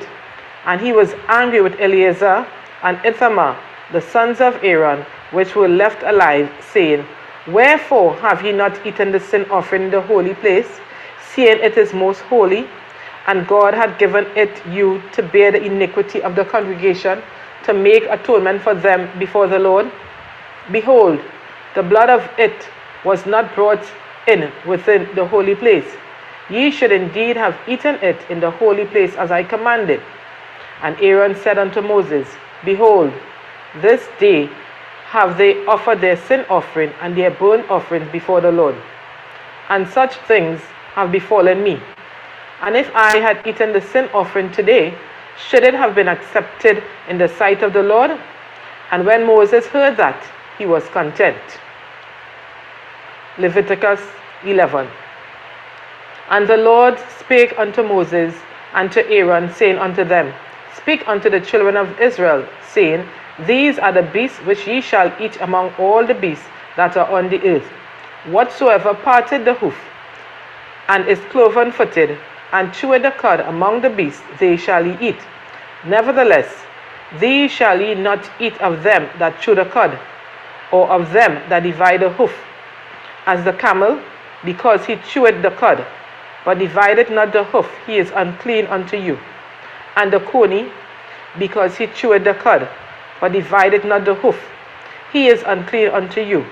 And the hare, because he cheweth the cud, but divideth not the hoof, he is unclean unto you. And the swine, though he divide the hoof, and be cloven-footed, yet he cheweth not the cud, he is unclean to you. Of their flesh shall ye not eat, and their carcass shall ye not touch, they are unclean to you. These shall ye eat of all that are in the waters. Whatsoever had fins and scales in the waters, in the seas and in the rivers, them shall ye eat. And all that have not fins and scales in the seas and in the rivers, of all that move in the waters, and of any living thing which is in the waters, they shall be an abomination unto you. They shall be even an abomination unto you. They shall not eat of their flesh, but ye shall have their carcasses in abomination. Whatsoever hath no fins nor scales in the waters, that shall be an abomination unto you. And these are they which shall have in abomination among the fowls, they shall not be eaten.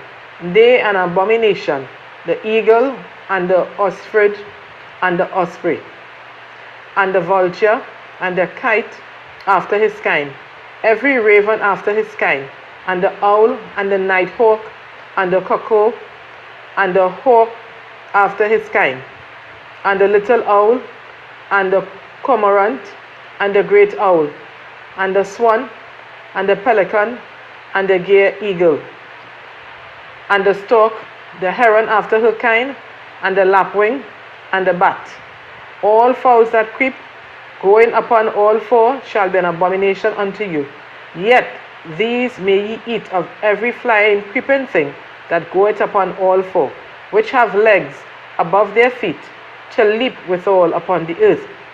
Even these of them ye may eat, the locust after his kind, and the bald locust after his kind, and the beetle after his kind, and the grasshopper after his kind.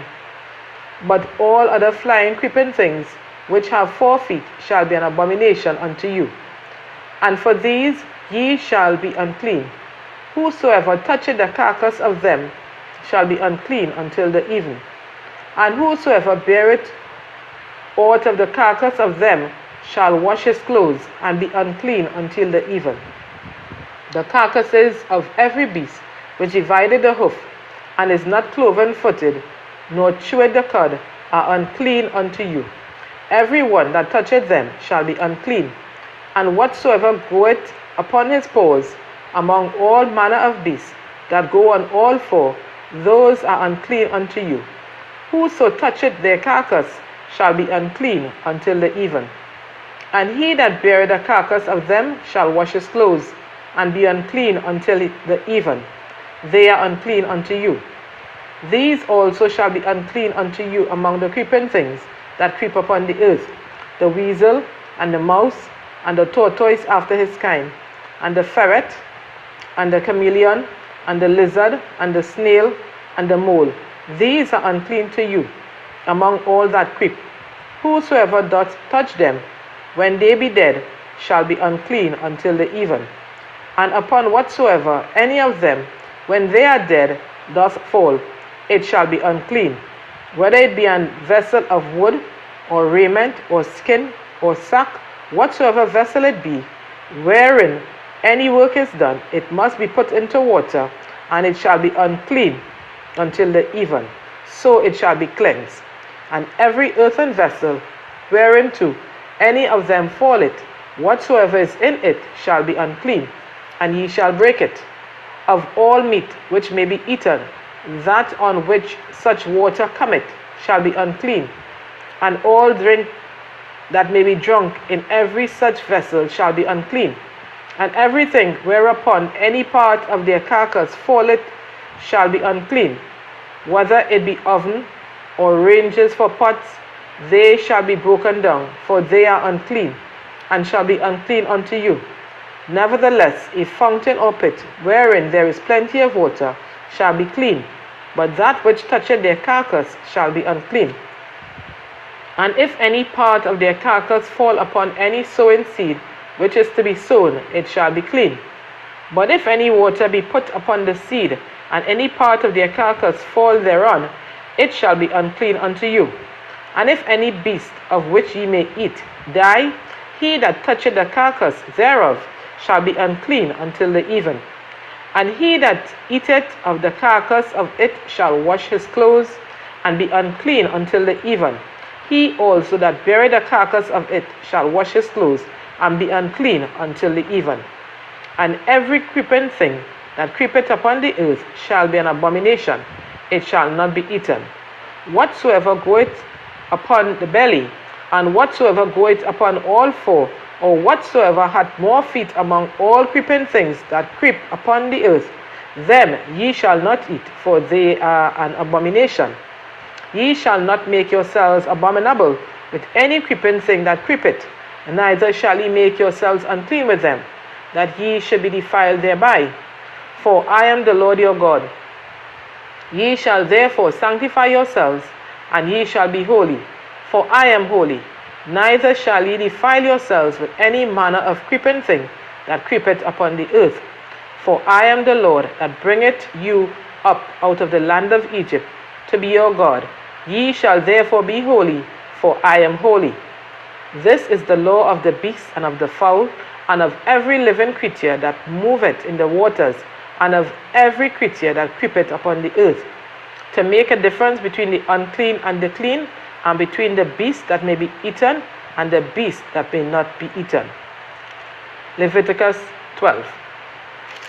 And the Lord spake unto Moses, saying, Speak unto the children of Israel, saying, If a woman have conceived seed, and born a man-child, then she shall be unclean 7 days, according to the days of the separation for her infirmity shall she be unclean. And in the 8th day the flesh of his foreskin shall be circumcised.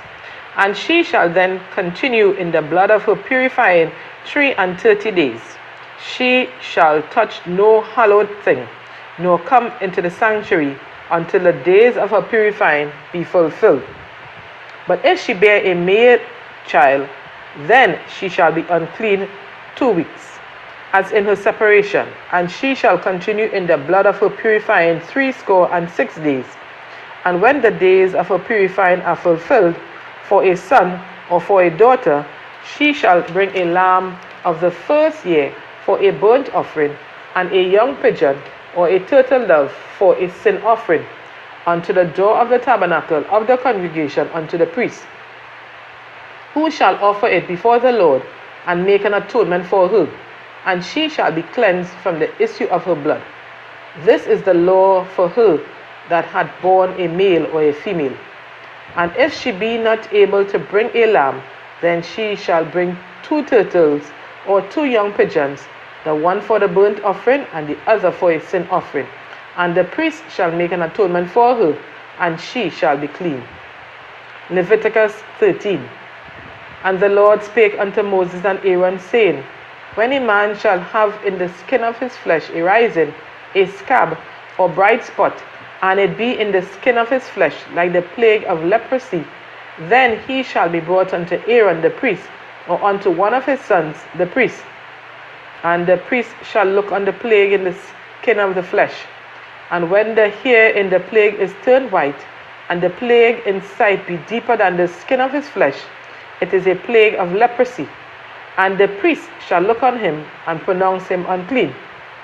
If the bright spot be white in the skin of his flesh, and in sight be not deeper than the skin, and the hair thereof be not turned white, then the priest shall shut up him that had the plague 7 days. And the priest shall look on him the 7th day, and behold, if the plague in his sight be at a stay, and the plague spread not in the skin, then the priest shall shut him up 7 days more. And the priest shall look on him again the 7th day, and behold, if the plague be somewhat dark, and the plague spread not in the skin, the priest shall pronounce him clean. It is but a scab, and he shall wash his clothes and be clean. But if the scab spread much abroad in the skin, after that he had been seen of the priest for his cleansing, he shall be seen of the priest again. And if the priest see that, behold, the scab spread it in the skin, then the priest shall pronounce him unclean. It is a leprosy. When the plague of leprosy is in a man, then he shall be brought unto the priest. And the priest shall see him, and behold, if the rising be white in the skin, and it have turned the hair white, and there be quick raw flesh in the rising, it is an old leprosy in the skin of his flesh. And the priest shall pronounce him unclean, and shall not shut him up, for he is unclean. And if a leprosy break out abroad in the skin, and the leprosy cover all the skin of him that had the plague from his head even to his foot, wheresoever the priest looketh, then the priest shall consider, and behold, if the leprosy have covered all his flesh, he shall pronounce him clean that had the plague. It is all turned white, he is clean. But when raw flesh appeareth in him, he shall be unclean. And the priest shall see the raw flesh, and pronounce him to be unclean. For the raw flesh is unclean, it is a leprosy. Or if the raw flesh turn again, and be changed unto white, he shall come unto the priest, and the priest shall see him. And behold, if the plague be turned into white, then the priest shall pronounce him clean that had the plague, he is clean. The flesh also, in which even the skin thereof was a boil and is healed, and in the place of the boil there be a white rising, or a bright spot white, and somewhat reddish, and it be shewed to the priest. And if, when the priest seeth it, behold, it be in sight lower than the skin, and the hair thereof be turned white, the priest shall pronounce him unclean. It is a plague of leprosy, broken out of the boil. But if the priest look on it, and behold, there be no white hairs therein, and if it be not lower than the skin, but be somewhat dark, then the priest shall shut him up 7 days. And if it spread much abroad in the skin, then the priest shall pronounce him unclean. It is a plague. But if the bright spot stay in his place, and spread not, it is a burning boil, and the priest shall pronounce him clean. Or if there be any flesh in the skin whereof there is a hot burning, and the quick flesh that burneth have a white bright spot, somewhat reddish or white, then the priest shall look upon it, and behold, if the hair in the bright spot be turned white, and it be in sight deeper than the skin, it is a leprosy broken out of the burning. Wherefore the priest shall pronounce him unclean. It is the plague of leprosy. But if the priest look on it, and behold, there be no white hair in the bright spot, and it be no lower than the other skin, but be somewhat dark, then the priest shall shut him up 7 days. And the priest shall look upon him the 7th day, and if it be spread much abroad in the skin, then the priest shall pronounce him unclean. It is the plague of leprosy. And if the bright spot stay in his place, and spread not in the skin, but it be somewhat dark, it is a rising of the burning. And the priest shall pronounce him clean, for it is an inflammation of the burning. If a man or woman have a plague upon the head or the beard, then the priest shall see the plague, and behold, if it be in sight deeper than the skin, and there be in it a yellow thin hair, then the priest shall pronounce him unclean. It is a dry skull, even a leprosy upon the head or beard. And if the priest look on the plague of the skull, and behold, it be not in sight deeper than the skin, and there is no black hair in it, then the priest shall shut up him that had the plague of the skull 7 days. And in the 7th day the priest shall look on the plague, and behold, if the skull spread not, and there be in it no yellow hair, and the skull be not in sight deeper than the skin, he shall be shaven, but the skull shall he not shave. And the priest shall shut up him that had the skull 7 days more. And in the 7th day the priest shall look on the skull, and behold, if the skull be not spread in the skin, nor be in sight deeper than the skin, then the priest shall pronounce him clean, and he shall wash his clothes and be clean. But if the skull spread much in the skin after his cleansing, then the priest shall look on him, and behold, if the skull be spread in the skin, the priest shall not seek for yellow hair. He is unclean. But if the skull be in his sight at a stay, and there is black hair grown up therein, the skull is healed. He is clean, and the priest shall pronounce him clean. If a man also or a woman have in the skin of their flesh bright spots, even white bright spots, then the priest shall look, and behold, if the bright spots in the skin of their flesh be darkish white, it is a freckled spot that groweth in the skin. He is clean. And the man whose hair is fallen off his head, he is bald, yet is he clean. And he that hath his hair fallen off from the part of his head towards his face, he is forehead bald, yet is he clean. And if there be in the bald head or bald forehead a white reddish sore, it is a leprosy sprung up in his bald head or his bald forehead. Then the priest shall look upon it, and behold, if the rising of the sore be white reddish in his bald head or in his bald forehead, as the leprosy appeareth in the skin of the flesh, he is a leprous man, he is unclean. The priest shall pronounce him utterly unclean. His plague is in his head. And the leper in whom the plague is, his clothes shall be rent, and his head bare. And he shall put a covering upon his upper lip, and shall cry, Unclean, unclean. All the days wherein the plague shall be in him, he shall be defiled. He is unclean. He shall dwell alone. Without the camp shall his habitation be. The garment also that the plague of leprosy is in, whether it be a woolen garment or a linen garment, whether it be in the warp or woof of linen or of woolen, whether in a skin or in anything made of skin, and if the plague be greenish or reddish in the garment or in the skin, either in the warp or in the woof or in anything of skin, it is a plague of leprosy, and shall be shewed unto the priest. And the priest shall look upon the plague, and shut up it that had the plague 7 days. And he shall look on the plague on the 7th day. If the plague be spread in the garment, either in the warp or in the woof, or in his skin, or in any work that is made of skin, the plague is a fretting leprosy. It is unclean. He shall therefore burn that garment, whether warp or woof, in woolen or in linen, or anything of skin, wherein the plague is, for it is a fretting leprosy, it shall be burnt in the fire. And if the priest shall look, and behold, the plague be not spread in the garment, either in the warp, or in the woof, or in anything of skin, then the priest shall command that they wash the thing wherein the plague is, and he shall shut it up 7 days more.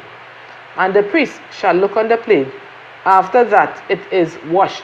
And behold, if the plague have not changed his color, and the plague be not spread, it is unclean. Thou shalt burn it in the fire. It is fret inward, whether it be bare within or without. And if the priest look, and behold, the plague be somewhat dark after the washing of it, then he shall rend it out of the garment, or out of the skin, or out of the warp, or out of the woof. And if it appears still in the garment, either in the warp, or in the woof, or in anything of skin, it is a spreading plague. Thou shalt burn that wherein the plague is with fire. And the garment, either warp or woof, or whatsoever thing of skin it be, which thou shalt wash, if the plague be departed from them, then it shall be washed the second time, and shall be clean. This is the law of the plague of leprosy in a garment of woolen or linen, either in the warp or woof, or anything of skins, to pronounce it clean, or to pronounce it unclean.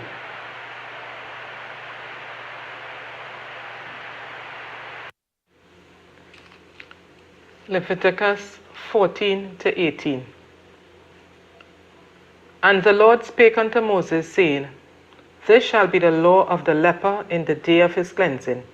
He shall be brought unto the priest, and the priest shall go forth out of the camp, and the priest shall look.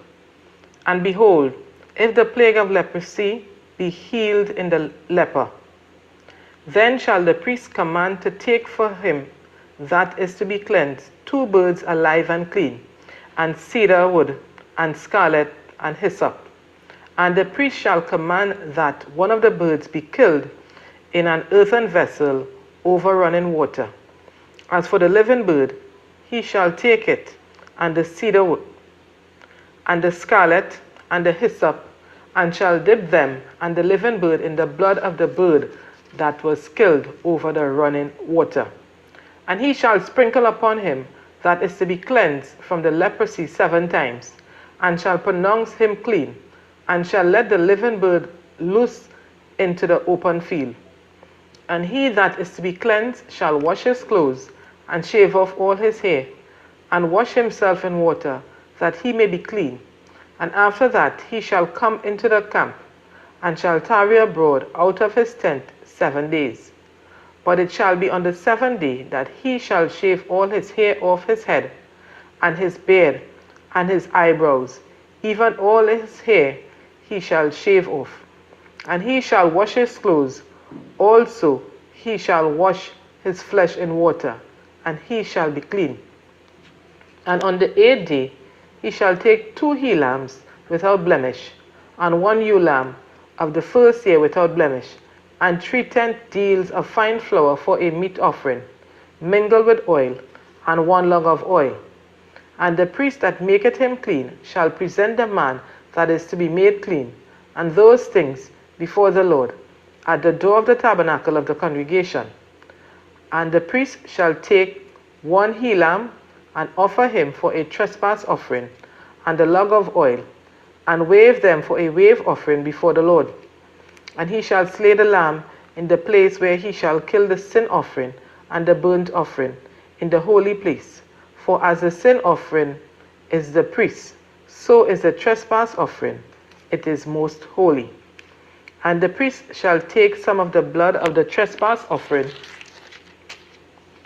and the priest shall put it upon the tip of the right ear of him that is to be cleansed, and upon the thumb of his right hand, and upon the great toe of his right foot. And the priest shall take some of the log of oil, and pour it into the palm of his own left hand. And the priest shall dip his right finger in the oil that is in his left hand, and shall sprinkle of the oil with his finger 7 times before the Lord. And of the rest of the oil that is in his hand shall the priest put upon the tip of the right ear of him that is to be cleansed, and upon the thumb of his right hand, and upon the great toe of his right foot, upon the blood of the trespass offering. And the remnant of the oil that is in the priest's hand he shall pour upon the head of him that is to be cleansed. And the priest shall make an atonement for him before the Lord. And the priest shall offer the sin offering, and make an atonement for him that is to be cleansed from his uncleanness. And afterward he shall kill the burnt offering. And the priest shall offer the burnt offering and the meat offering upon the altar. And the priest shall make an atonement for him, and he shall be clean. And if he be poor and cannot get so much, then he shall take one lamb for a trespass offering to be waved, to make an atonement for him, and 1/10 deal of fine flour mingled with oil for a meat offering, and a log of oil. And 2 turtle doves or 2 young pigeons, such as he is able to get. And the one shall be a sin offering, and the other a burnt offering. And he shall bring them on the 8th day for his cleansing unto the priest, unto the door of the tabernacle of the congregation before the Lord. And the priest shall take the lamb of the trespass offering, and the log of oil, and the priest shall wave them for a wave offering before the Lord. And he shall kill the lamb of the trespass offering, and the priest shall take some of the blood of the trespass offering, and put it upon the tip of the right ear of him that is to be cleansed, and upon the thumb of his right hand, and upon the great toe of his right foot. And the priest shall pour of the oil into the palm of his own left hand. And the priest shall sprinkle with his right finger some of the oil that is in his left hand 7 times before the Lord. And the priest shall put of that oil that is in his hand upon the tip of the right ear of him that is to be cleansed, and upon the thumb of his right hand, and upon the great toe of his right foot, upon the place of the blood of the trespass offering. And the rest of the oil that is in the priest's hand he shall put upon the head of him that is to be cleansed, to make an atonement for him before the Lord. And he shall offer the one of the turtle doves or of the young pigeons, such as he can get, even such as he is able to get, the one for a sin offering, and the other for a burnt offering, with the meat offering. And the priest shall make an atonement for him that is to be cleansed before the Lord. This is the law of him in whom is the plague of leprosy, whose hand is not able to get that which pertaineth to his cleansing. And the Lord spake unto Moses and unto Aaron, saying, When ye be come into the land of Canaan, which I give to you for a possession, and I put the plague of leprosy in a house of the land of your possession, and he that owneth the house shall come and tell the priest, saying, It seemeth to me there is as it were a plague in the house. Then the priest shall command that they empty the house before the priest go into it to see the plague, that all that is in the house be not made unclean. And afterward the priest shall go in to see the house. And he shall look on the plague, and behold, if the plague be in the walls of the house with hollow streaks, greenish or reddish, which in sight are lower than the wall, then the priest shall go out of the house to the door of the house, and shut up the house 7 days. And the priest shall come again the 7th day, and shall look, and behold, if the plague be spread in the walls of the house, then the priest shall command that they take away the stones in which the plague is, and they shall cast them into an unclean place without the city. And he shall cause the house to be scraped within round about, and they shall pour out the dust that they scrape off without the city into an unclean place. And they shall take other stones and put them in the place of those stones, and he shall take other mortar and shall plaster the house. And if the plague come again and break out in the house, after that he had taken away the stones, and after he had scraped the house, and after it is plastered, then the priest shall come and look, and behold, if the plague be spread in the house, it is a fretting leprosy in the house, it is unclean.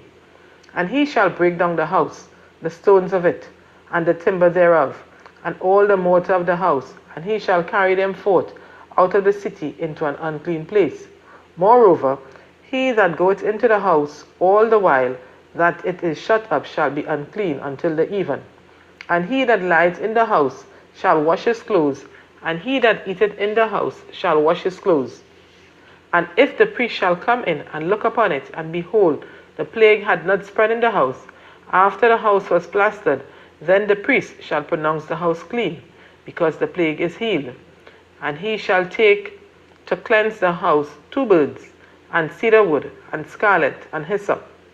And he shall kill the one of the birds in an earthen vessel over running water.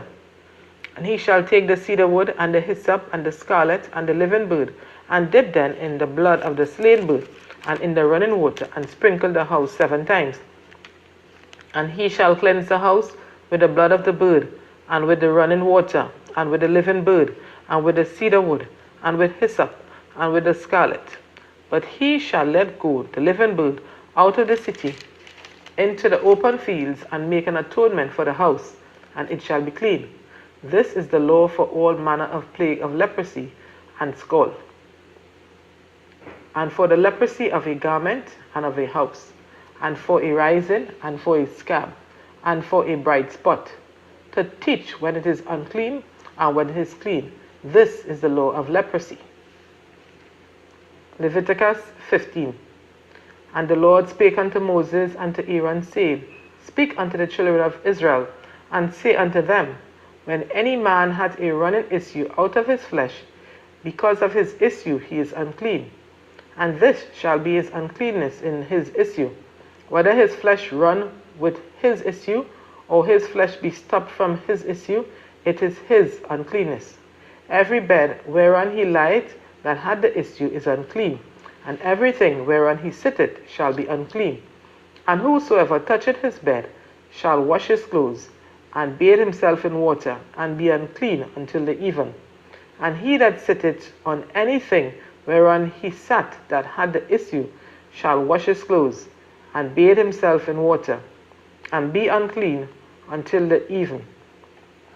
And he that toucheth the flesh of him that had the issue shall wash his clothes, and bathe himself in water, and be unclean until the even.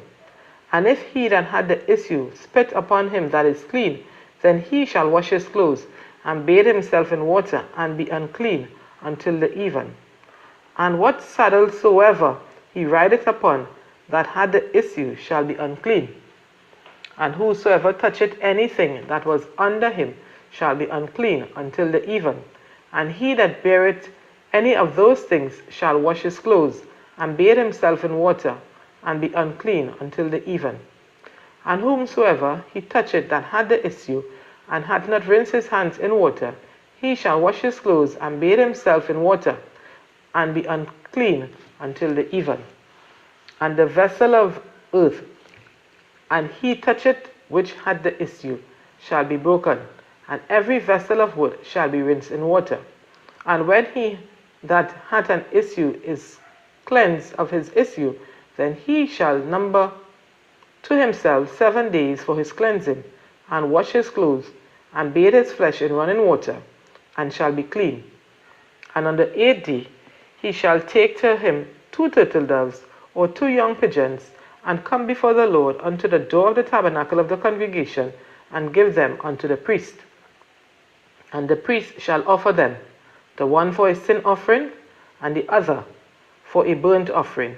And the priest shall make an atonement for him before the Lord for his issue. And if any man's seed of copulation go out from him, then he shall wash all his flesh in water, and be unclean until the even. And every garment and every skin whereon is the seed of copulation shall be washed with water, and be unclean until the even. The woman also with whom man shall lie with seed of copulation, they shall both bathe themselves in water, and be unclean until the even. And if a woman have an issue, and her issue in her flesh be blood, she shall be put apart 7 days, and whosoever toucheth her shall be unclean until the even.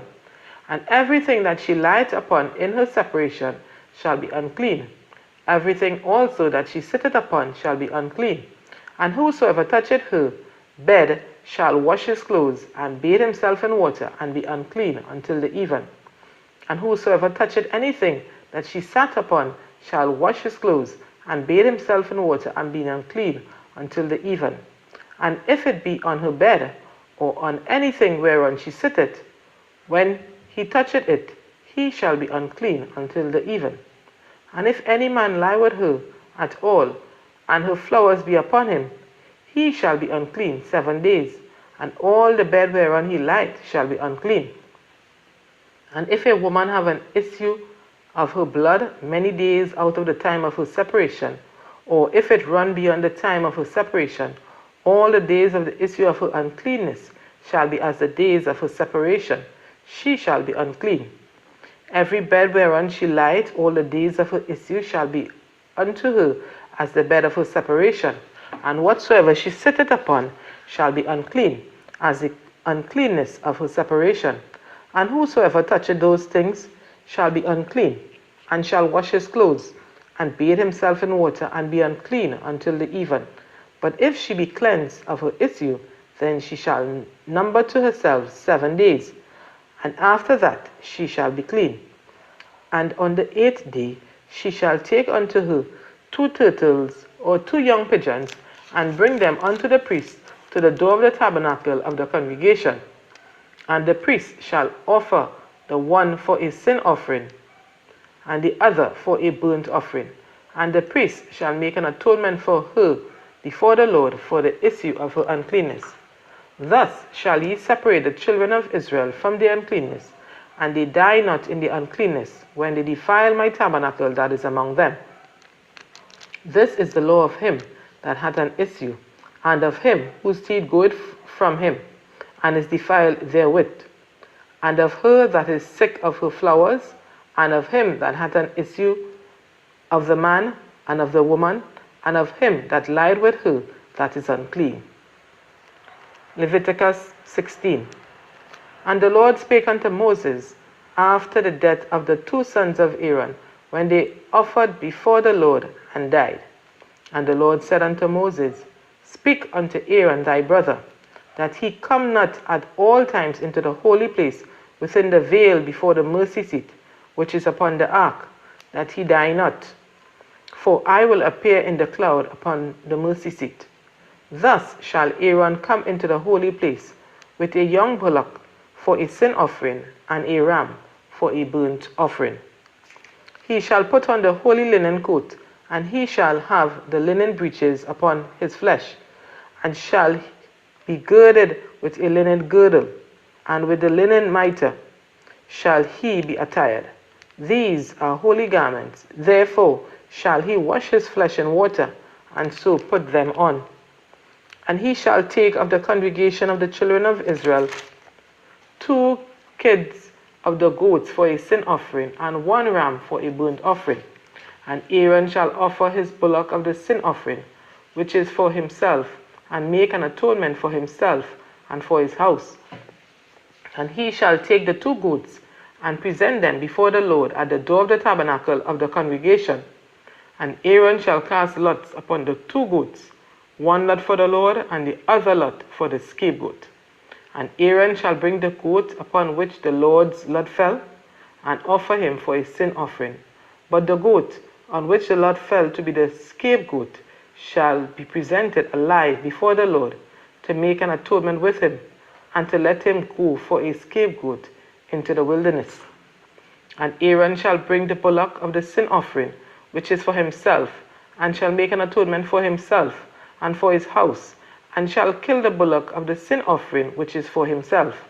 And he shall take a censer full of burning coals of fire from off the altar before the Lord, and his hands full of sweet incense, beaten small, and bring it within the veil.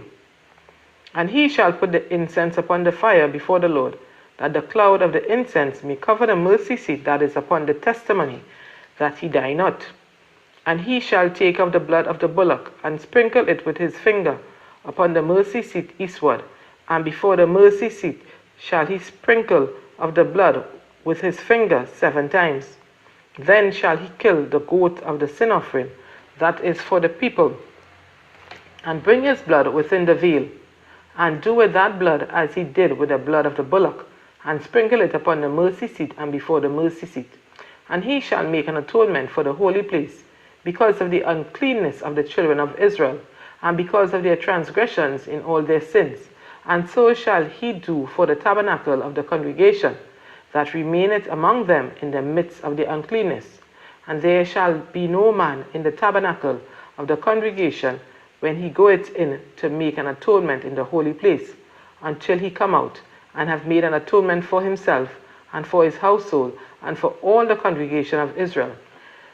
And he shall go out unto the altar that is before the Lord, and make an atonement for it, and shall take the blood of the bullock and of the blood of the goat, and put it upon the horns of the altar round about. And he shall sprinkle of the blood upon it with his finger 7 times, and cleanse it, and hallow it from the uncleanness of the children of Israel. And when he had made an end of reconciling the holy place, and the tabernacle of the congregation, and the altar, he shall bring the live goat. And Aaron shall lay both his hands upon the head of the live goat, and confess over him all the iniquities of the children of Israel, and all their transgressions in all their sins, putting them upon the head of the goat, and shall send them away by the hand of a fit man into the wilderness. And the goat shall bear upon him all their iniquities unto a land not inhabited. And he shall let go the goat in the wilderness. And Aaron shall come into the tabernacle of the congregation, and shall put off the linen garments which he put on when he went into the holy place, and shall leave them there. And he shall wash his flesh with water in the holy place, and put on his garments, and come forth, and offer his burnt offering, and the burnt offering of the people, and make an atonement for himself and for the people. And the fat of the sin offering shall he burn upon the altar. And he that let go the goat for the scapegoat shall wash his clothes, and bathe his flesh in water, and afterward come into the camp. And the bullock for the sin offering, and the goat for the sin offering, whose blood was brought in to make atonement in the holy place, shall one carry forth without the camp. And they shall burn in the fire their skins, and their flesh, and their dung. And he that burneth them shall wash his clothes, and bathe his flesh in water, and afterward he shall come into the camp. And this shall be a statute for ever unto you, that in the 7th month, on the 10th day of the month, ye shall afflict your souls, and do no work at all, whether it be one of your own country, or a stranger that sojourneth among you. For on that day shall the priest make an atonement for you, to cleanse you, that ye may be clean from all your sins before the Lord. It shall be a Sabbath of rest unto you, and ye shall afflict your souls by a statute forever. And the priest whom he shall anoint, and whom he shall consecrate to minister in the priest's office in his father's stead, shall make the atonement, and shall put on the linen clothes, even the holy garments. And he shall make an atonement for the holy sanctuary, and he shall make an atonement for the tabernacle of the congregation, and for the altar. And he shall make an atonement for the priests, and for all the people of the congregation. And this shall be an everlasting statute unto you, to make an atonement for the children of Israel for all their sins once a year. And he did as the Lord commanded Moses. Leviticus 17. And the Lord spake unto Moses, saying, Speak unto Aaron, and unto his sons, and unto all the children of Israel, and say unto them, This is the thing which the Lord had commanded, saying, What man soever there be of the house of Israel that killeth an ox, or lamb, or goat in the camp, or that killeth it out of the camp, and bringeth it not unto the door of the tabernacle of the congregation, to offer an offering unto the Lord before the tabernacle of the Lord, blood shall be imputed unto that man. He hath shed blood, and that man shall be cut off from among his people, to the end that the children of Israel may bring their sacrifices which they offer in the open field, even that they may bring them unto the Lord, unto the door of the tabernacle of the congregation, unto the priest, and offer them for a peace offering unto the Lord. And the priest shall sprinkle the blood upon the altar of the Lord, at the door of the tabernacle of the congregation, and burn the fat for a sweet savour unto the Lord. And they shall no more offer their sacrifices unto devils, after whom they have gone a whoring. This shall be a statute forever unto them throughout their generations. And thou shalt say unto them, Whatsoever man there be of the house of Israel, or of the strangers which sojourn among you, that offereth a burnt offering or sacrifice, and bring it not unto the door of the tabernacle of the congregation, to offer it unto the Lord, even that man shall be cut off from among his people. And whatsoever man there be of the house of Israel, or of the strangers that sojourn among you, that eateth any manner of blood, I will even set my face against that soul that eateth blood, and will cut him off from among his people. For the life of the flesh is in the blood, and I have given it to you upon the altar to make an atonement for your souls. For it is the blood that maketh an atonement for the soul. Therefore I said unto the children of Israel, no soul of you shall eat blood, neither shall any stranger that sojourneth among you eat blood. And whatsoever man there be of the children of Israel, or of the strangers that sojourn among you, which hunteth and catcheth any beast or fowl that may be eaten, he shall even pour out the blood thereof, and cover it with dust.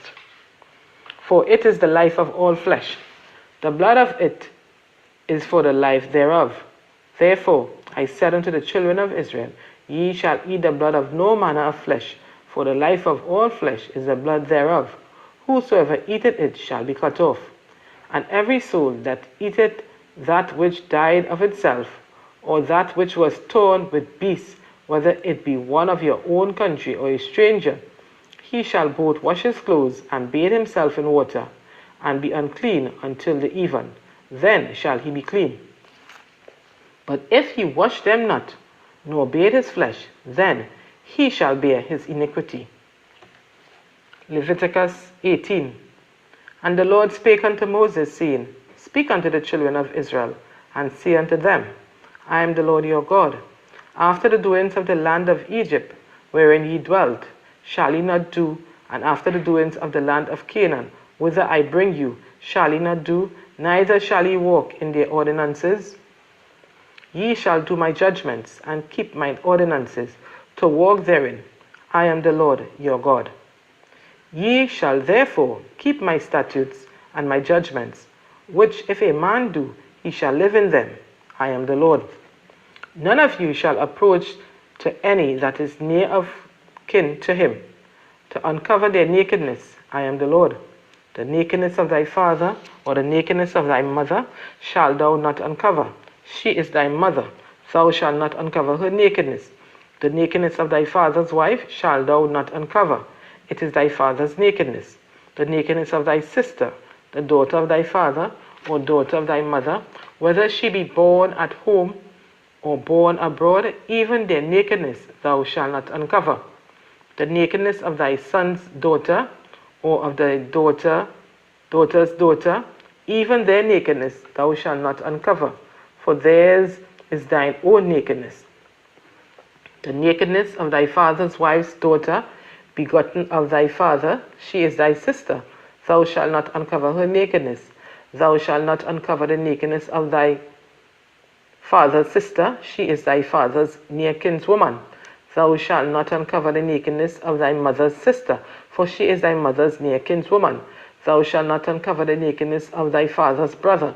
Thou shalt not approach to his wife, she is thine aunt. Thou shalt not uncover the nakedness of thy daughter-in-law, she is thy son's wife. Thou shalt not uncover her nakedness. Thou shalt not uncover the nakedness of thy father's wife, it is thy brother's nakedness. Thou shalt not uncover the nakedness of a woman and her daughter, neither shalt thou take her son's daughter or her daughter's daughter to uncover her nakedness, for they are her near kinswomen. It is wickedness. Neither shalt thou take a wife to her sister to vex her, to uncover her nakedness, besides the other in her lifetime. Also thou shalt not approach unto a woman to uncover her nakedness, as long as she is put apart for her uncleanness. Moreover, thou shalt not lie carnally with thy neighbor's wife, to defile thyself with her. And thou shalt not let any of thy seed pass through the fire to Molech. Neither shalt thou profane the name of the Lord God. I am the Lord. Thou shalt not lie with mankind, as with a womankind. It is abomination. Neither shalt thou lie with any beast to defile thyself therewith. Neither shall any woman stand before a beast to lie down thereto. It is confusion. Defile not ye yourselves in any of these things, for in all these the nations are defiled, which I cast out before you. And the land is defiled. Therefore I do visit the iniquity thereof upon it, and the land itself vomited out her inhabitants.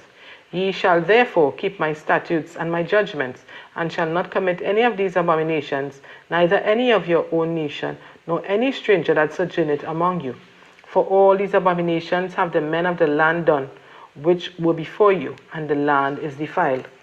And the land spewed not you out also, when ye defiled it, as it spewed out the nations that were before you. For whosoever shall commit any of these abominations, even the souls that commit them, shall be cut off from among their people. Therefore shall ye keep mine ordinance, that ye commit not any one of these abominable customs, which were committed before you, and that ye defile not yourselves therein. I am the Lord your God. Leviticus 19. And the Lord spake unto Moses, saying, Speak unto all the congregation of the children of Israel, and say unto them, Ye shall be holy, for I the Lord your God am holy. Ye shall fear every man his mother and his father, and keep my Sabbaths. I am the Lord your God. Turn ye not unto idols, nor make to yourselves molten gods. I am the Lord your God. And if ye offer a sacrifice of peace offerings unto the Lord, ye shall offer it at your own will. It shall be eaten the same day ye offer it, and on the morrow. And if aught remain until the third day, it shall be burnt in the fire. And if it be eaten at all on the third day, it is abominable. It shall not be accepted.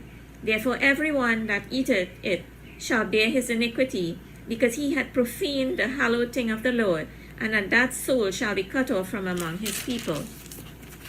And when ye reap the harvest of your land, thou shalt not wholly reap the corners of thy field, neither shalt thou gather the gleanings of thy harvest. And thou shalt not glean thy vineyard, neither shalt thou gather every grape of thy vineyard. Thou shalt leave them for the poor and stranger. I am the Lord your God. Ye shall not steal, neither deal falsely, neither lie one to another. And ye shall not swear by my name falsely, neither shalt thou profane the name of thy God. I am the Lord. Thou shalt not defraud thy neighbor, neither rob him. The wages of him that is hired shall not abide with thee all night until the morning. Thou shalt not curse the deaf, nor put a stumbling block before the blind, but shalt fear thy God. I am the Lord. Ye shall do no unrighteousness in judgment. Thou shalt not respect the person of the poor, nor respect the person of the mighty, but in righteousness shalt thou judge thy neighbor. Thou shalt not go up and down as a talebearer among thy people, neither shalt thou stand against the blood of thy neighbor. I am the Lord. Thou shalt not hate thy brother in thine heart. Thou shalt in any wise rebuke thy neighbor, and not suffer sin upon him.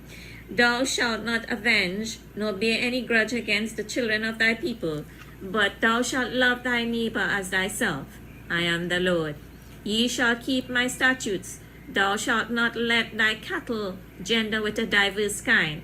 Thou shalt not sow thy field with mingled seed, neither shall a garment mingled of linen and woolen come upon thee.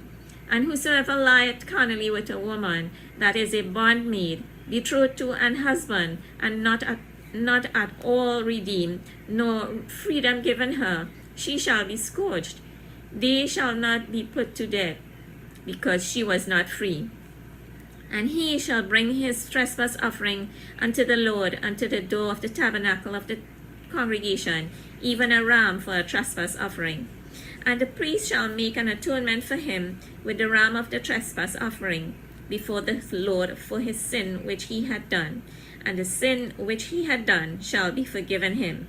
And when ye shall come into the land, and shall have planted all manner of trees for food, then ye shall count the fruit thereof as uncircumcised. 3 years shall it be as uncircumcised unto you, it shall not be eaten of. But in the 4th year all the fruit thereof shall be holy to praise the Lord withal. And in the 5th year shall ye eat of the fruit thereof, that it may yield unto you the increase thereof. I am the Lord your God. Ye shall not eat anything with the blood, neither shall ye use enchantment, nor observe times. Ye shall not round the corners of your heads, neither shalt thou mar the corners of thy beard. Ye shall not make any cuttings in your flesh for the dead, nor print any marks upon you. I am the Lord. Do not prostitute thy daughter to cause her to be a whore, lest the land fall to whoredom, and the land become full of wickedness. Ye shall keep my Sabbaths, and reverence my sanctuary. I am the Lord. Regard not them that have familiar spirits, neither seek after wizards to be defiled by them. I am the Lord your God.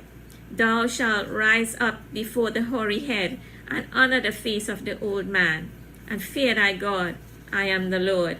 And if a stranger sojourn with thee in your land, ye shall not vex him.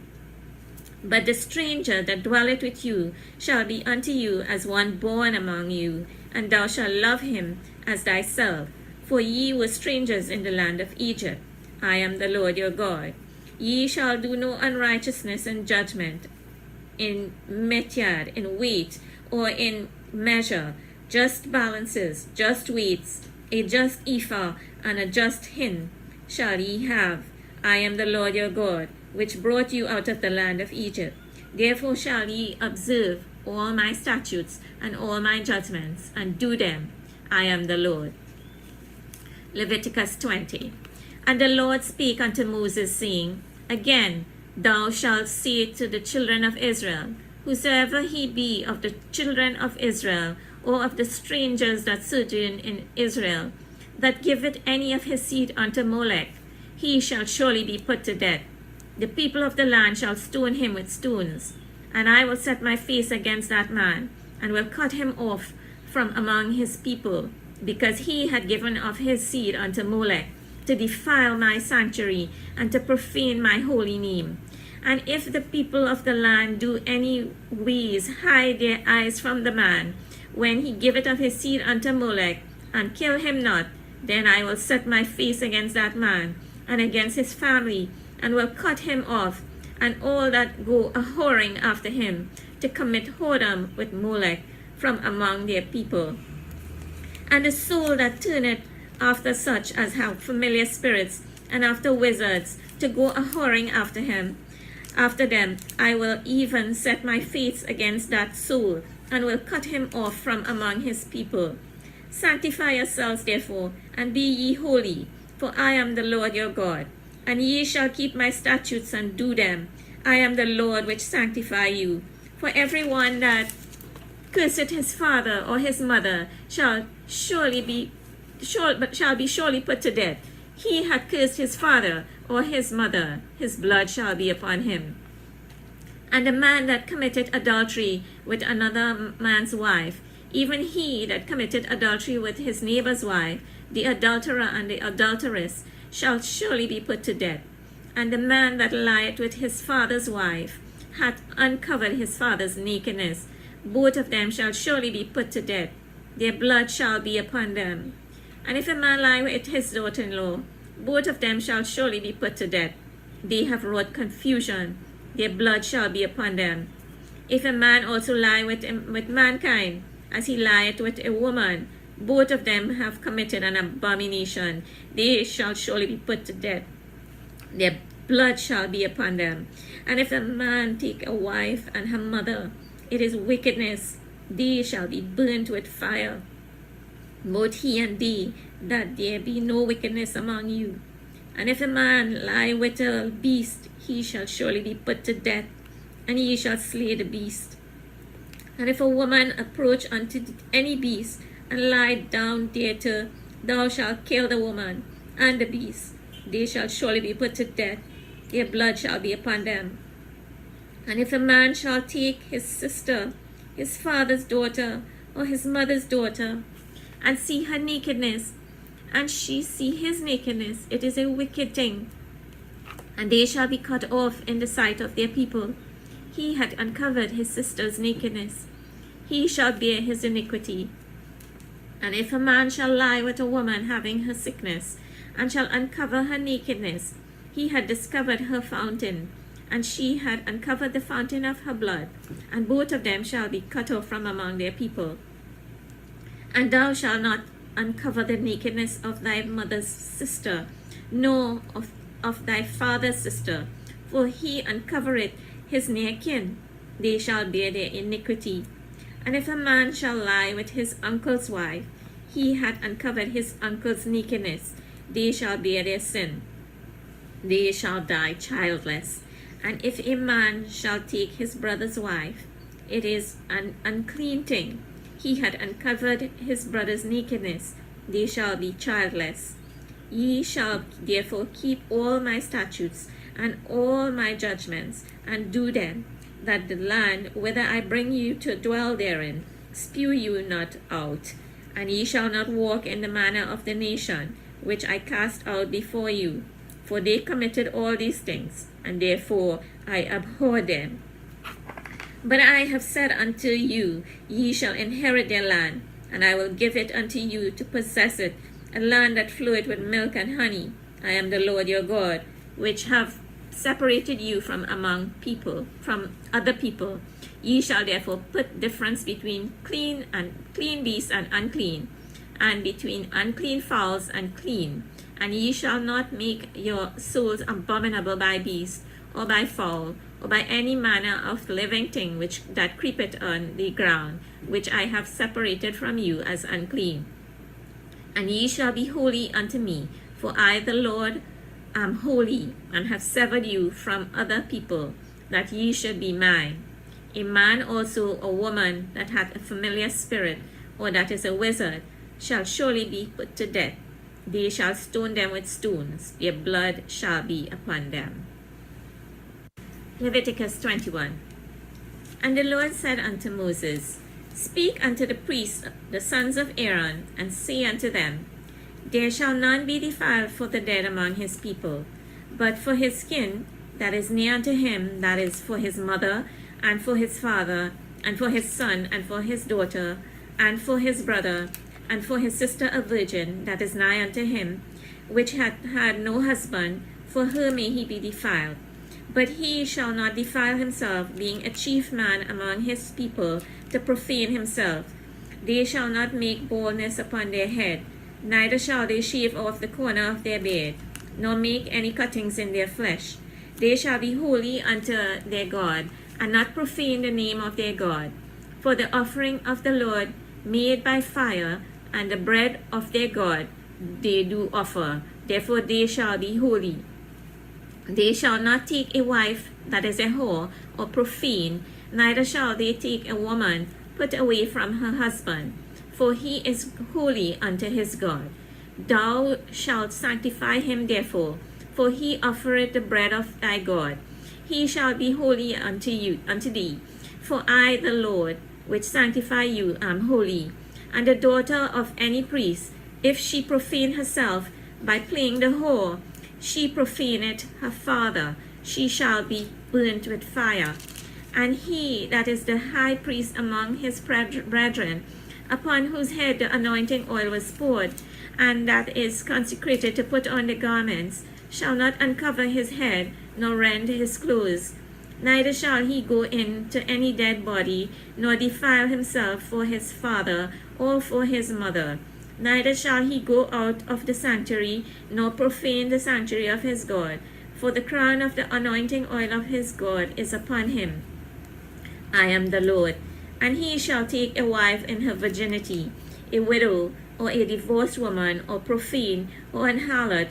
These shall he not take, but he shall take a virgin of his own people to wife. Neither shall he profane his seed among his people, for I the Lord do sanctify him. And the Lord spake unto Moses, saying, Speak unto Aaron, saying, Whosoever he be of thy seed in their generations that had any blemish, let him not approach to offer the bread of his God. For whatsoever man he be that had a blemish, he shall not approach, a blind man, or a lame, or he that hath a flat nose, or anything superfluous, or a man that is broken-footed, or broken-handed, or crooked back, or a dwarf, or that had a blemish in his eye, or be scurvy, or scabbed, or had his stones broken, no man that had a blemish of the seed of Aaron, the priest, shall come nigh to offer the offering of the Lord made by fire. He had a blemish, he shall not come nigh to offer the bread of his God. He shall eat the bread of his God, both of the most holy and of the holy. Only he shall not go in unto the veil, nor come nigh unto the altar, because he hath a blemish, that he profane not my sanctuaries, for I the Lord do sanctify them. And Moses told it unto Aaron, and to his sons, and unto all the children of Israel. Leviticus 22. And the Lord spake unto Moses, saying, Speak unto Aaron and to his sons, that they separate themselves from the holy things of the children of Israel, and that they profane not my holy name in those things which they hallow unto me. I am the Lord. Say unto them, Whosoever he be of all your seed among your generations, that goeth unto the holy things, which the children of Israel hallow unto the Lord, having his uncleanness upon him, that soul shall be cut off from my presence. I am the Lord. What man soever of the seed of Aaron is a leper, or hath a running issue, he shall not eat of the holy things until he be clean. And whoso toucheth anything that is unclean by the dead, or a man whose seed goeth from him, or whosoever toucheth any creeping thing, whereby he may be made unclean, or a man of whom he may take uncleanness, whatsoever unclean he had, the soul which had touched any such shall be unclean until even, and shall not eat of the holy things, unless he wash his flesh with water. And when the sun is down, he shall be clean, and shall afterward eat of the holy things, because it is his food. That which dieth of itself, or is torn with beasts, he shall not eat to defile himself therewith. I am the Lord. They shall therefore keep mine ordinance, lest they bear sin for it, and die therefore, if they profane it. I am the Lord, I the Lord do sanctify them. There shall no stranger eat of the holy thing. A sojourner of the priest, or an hired servant, shall not eat of the holy thing. But if the priest buy any soul with his money, he shall eat of it. And he that is born in his house, they shall eat of his meat. If the priest's daughter also be married unto a stranger, she may not eat of an offering of the holy things. But if the priest's daughter be a widow or divorced and have no child, and is returned unto her father's house, as in her youth, she shall eat of her father's meat. But there shall no stranger eat thereof. And if a man eat of the holy thing unwittingly, then he shall put the fifth part thereof unto it, and shall give it unto the priest with the holy thing. And they shall not profane the holy things of the children of Israel, which they offer unto the Lord, or suffer them to pass the iniquity of trespass, when they eat their holy things, for I the Lord do sanctify them. And the Lord spake unto Moses, saying, Speak unto Aaron, and to his sons, and unto all the children of Israel, and say unto them, Whatsoever he be of the house of Israel, or of strangers in Israel, that will offer his oblation for all his vows, and for all his freewill offerings, which they will offer unto the Lord for a burnt offering, ye shall offer at your own will a male without blemish of the beeves, of the sheep, or of the goats. And whatsoever hath a blemish, that shall ye not offer, for it shall not be acceptable for you. And whosoever offereth a sacrifice of peace offerings unto the Lord to accomplish his vow, or a freewill offering in beeves or sheep, it shall be perfect to be accepted. There shall be no blemish therein. Blind or broken or maimed or having a wen or scurvy or scab, ye shall not offer these unto the Lord, nor make an offering by fire of them upon the altar unto the Lord. Either a bullock or a lamb that hath anything superfluous or lacking in his parts, that mayst thou offer for a freewill offering, but for a vow it shall not be accepted. Ye shall not offer unto the Lord that which is bruised, or crushed, or broken, or cut, neither shall ye make any offering thereof in your land. Neither from a stranger's hand shall ye offer the bread of your God, or any of these, because their corruption is in them, and blemishes be in them. They shall not be accepted for you. And the Lord spake unto Moses, saying, When a bullock, or a sheep, or a goat is brought forth, then it shall be 7 days under the dam, and for the 8th day, and thenceforth it shall be accepted for an offering made by fire unto the Lord. And whether it be cow or ewe, ye shall not kill it, and her young both in 1 day. And when ye offer a sacrifice of thanksgiving unto the Lord, offer it at your own will. On the same day it shall be eaten up. Ye shall not leave none of it until the morrow. I am the Lord. Therefore shall ye keep my commandments, and do them. I am the Lord. Neither shall ye profane my holy name, but I will be hallowed among the children of Israel. I am the Lord which hallow you, that brought you out of the land of Egypt, to be your God. I am the Lord. Leviticus 23.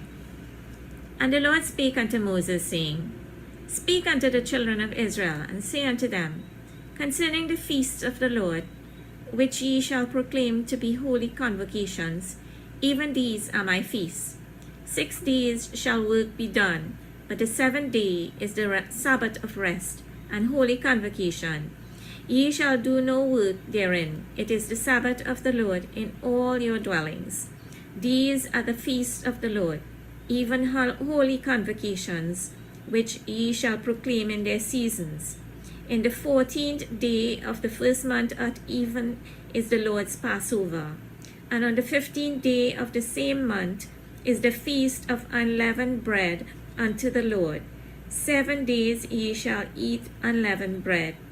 In the first day ye shall have an holy convocation.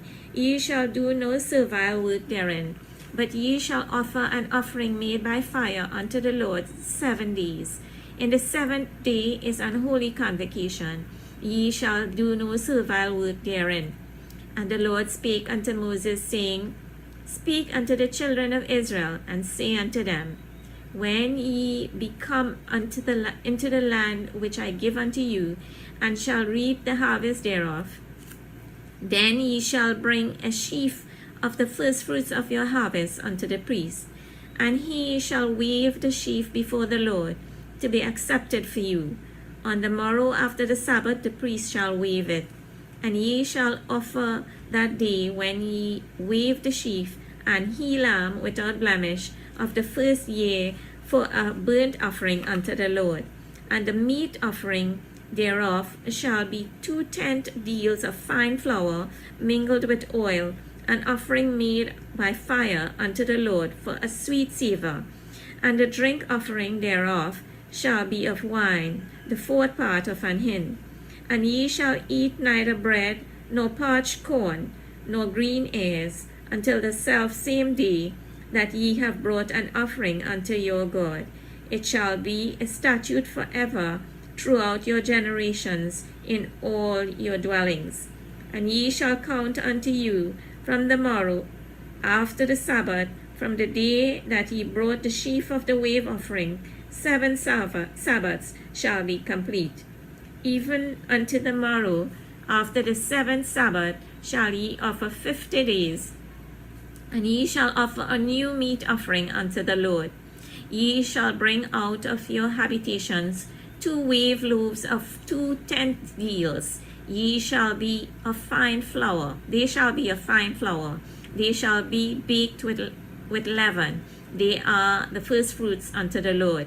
And ye shall offer with the bread 7 lambs without blemish of the first year, and 1 young bullock, and 2 rams. They shall be for a burnt offering unto the Lord, with their meat offering, and their drink offerings, even an offering made by fire of sweet savour unto the Lord. Then ye shall sacrifice 1 kid of the goats for a sin offering, and 2 lambs of the first year for a sacrifice of peace offerings. And the priest shall wave them with the bread of the firstfruits for a wave offering before the Lord. With the 2 lambs they shall be holy to the Lord for the priest. And ye shall proclaim on the selfsame day that it may be an holy convocation unto you. Ye shall do no servile work therein. It shall be a statute forever in all your dwellings throughout your generations. And when ye reap the harvest of your land, thou shalt not make clean riddance of the corners of thy field when thou reapest, neither shalt thou gather any gleaning of thy harvest. Thou shalt leave them unto the poor and to the stranger. I am the Lord. I am the Lord your God. And the Lord spake unto Moses, saying, Speak unto the children of Israel, saying, In the 7th month, in the 1st day of the month, shall ye have a Sabbath, a memorial of blowing of trumpets, and holy convocation. Ye shall do no servile work therein, but ye shall offer an offering made by fire unto the Lord. And the Lord spake unto Moses, saying, Also on the 10th day of this 7th month, there shall be a day of atonement. It shall be an holy convocation unto you, and ye shall afflict your souls, and offer an offering made by fire unto the Lord. And ye shall do no work in that day, for it is a day of atonement, to make an atonement for you before the Lord your God. For whatsoever soul it be that shall not be afflicted in that same day, he shall be cut off from among his people. And whatsoever soul it be that doeth any work in that same day, that's the same soul will I destroy from among his people. Ye shall do no manner of work. It shall be a statute forever throughout your generations in all your dwellings. It shall be unto you a Sabbath of rest, and ye shall afflict your souls. In the 9th day of the month at even, from even unto even, shall ye celebrate your Sabbath. And the Lord spake unto Moses, saying, Speak unto the children of Israel, saying, The 15th day of this 7th month shall be the Feast of Tabernacles for 7 days unto the Lord. On the 1st day shall be an holy convocation. Ye shall do no servile work therein. 7 days ye shall offer an offering made by fire unto the Lord. On the 8th day shall be an holy convocation unto you, and ye shall offer an offering made by fire unto the Lord. It is a solemn assembly, and ye shall do no servile work therein. These are the feasts of the Lord, which ye shall proclaim to be holy convocations, to offer an offering made by fire unto the Lord, a burnt offering, and a meat offering, a sacrifice and drink offerings, everything upon his day, beside the Sabbaths of the Lord, and beside your gifts, and beside all your vows, and beside all your freewill offerings, which ye give unto the Lord. Also in the 15th day of the 7th month, when ye have gathered in the fruit of the land, ye shall keep a feast unto the Lord 7 days. On the 1st day shall be a Sabbath, and on the 8th day shall be a Sabbath. And ye shall take you on the 1st day the boughs of goodly trees, branches of palm trees, and the boughs of thick trees, and willows of the brook. And ye shall rejoice before the Lord your God 7 days. And ye shall keep it a feast unto the Lord 7 days in the year. It shall be a statute forever in your generations. Ye shall celebrate it in the 7th month. Ye shall dwell in booths 7 days. All that are Israelites born shall dwell in booths, that your generations may know that I made the children of Israel to dwell in booths when I brought them out of the land of Egypt. I am the Lord your God. And Moses declared unto the children of Israel the feasts of the Lord. Leviticus 24. And the Lord spake unto Moses, saying, Command the children of Israel that they bring unto thee pure oil, olive beaten for the lamps, to cause the lamps to burn continually. Without the veil of the testimony, in the tabernacle of congregation, shall Aaron order it from the evening unto the morning before the Lord continually. it shall be a statute forever in your generations. He shall order the lamps upon the pure candlestick before the Lord continually, and thou shalt take fine flour and bake 12 cakes thereof. 2/10 deals shall be in one cake, and thou shalt set them in 2 rows, 6 on a row, upon the pure table before the Lord. And thou shalt put pure frankincense upon each row, that it may be on the bread for a memorial, even an offering made by fire unto the Lord. Every Sabbath he shall set it in order before the Lord continually, being taken from the children of Israel by an everlasting covenant. And it shall be Aaron's and his sons, and they shall eat it in the holy place, for it is most holy unto him, of the offerings of the Lord, made by fire by a perpetual statute. And the son of an Israelitish woman, whose father was an Egyptian, went out among the children of Israel. And this son of the Israelitish woman and a man of Israel strove together in the camp. And the Israelitish woman's sons blasphemed the name of the Lord, and cursed, and they brought him unto Moses. And his mother's name was Shelomith, the daughter of Debri of the tribe of Dan. And they put him in ward, that the mind of the Lord might be shown them. And the Lord spake unto Moses, saying, Bring forth him that had cursed without the camp, and let all that heard him lay their hands upon his head, and let all the congregation stone him. And thou shalt speak unto the children of Israel, saying, Whosoever curseth his God shall bear his sin. And he that blasphemeth the name of the Lord, he shall surely be put to death.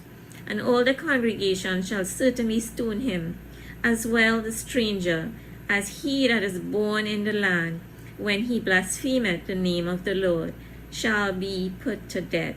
And he that killeth any man shall surely be put to death. And he that killeth a beast shall make it good, beast for beast. And if a man cause a blemish in his neighbor, as he had done, so shall it be done to him, breach for breach, eye for eye, tooth for tooth. As he had caused a blemish in a man, so shall it be done to him again. And he that killeth a beast, he shall restore it. And he that killeth a man, he shall be put to death. He shall have one manner of law, as well for the stranger as for one of your own country. For I am the Lord your God. And Moses spake to the children of Israel, that they should bring forth him that had cursed out of the camp, and they stoned him with stones. And the children of Israel did as the Lord commanded Moses. Leviticus 25. And the Lord spake unto Moses in Mount Sinai, saying, Speak unto the children of Israel, and say unto them, When ye come into the land which I give you, then shall the land keep a Sabbath unto the Lord. 6 years shalt thou sow thy field, and 6 years thou shalt prune thy vineyard, and gather in the fruit thereof. But in the 7th year shall be a Sabbath of rest unto the land, a Sabbath for the Lord. Thou shalt neither sow thy field, nor prune thy vineyard. That which groweth of its own accord of thy harvest thou shalt not reap, neither gather the grapes of thy vine undressed, for it is a year of rest unto the land. And the Sabbath of the land shall be meat for you, for thee, and for thy maid, and for thy and for thy hired servant, and for thy stranger that sojourneth with thee, and for thy cattle, and for the beasts that are in thy land, shall all the increase thereof be meat. And thou shalt number 7 Sabbaths of years unto thee, 7 times 7 years, and the space of the 7 Sabbaths of years shall be unto thee 49 years. Then shalt thou cause the trumpet of the Jubilee to sound on the 10th day of the 7th month. In the day of atonement shall ye make the trumpet sound throughout all your land. And ye shall hallow the 50th year, and proclaim liberty throughout all the land unto all the inhabitants thereof. It shall be a jubilee unto you, and ye shall return every man unto his possession, and ye shall return every man unto his family. A jubilee shall that 50th year be unto you. Ye shall not sow, neither reap that which groweth of itself in it, nor gather the grapes in it of thy vine undressed, for it is the jubilee. It shall be holy unto you. Ye shall eat the increase thereof out of the field. In the year of this jubilee ye shall return every man unto his possession. And if thou sell aught unto thy neighbor, or buyest aught of thy neighbor's hand, ye shall not oppress one another. According to the number of years after the jubilee thou shalt buy of thy neighbor, and according unto the number of years of the fruits he shall sell unto thee. According to the multitude of years thou shalt increase the price thereof, and according to the fewness of the years thou shalt diminish the price of it. For according to the number of the years of the fruits doth he sell unto thee. Ye shall not therefore oppress one another, but thou shalt fear thy God, for I am the Lord your God. Wherefore ye shall do my statutes, and keep my judgments, and do them, and ye shall dwell in the land in safety, and the land shall yield her fruit, and ye shall eat your fill, and dwell therein in safety. And ye shall say, What shall we eat the 7th year? Behold, we shall not sow, nor gather in our increase.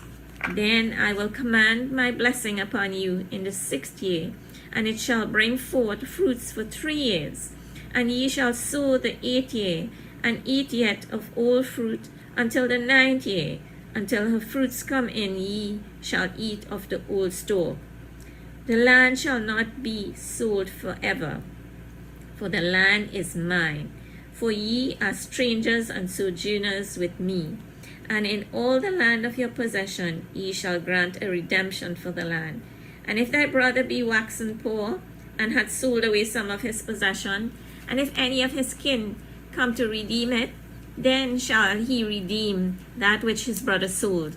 And if the man have none to redeem it, and himself be able to redeem it, then let him count the years of the sale thereof, and restore the overplus unto the man to whom he sold it, that he may return unto his possession.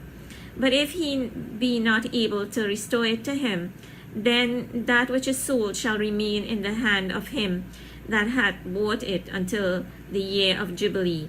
And in the Jubilee it shall go out, and he shall return unto his possession. And if a man sell a dwelling in a walled city, then he may redeem it within a whole year after it is sold. Within a full year may he redeem it. And if it be not redeemed within the space of a full year, then the house that is in the walled city shall be established forever to him that bought it throughout his generations. It shall not go out in the Jubilee. But the houses of the villages, which have no wall round about them, shall be counted as the fields of the country. They may be redeemed, and they shall go out in the Jubilee. Notwithstanding the cities of the Levites, and the houses of the cities of their possession, may the Levites redeem at any time. And if a man purchase of the Levites, then the house that was sold, and the city of his possession, shall go out in the year of Jubilee. For the houses of the cities of the Levites are their possession among the children of Israel. But the field of the suburbs of their cities may not be sold, for it is their perpetual possession.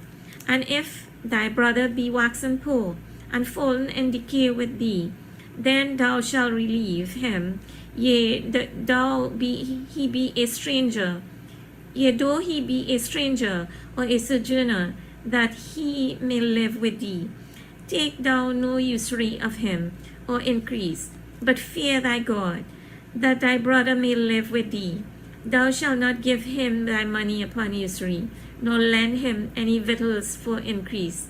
I am the Lord your God, which brought you forth out of the land of Egypt, to give you the land of Canaan, and to be your God. And if thy brother that dwelleth by thee be waxen poor, and be sold unto thee, that thou not compel him to serve as a bondservant, but as a hired servant, and as a sojourner, he shall be with thee, and shall serve thee unto the year of Jubilee. And then shall he depart from thee, both he and his children with him, and shall return unto his own family, and unto the possession of his fathers shall he return. For they are my servants, which I brought forth out of the land of Egypt. They shall not be sold as bondmen. Thou shalt not rule over him with rigor, but shall fear thy God. Both thy bondmen and thy bondmaids, which thou shalt have, shall be of the heathen that are round about you. Of them shall ye buy bondmen and bondmaids. Moreover, of the children of the strangers that do sojourn among you, of them shall ye buy, and of their families that are with you, which they begat in your land, and they shall be your possession. And ye shall take them as an inheritance for your children after you, to inherit them for a possession. They shall be your bondmen forever. But over your brethren, the children of Israel, ye shall not rule one over another with rigor. And if a sojourner or stranger wax rich by thee, and thy brother that dwelleth by him wax poor, and sell himself unto the stranger or sojourner by thee, or to the stock of the stranger's family, after that he is sold, he may be redeemed again. One of his brethren may redeem him. Either his uncle or his uncle's son may redeem him, or any that is nigh of kin unto him, of his family may redeem him, or if he be able, he may redeem himself. And he shall reckon with him that bought him from the year that he was sold to him unto the year of Jubilee. And the price of his sale shall be according unto the number of years, according to the time of an hired servant shall it be with him. If there be yet many years behind, according unto them, he shall give again the price of his redemption out of the money that he was bought for. And if there remain but few years unto the year of Jubilee, then he shall count with him, and according unto his years shall he give him again the price of his redemption. And as a yearly hired servant shall he be with him, and the other shall not rule with rigor over him in thy sight. And if he be not redeemed in these years, then he shall go out in the year of Jubilee, both he and his children with him. And for unto me, the children of Israel are servants, they are my servants, whom I brought forth out of the land of Egypt. I am the Lord your God. Leviticus 26. Ye shall make you no idols, no graven image, neither rear you up a standing image, neither shall ye set up any image of stone in your land to bow down unto it, for I am the Lord your God. Ye shall keep my Sabbaths and reverence my sanctuary. I am the Lord. If ye walk in my statutes and keep my commandments and do them, then I will give you rain in due season, and the land shall yield her increase, and the trees of the field shall yield their fruit. And your threshing shall reach unto the vintage, and the vintage shall reach unto the sowing time, and ye shall eat your bread to the full, and dwell in your land safely. And I will give peace in the land, and ye shall lie down, and none shall make you afraid. And I will rid evil beasts out of the land, neither shall the sword go through your land. And ye shall chase your enemies, and they shall fall before you by the sword. And 5 of you shall chase 100, and 100 of you shall put 10,000 to flight, and your enemies shall fall before you by the sword. For I will have respect unto you, and make you fruitful, and multiply you, and establish my covenant with you. And ye shall eat old store, and bring forth the old because of the new. And I will set my tabernacle among you, and my soul shall not abhor you. And I will walk among you, and will be your God, and ye shall be my people. I am the Lord your God, which brought you forth out of the land of Egypt. that ye should not be their bondmen, and I have broken the bands of your yoke, and made you go upright.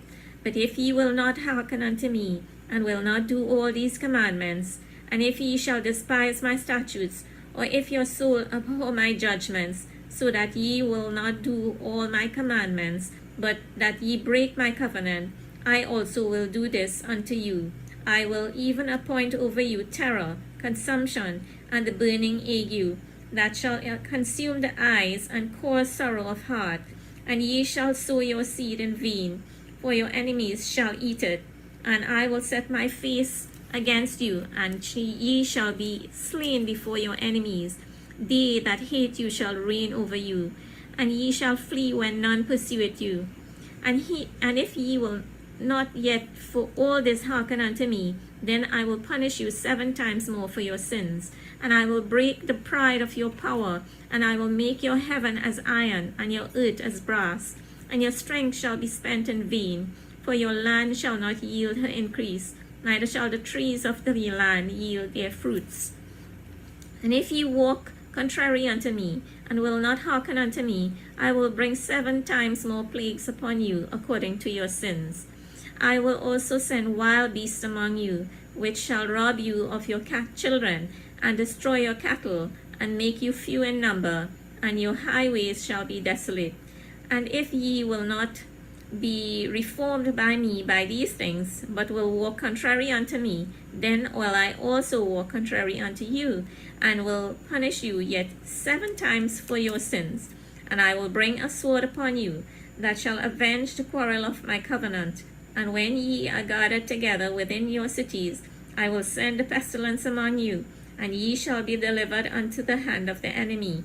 And when I have broken the staff of your bread, 10 women shall bake your bread in one oven, and they shall deliver you your bread again by weight.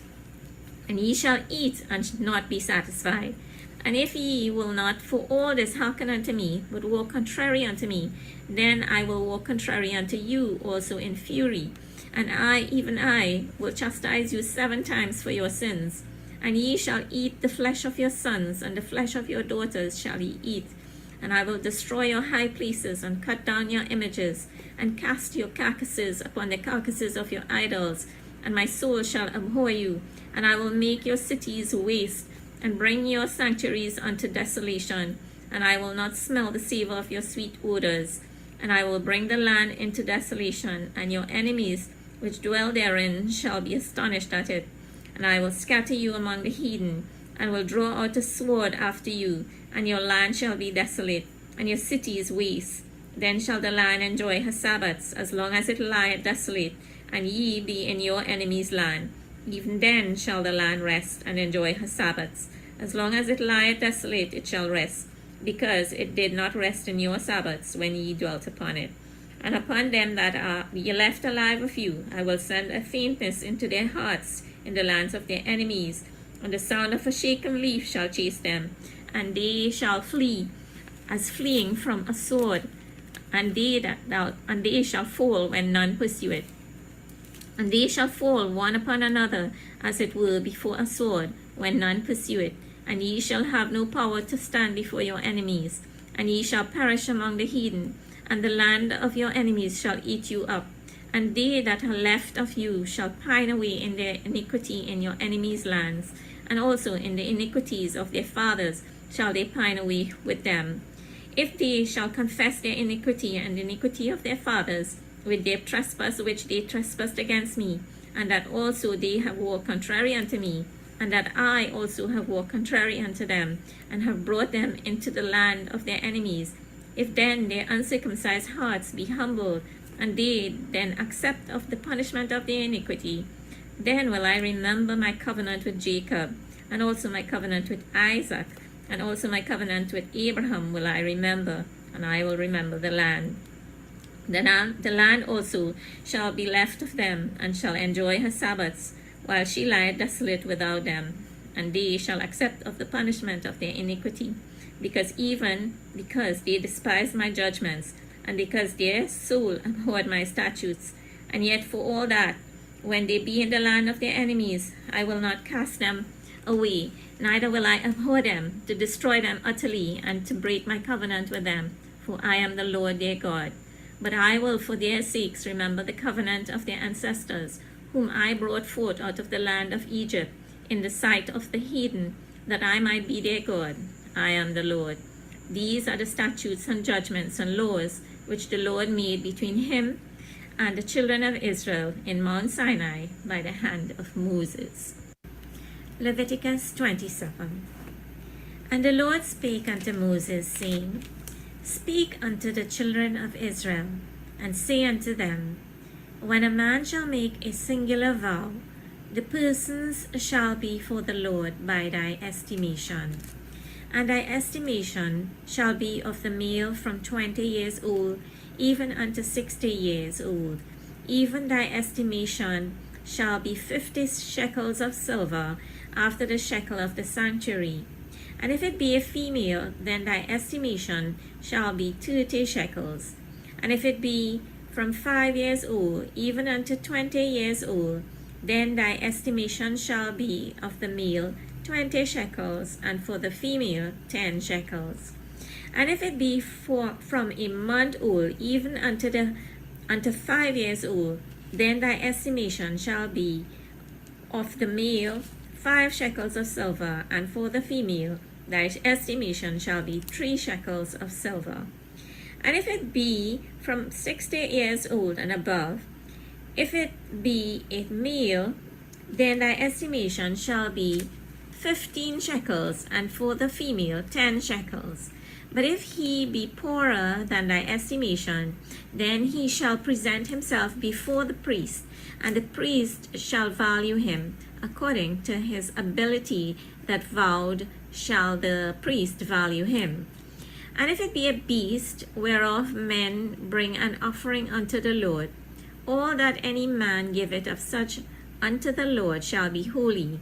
He shall not alter it, nor change it, a good for a bad, or a bad for a good.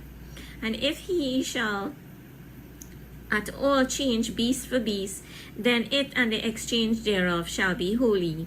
And if it be an unclean beast, of which they do not offer a sacrifice unto the Lord, then he shall present the beast before the priest, and the priest shall value it, whether it be good or bad, as thou valuest it, who art the priest, so shall it be. But if he will at all redeem it, then he shall add a 5th part thereof unto thy estimation. And when a man shall sanctify his house to be holy unto the Lord, then the priest shall estimate it, whether it be good or bad, as the priest shall estimate it, so shall it stand. And if he that sanctified it will redeem his house, then he shall add the 5th part of the money of thy estimation unto it, and it shall be his. And if a man shall sanctify unto the Lord some part of a field of his possession, then thy estimation shall be according to the seed thereof. And an homer of barley seed shall be valued at 50 shekels of silver. If he sanctify his field from the year of Jubilee, according to thy estimation, it shall stand. But if he sanctify his field after the Jubilee, then the priest shall reckon unto him the money according to the years that remain, even unto the year of the Jubilee, and it shall be abated from thy estimation. And if he that sanctified the field will in any wise redeem it, then he shall add the 5th part of the money of thy estimation unto it, and it shall be assured to him. And if he will not redeem the field, or if he have sold the field to another man, it shall not be redeemed any more. But the field, when it goeth out in the Jubilee, shall be holy unto the Lord, as a field devoted. The possession thereof shall be the priest's. And if a man sanctify unto the Lord a field which he hath bought, which is not of the fields of his possession, then the priest shall reckon unto him the worth of thy estimation, even unto the year of the Jubilee, and he shall give thine estimation in that day as a holy thing unto the Lord. In the year of the Jubilee the field shall return unto him of whom it was bought, even to him to whom the possession of the land did belong. And all thy estimations shall be according to the shekel of the sanctuary. 20 gerahs shall be the shekel. Only the firstling of the beast, which should be the Lord's firstling, no man shall sanctify it, whether it be ox or sheep, it is the Lord's. And if it be of an unclean beast, then he shall redeem it according to thine estimation, and shall add a fifth part of it thereto. Or if it be not redeemed, then it shall be sold according to thy estimation. Notwithstanding, no devoted thing that a man shall devote unto the Lord, of all that he had, both of man and beast, and of the field of his possession, shall be sold or redeemed. Every devoted thing is most holy unto the Lord. None devoted, which shall be devoted of men, shall be redeemed, but shall surely be put to death. And all the tithe of the land, whether of the seed of the land, or of the fruit of the tree, it is the Lord's. It is holy unto the Lord. And if a man will at all redeem aught of his tithes, he shall add thereto the fifth part thereof. And concerning the tithe of the herd, or of the flock, even of whatsoever passeth under the rod, the tenth shall be holy unto the Lord. He shall not search whether it be good or bad, neither shall he change it. And if he change it at all, then both it and the change thereof shall be holy, it shall not be redeemed. These are the commandments which the Lord commanded Moses for the children of Israel in Mount Sinai.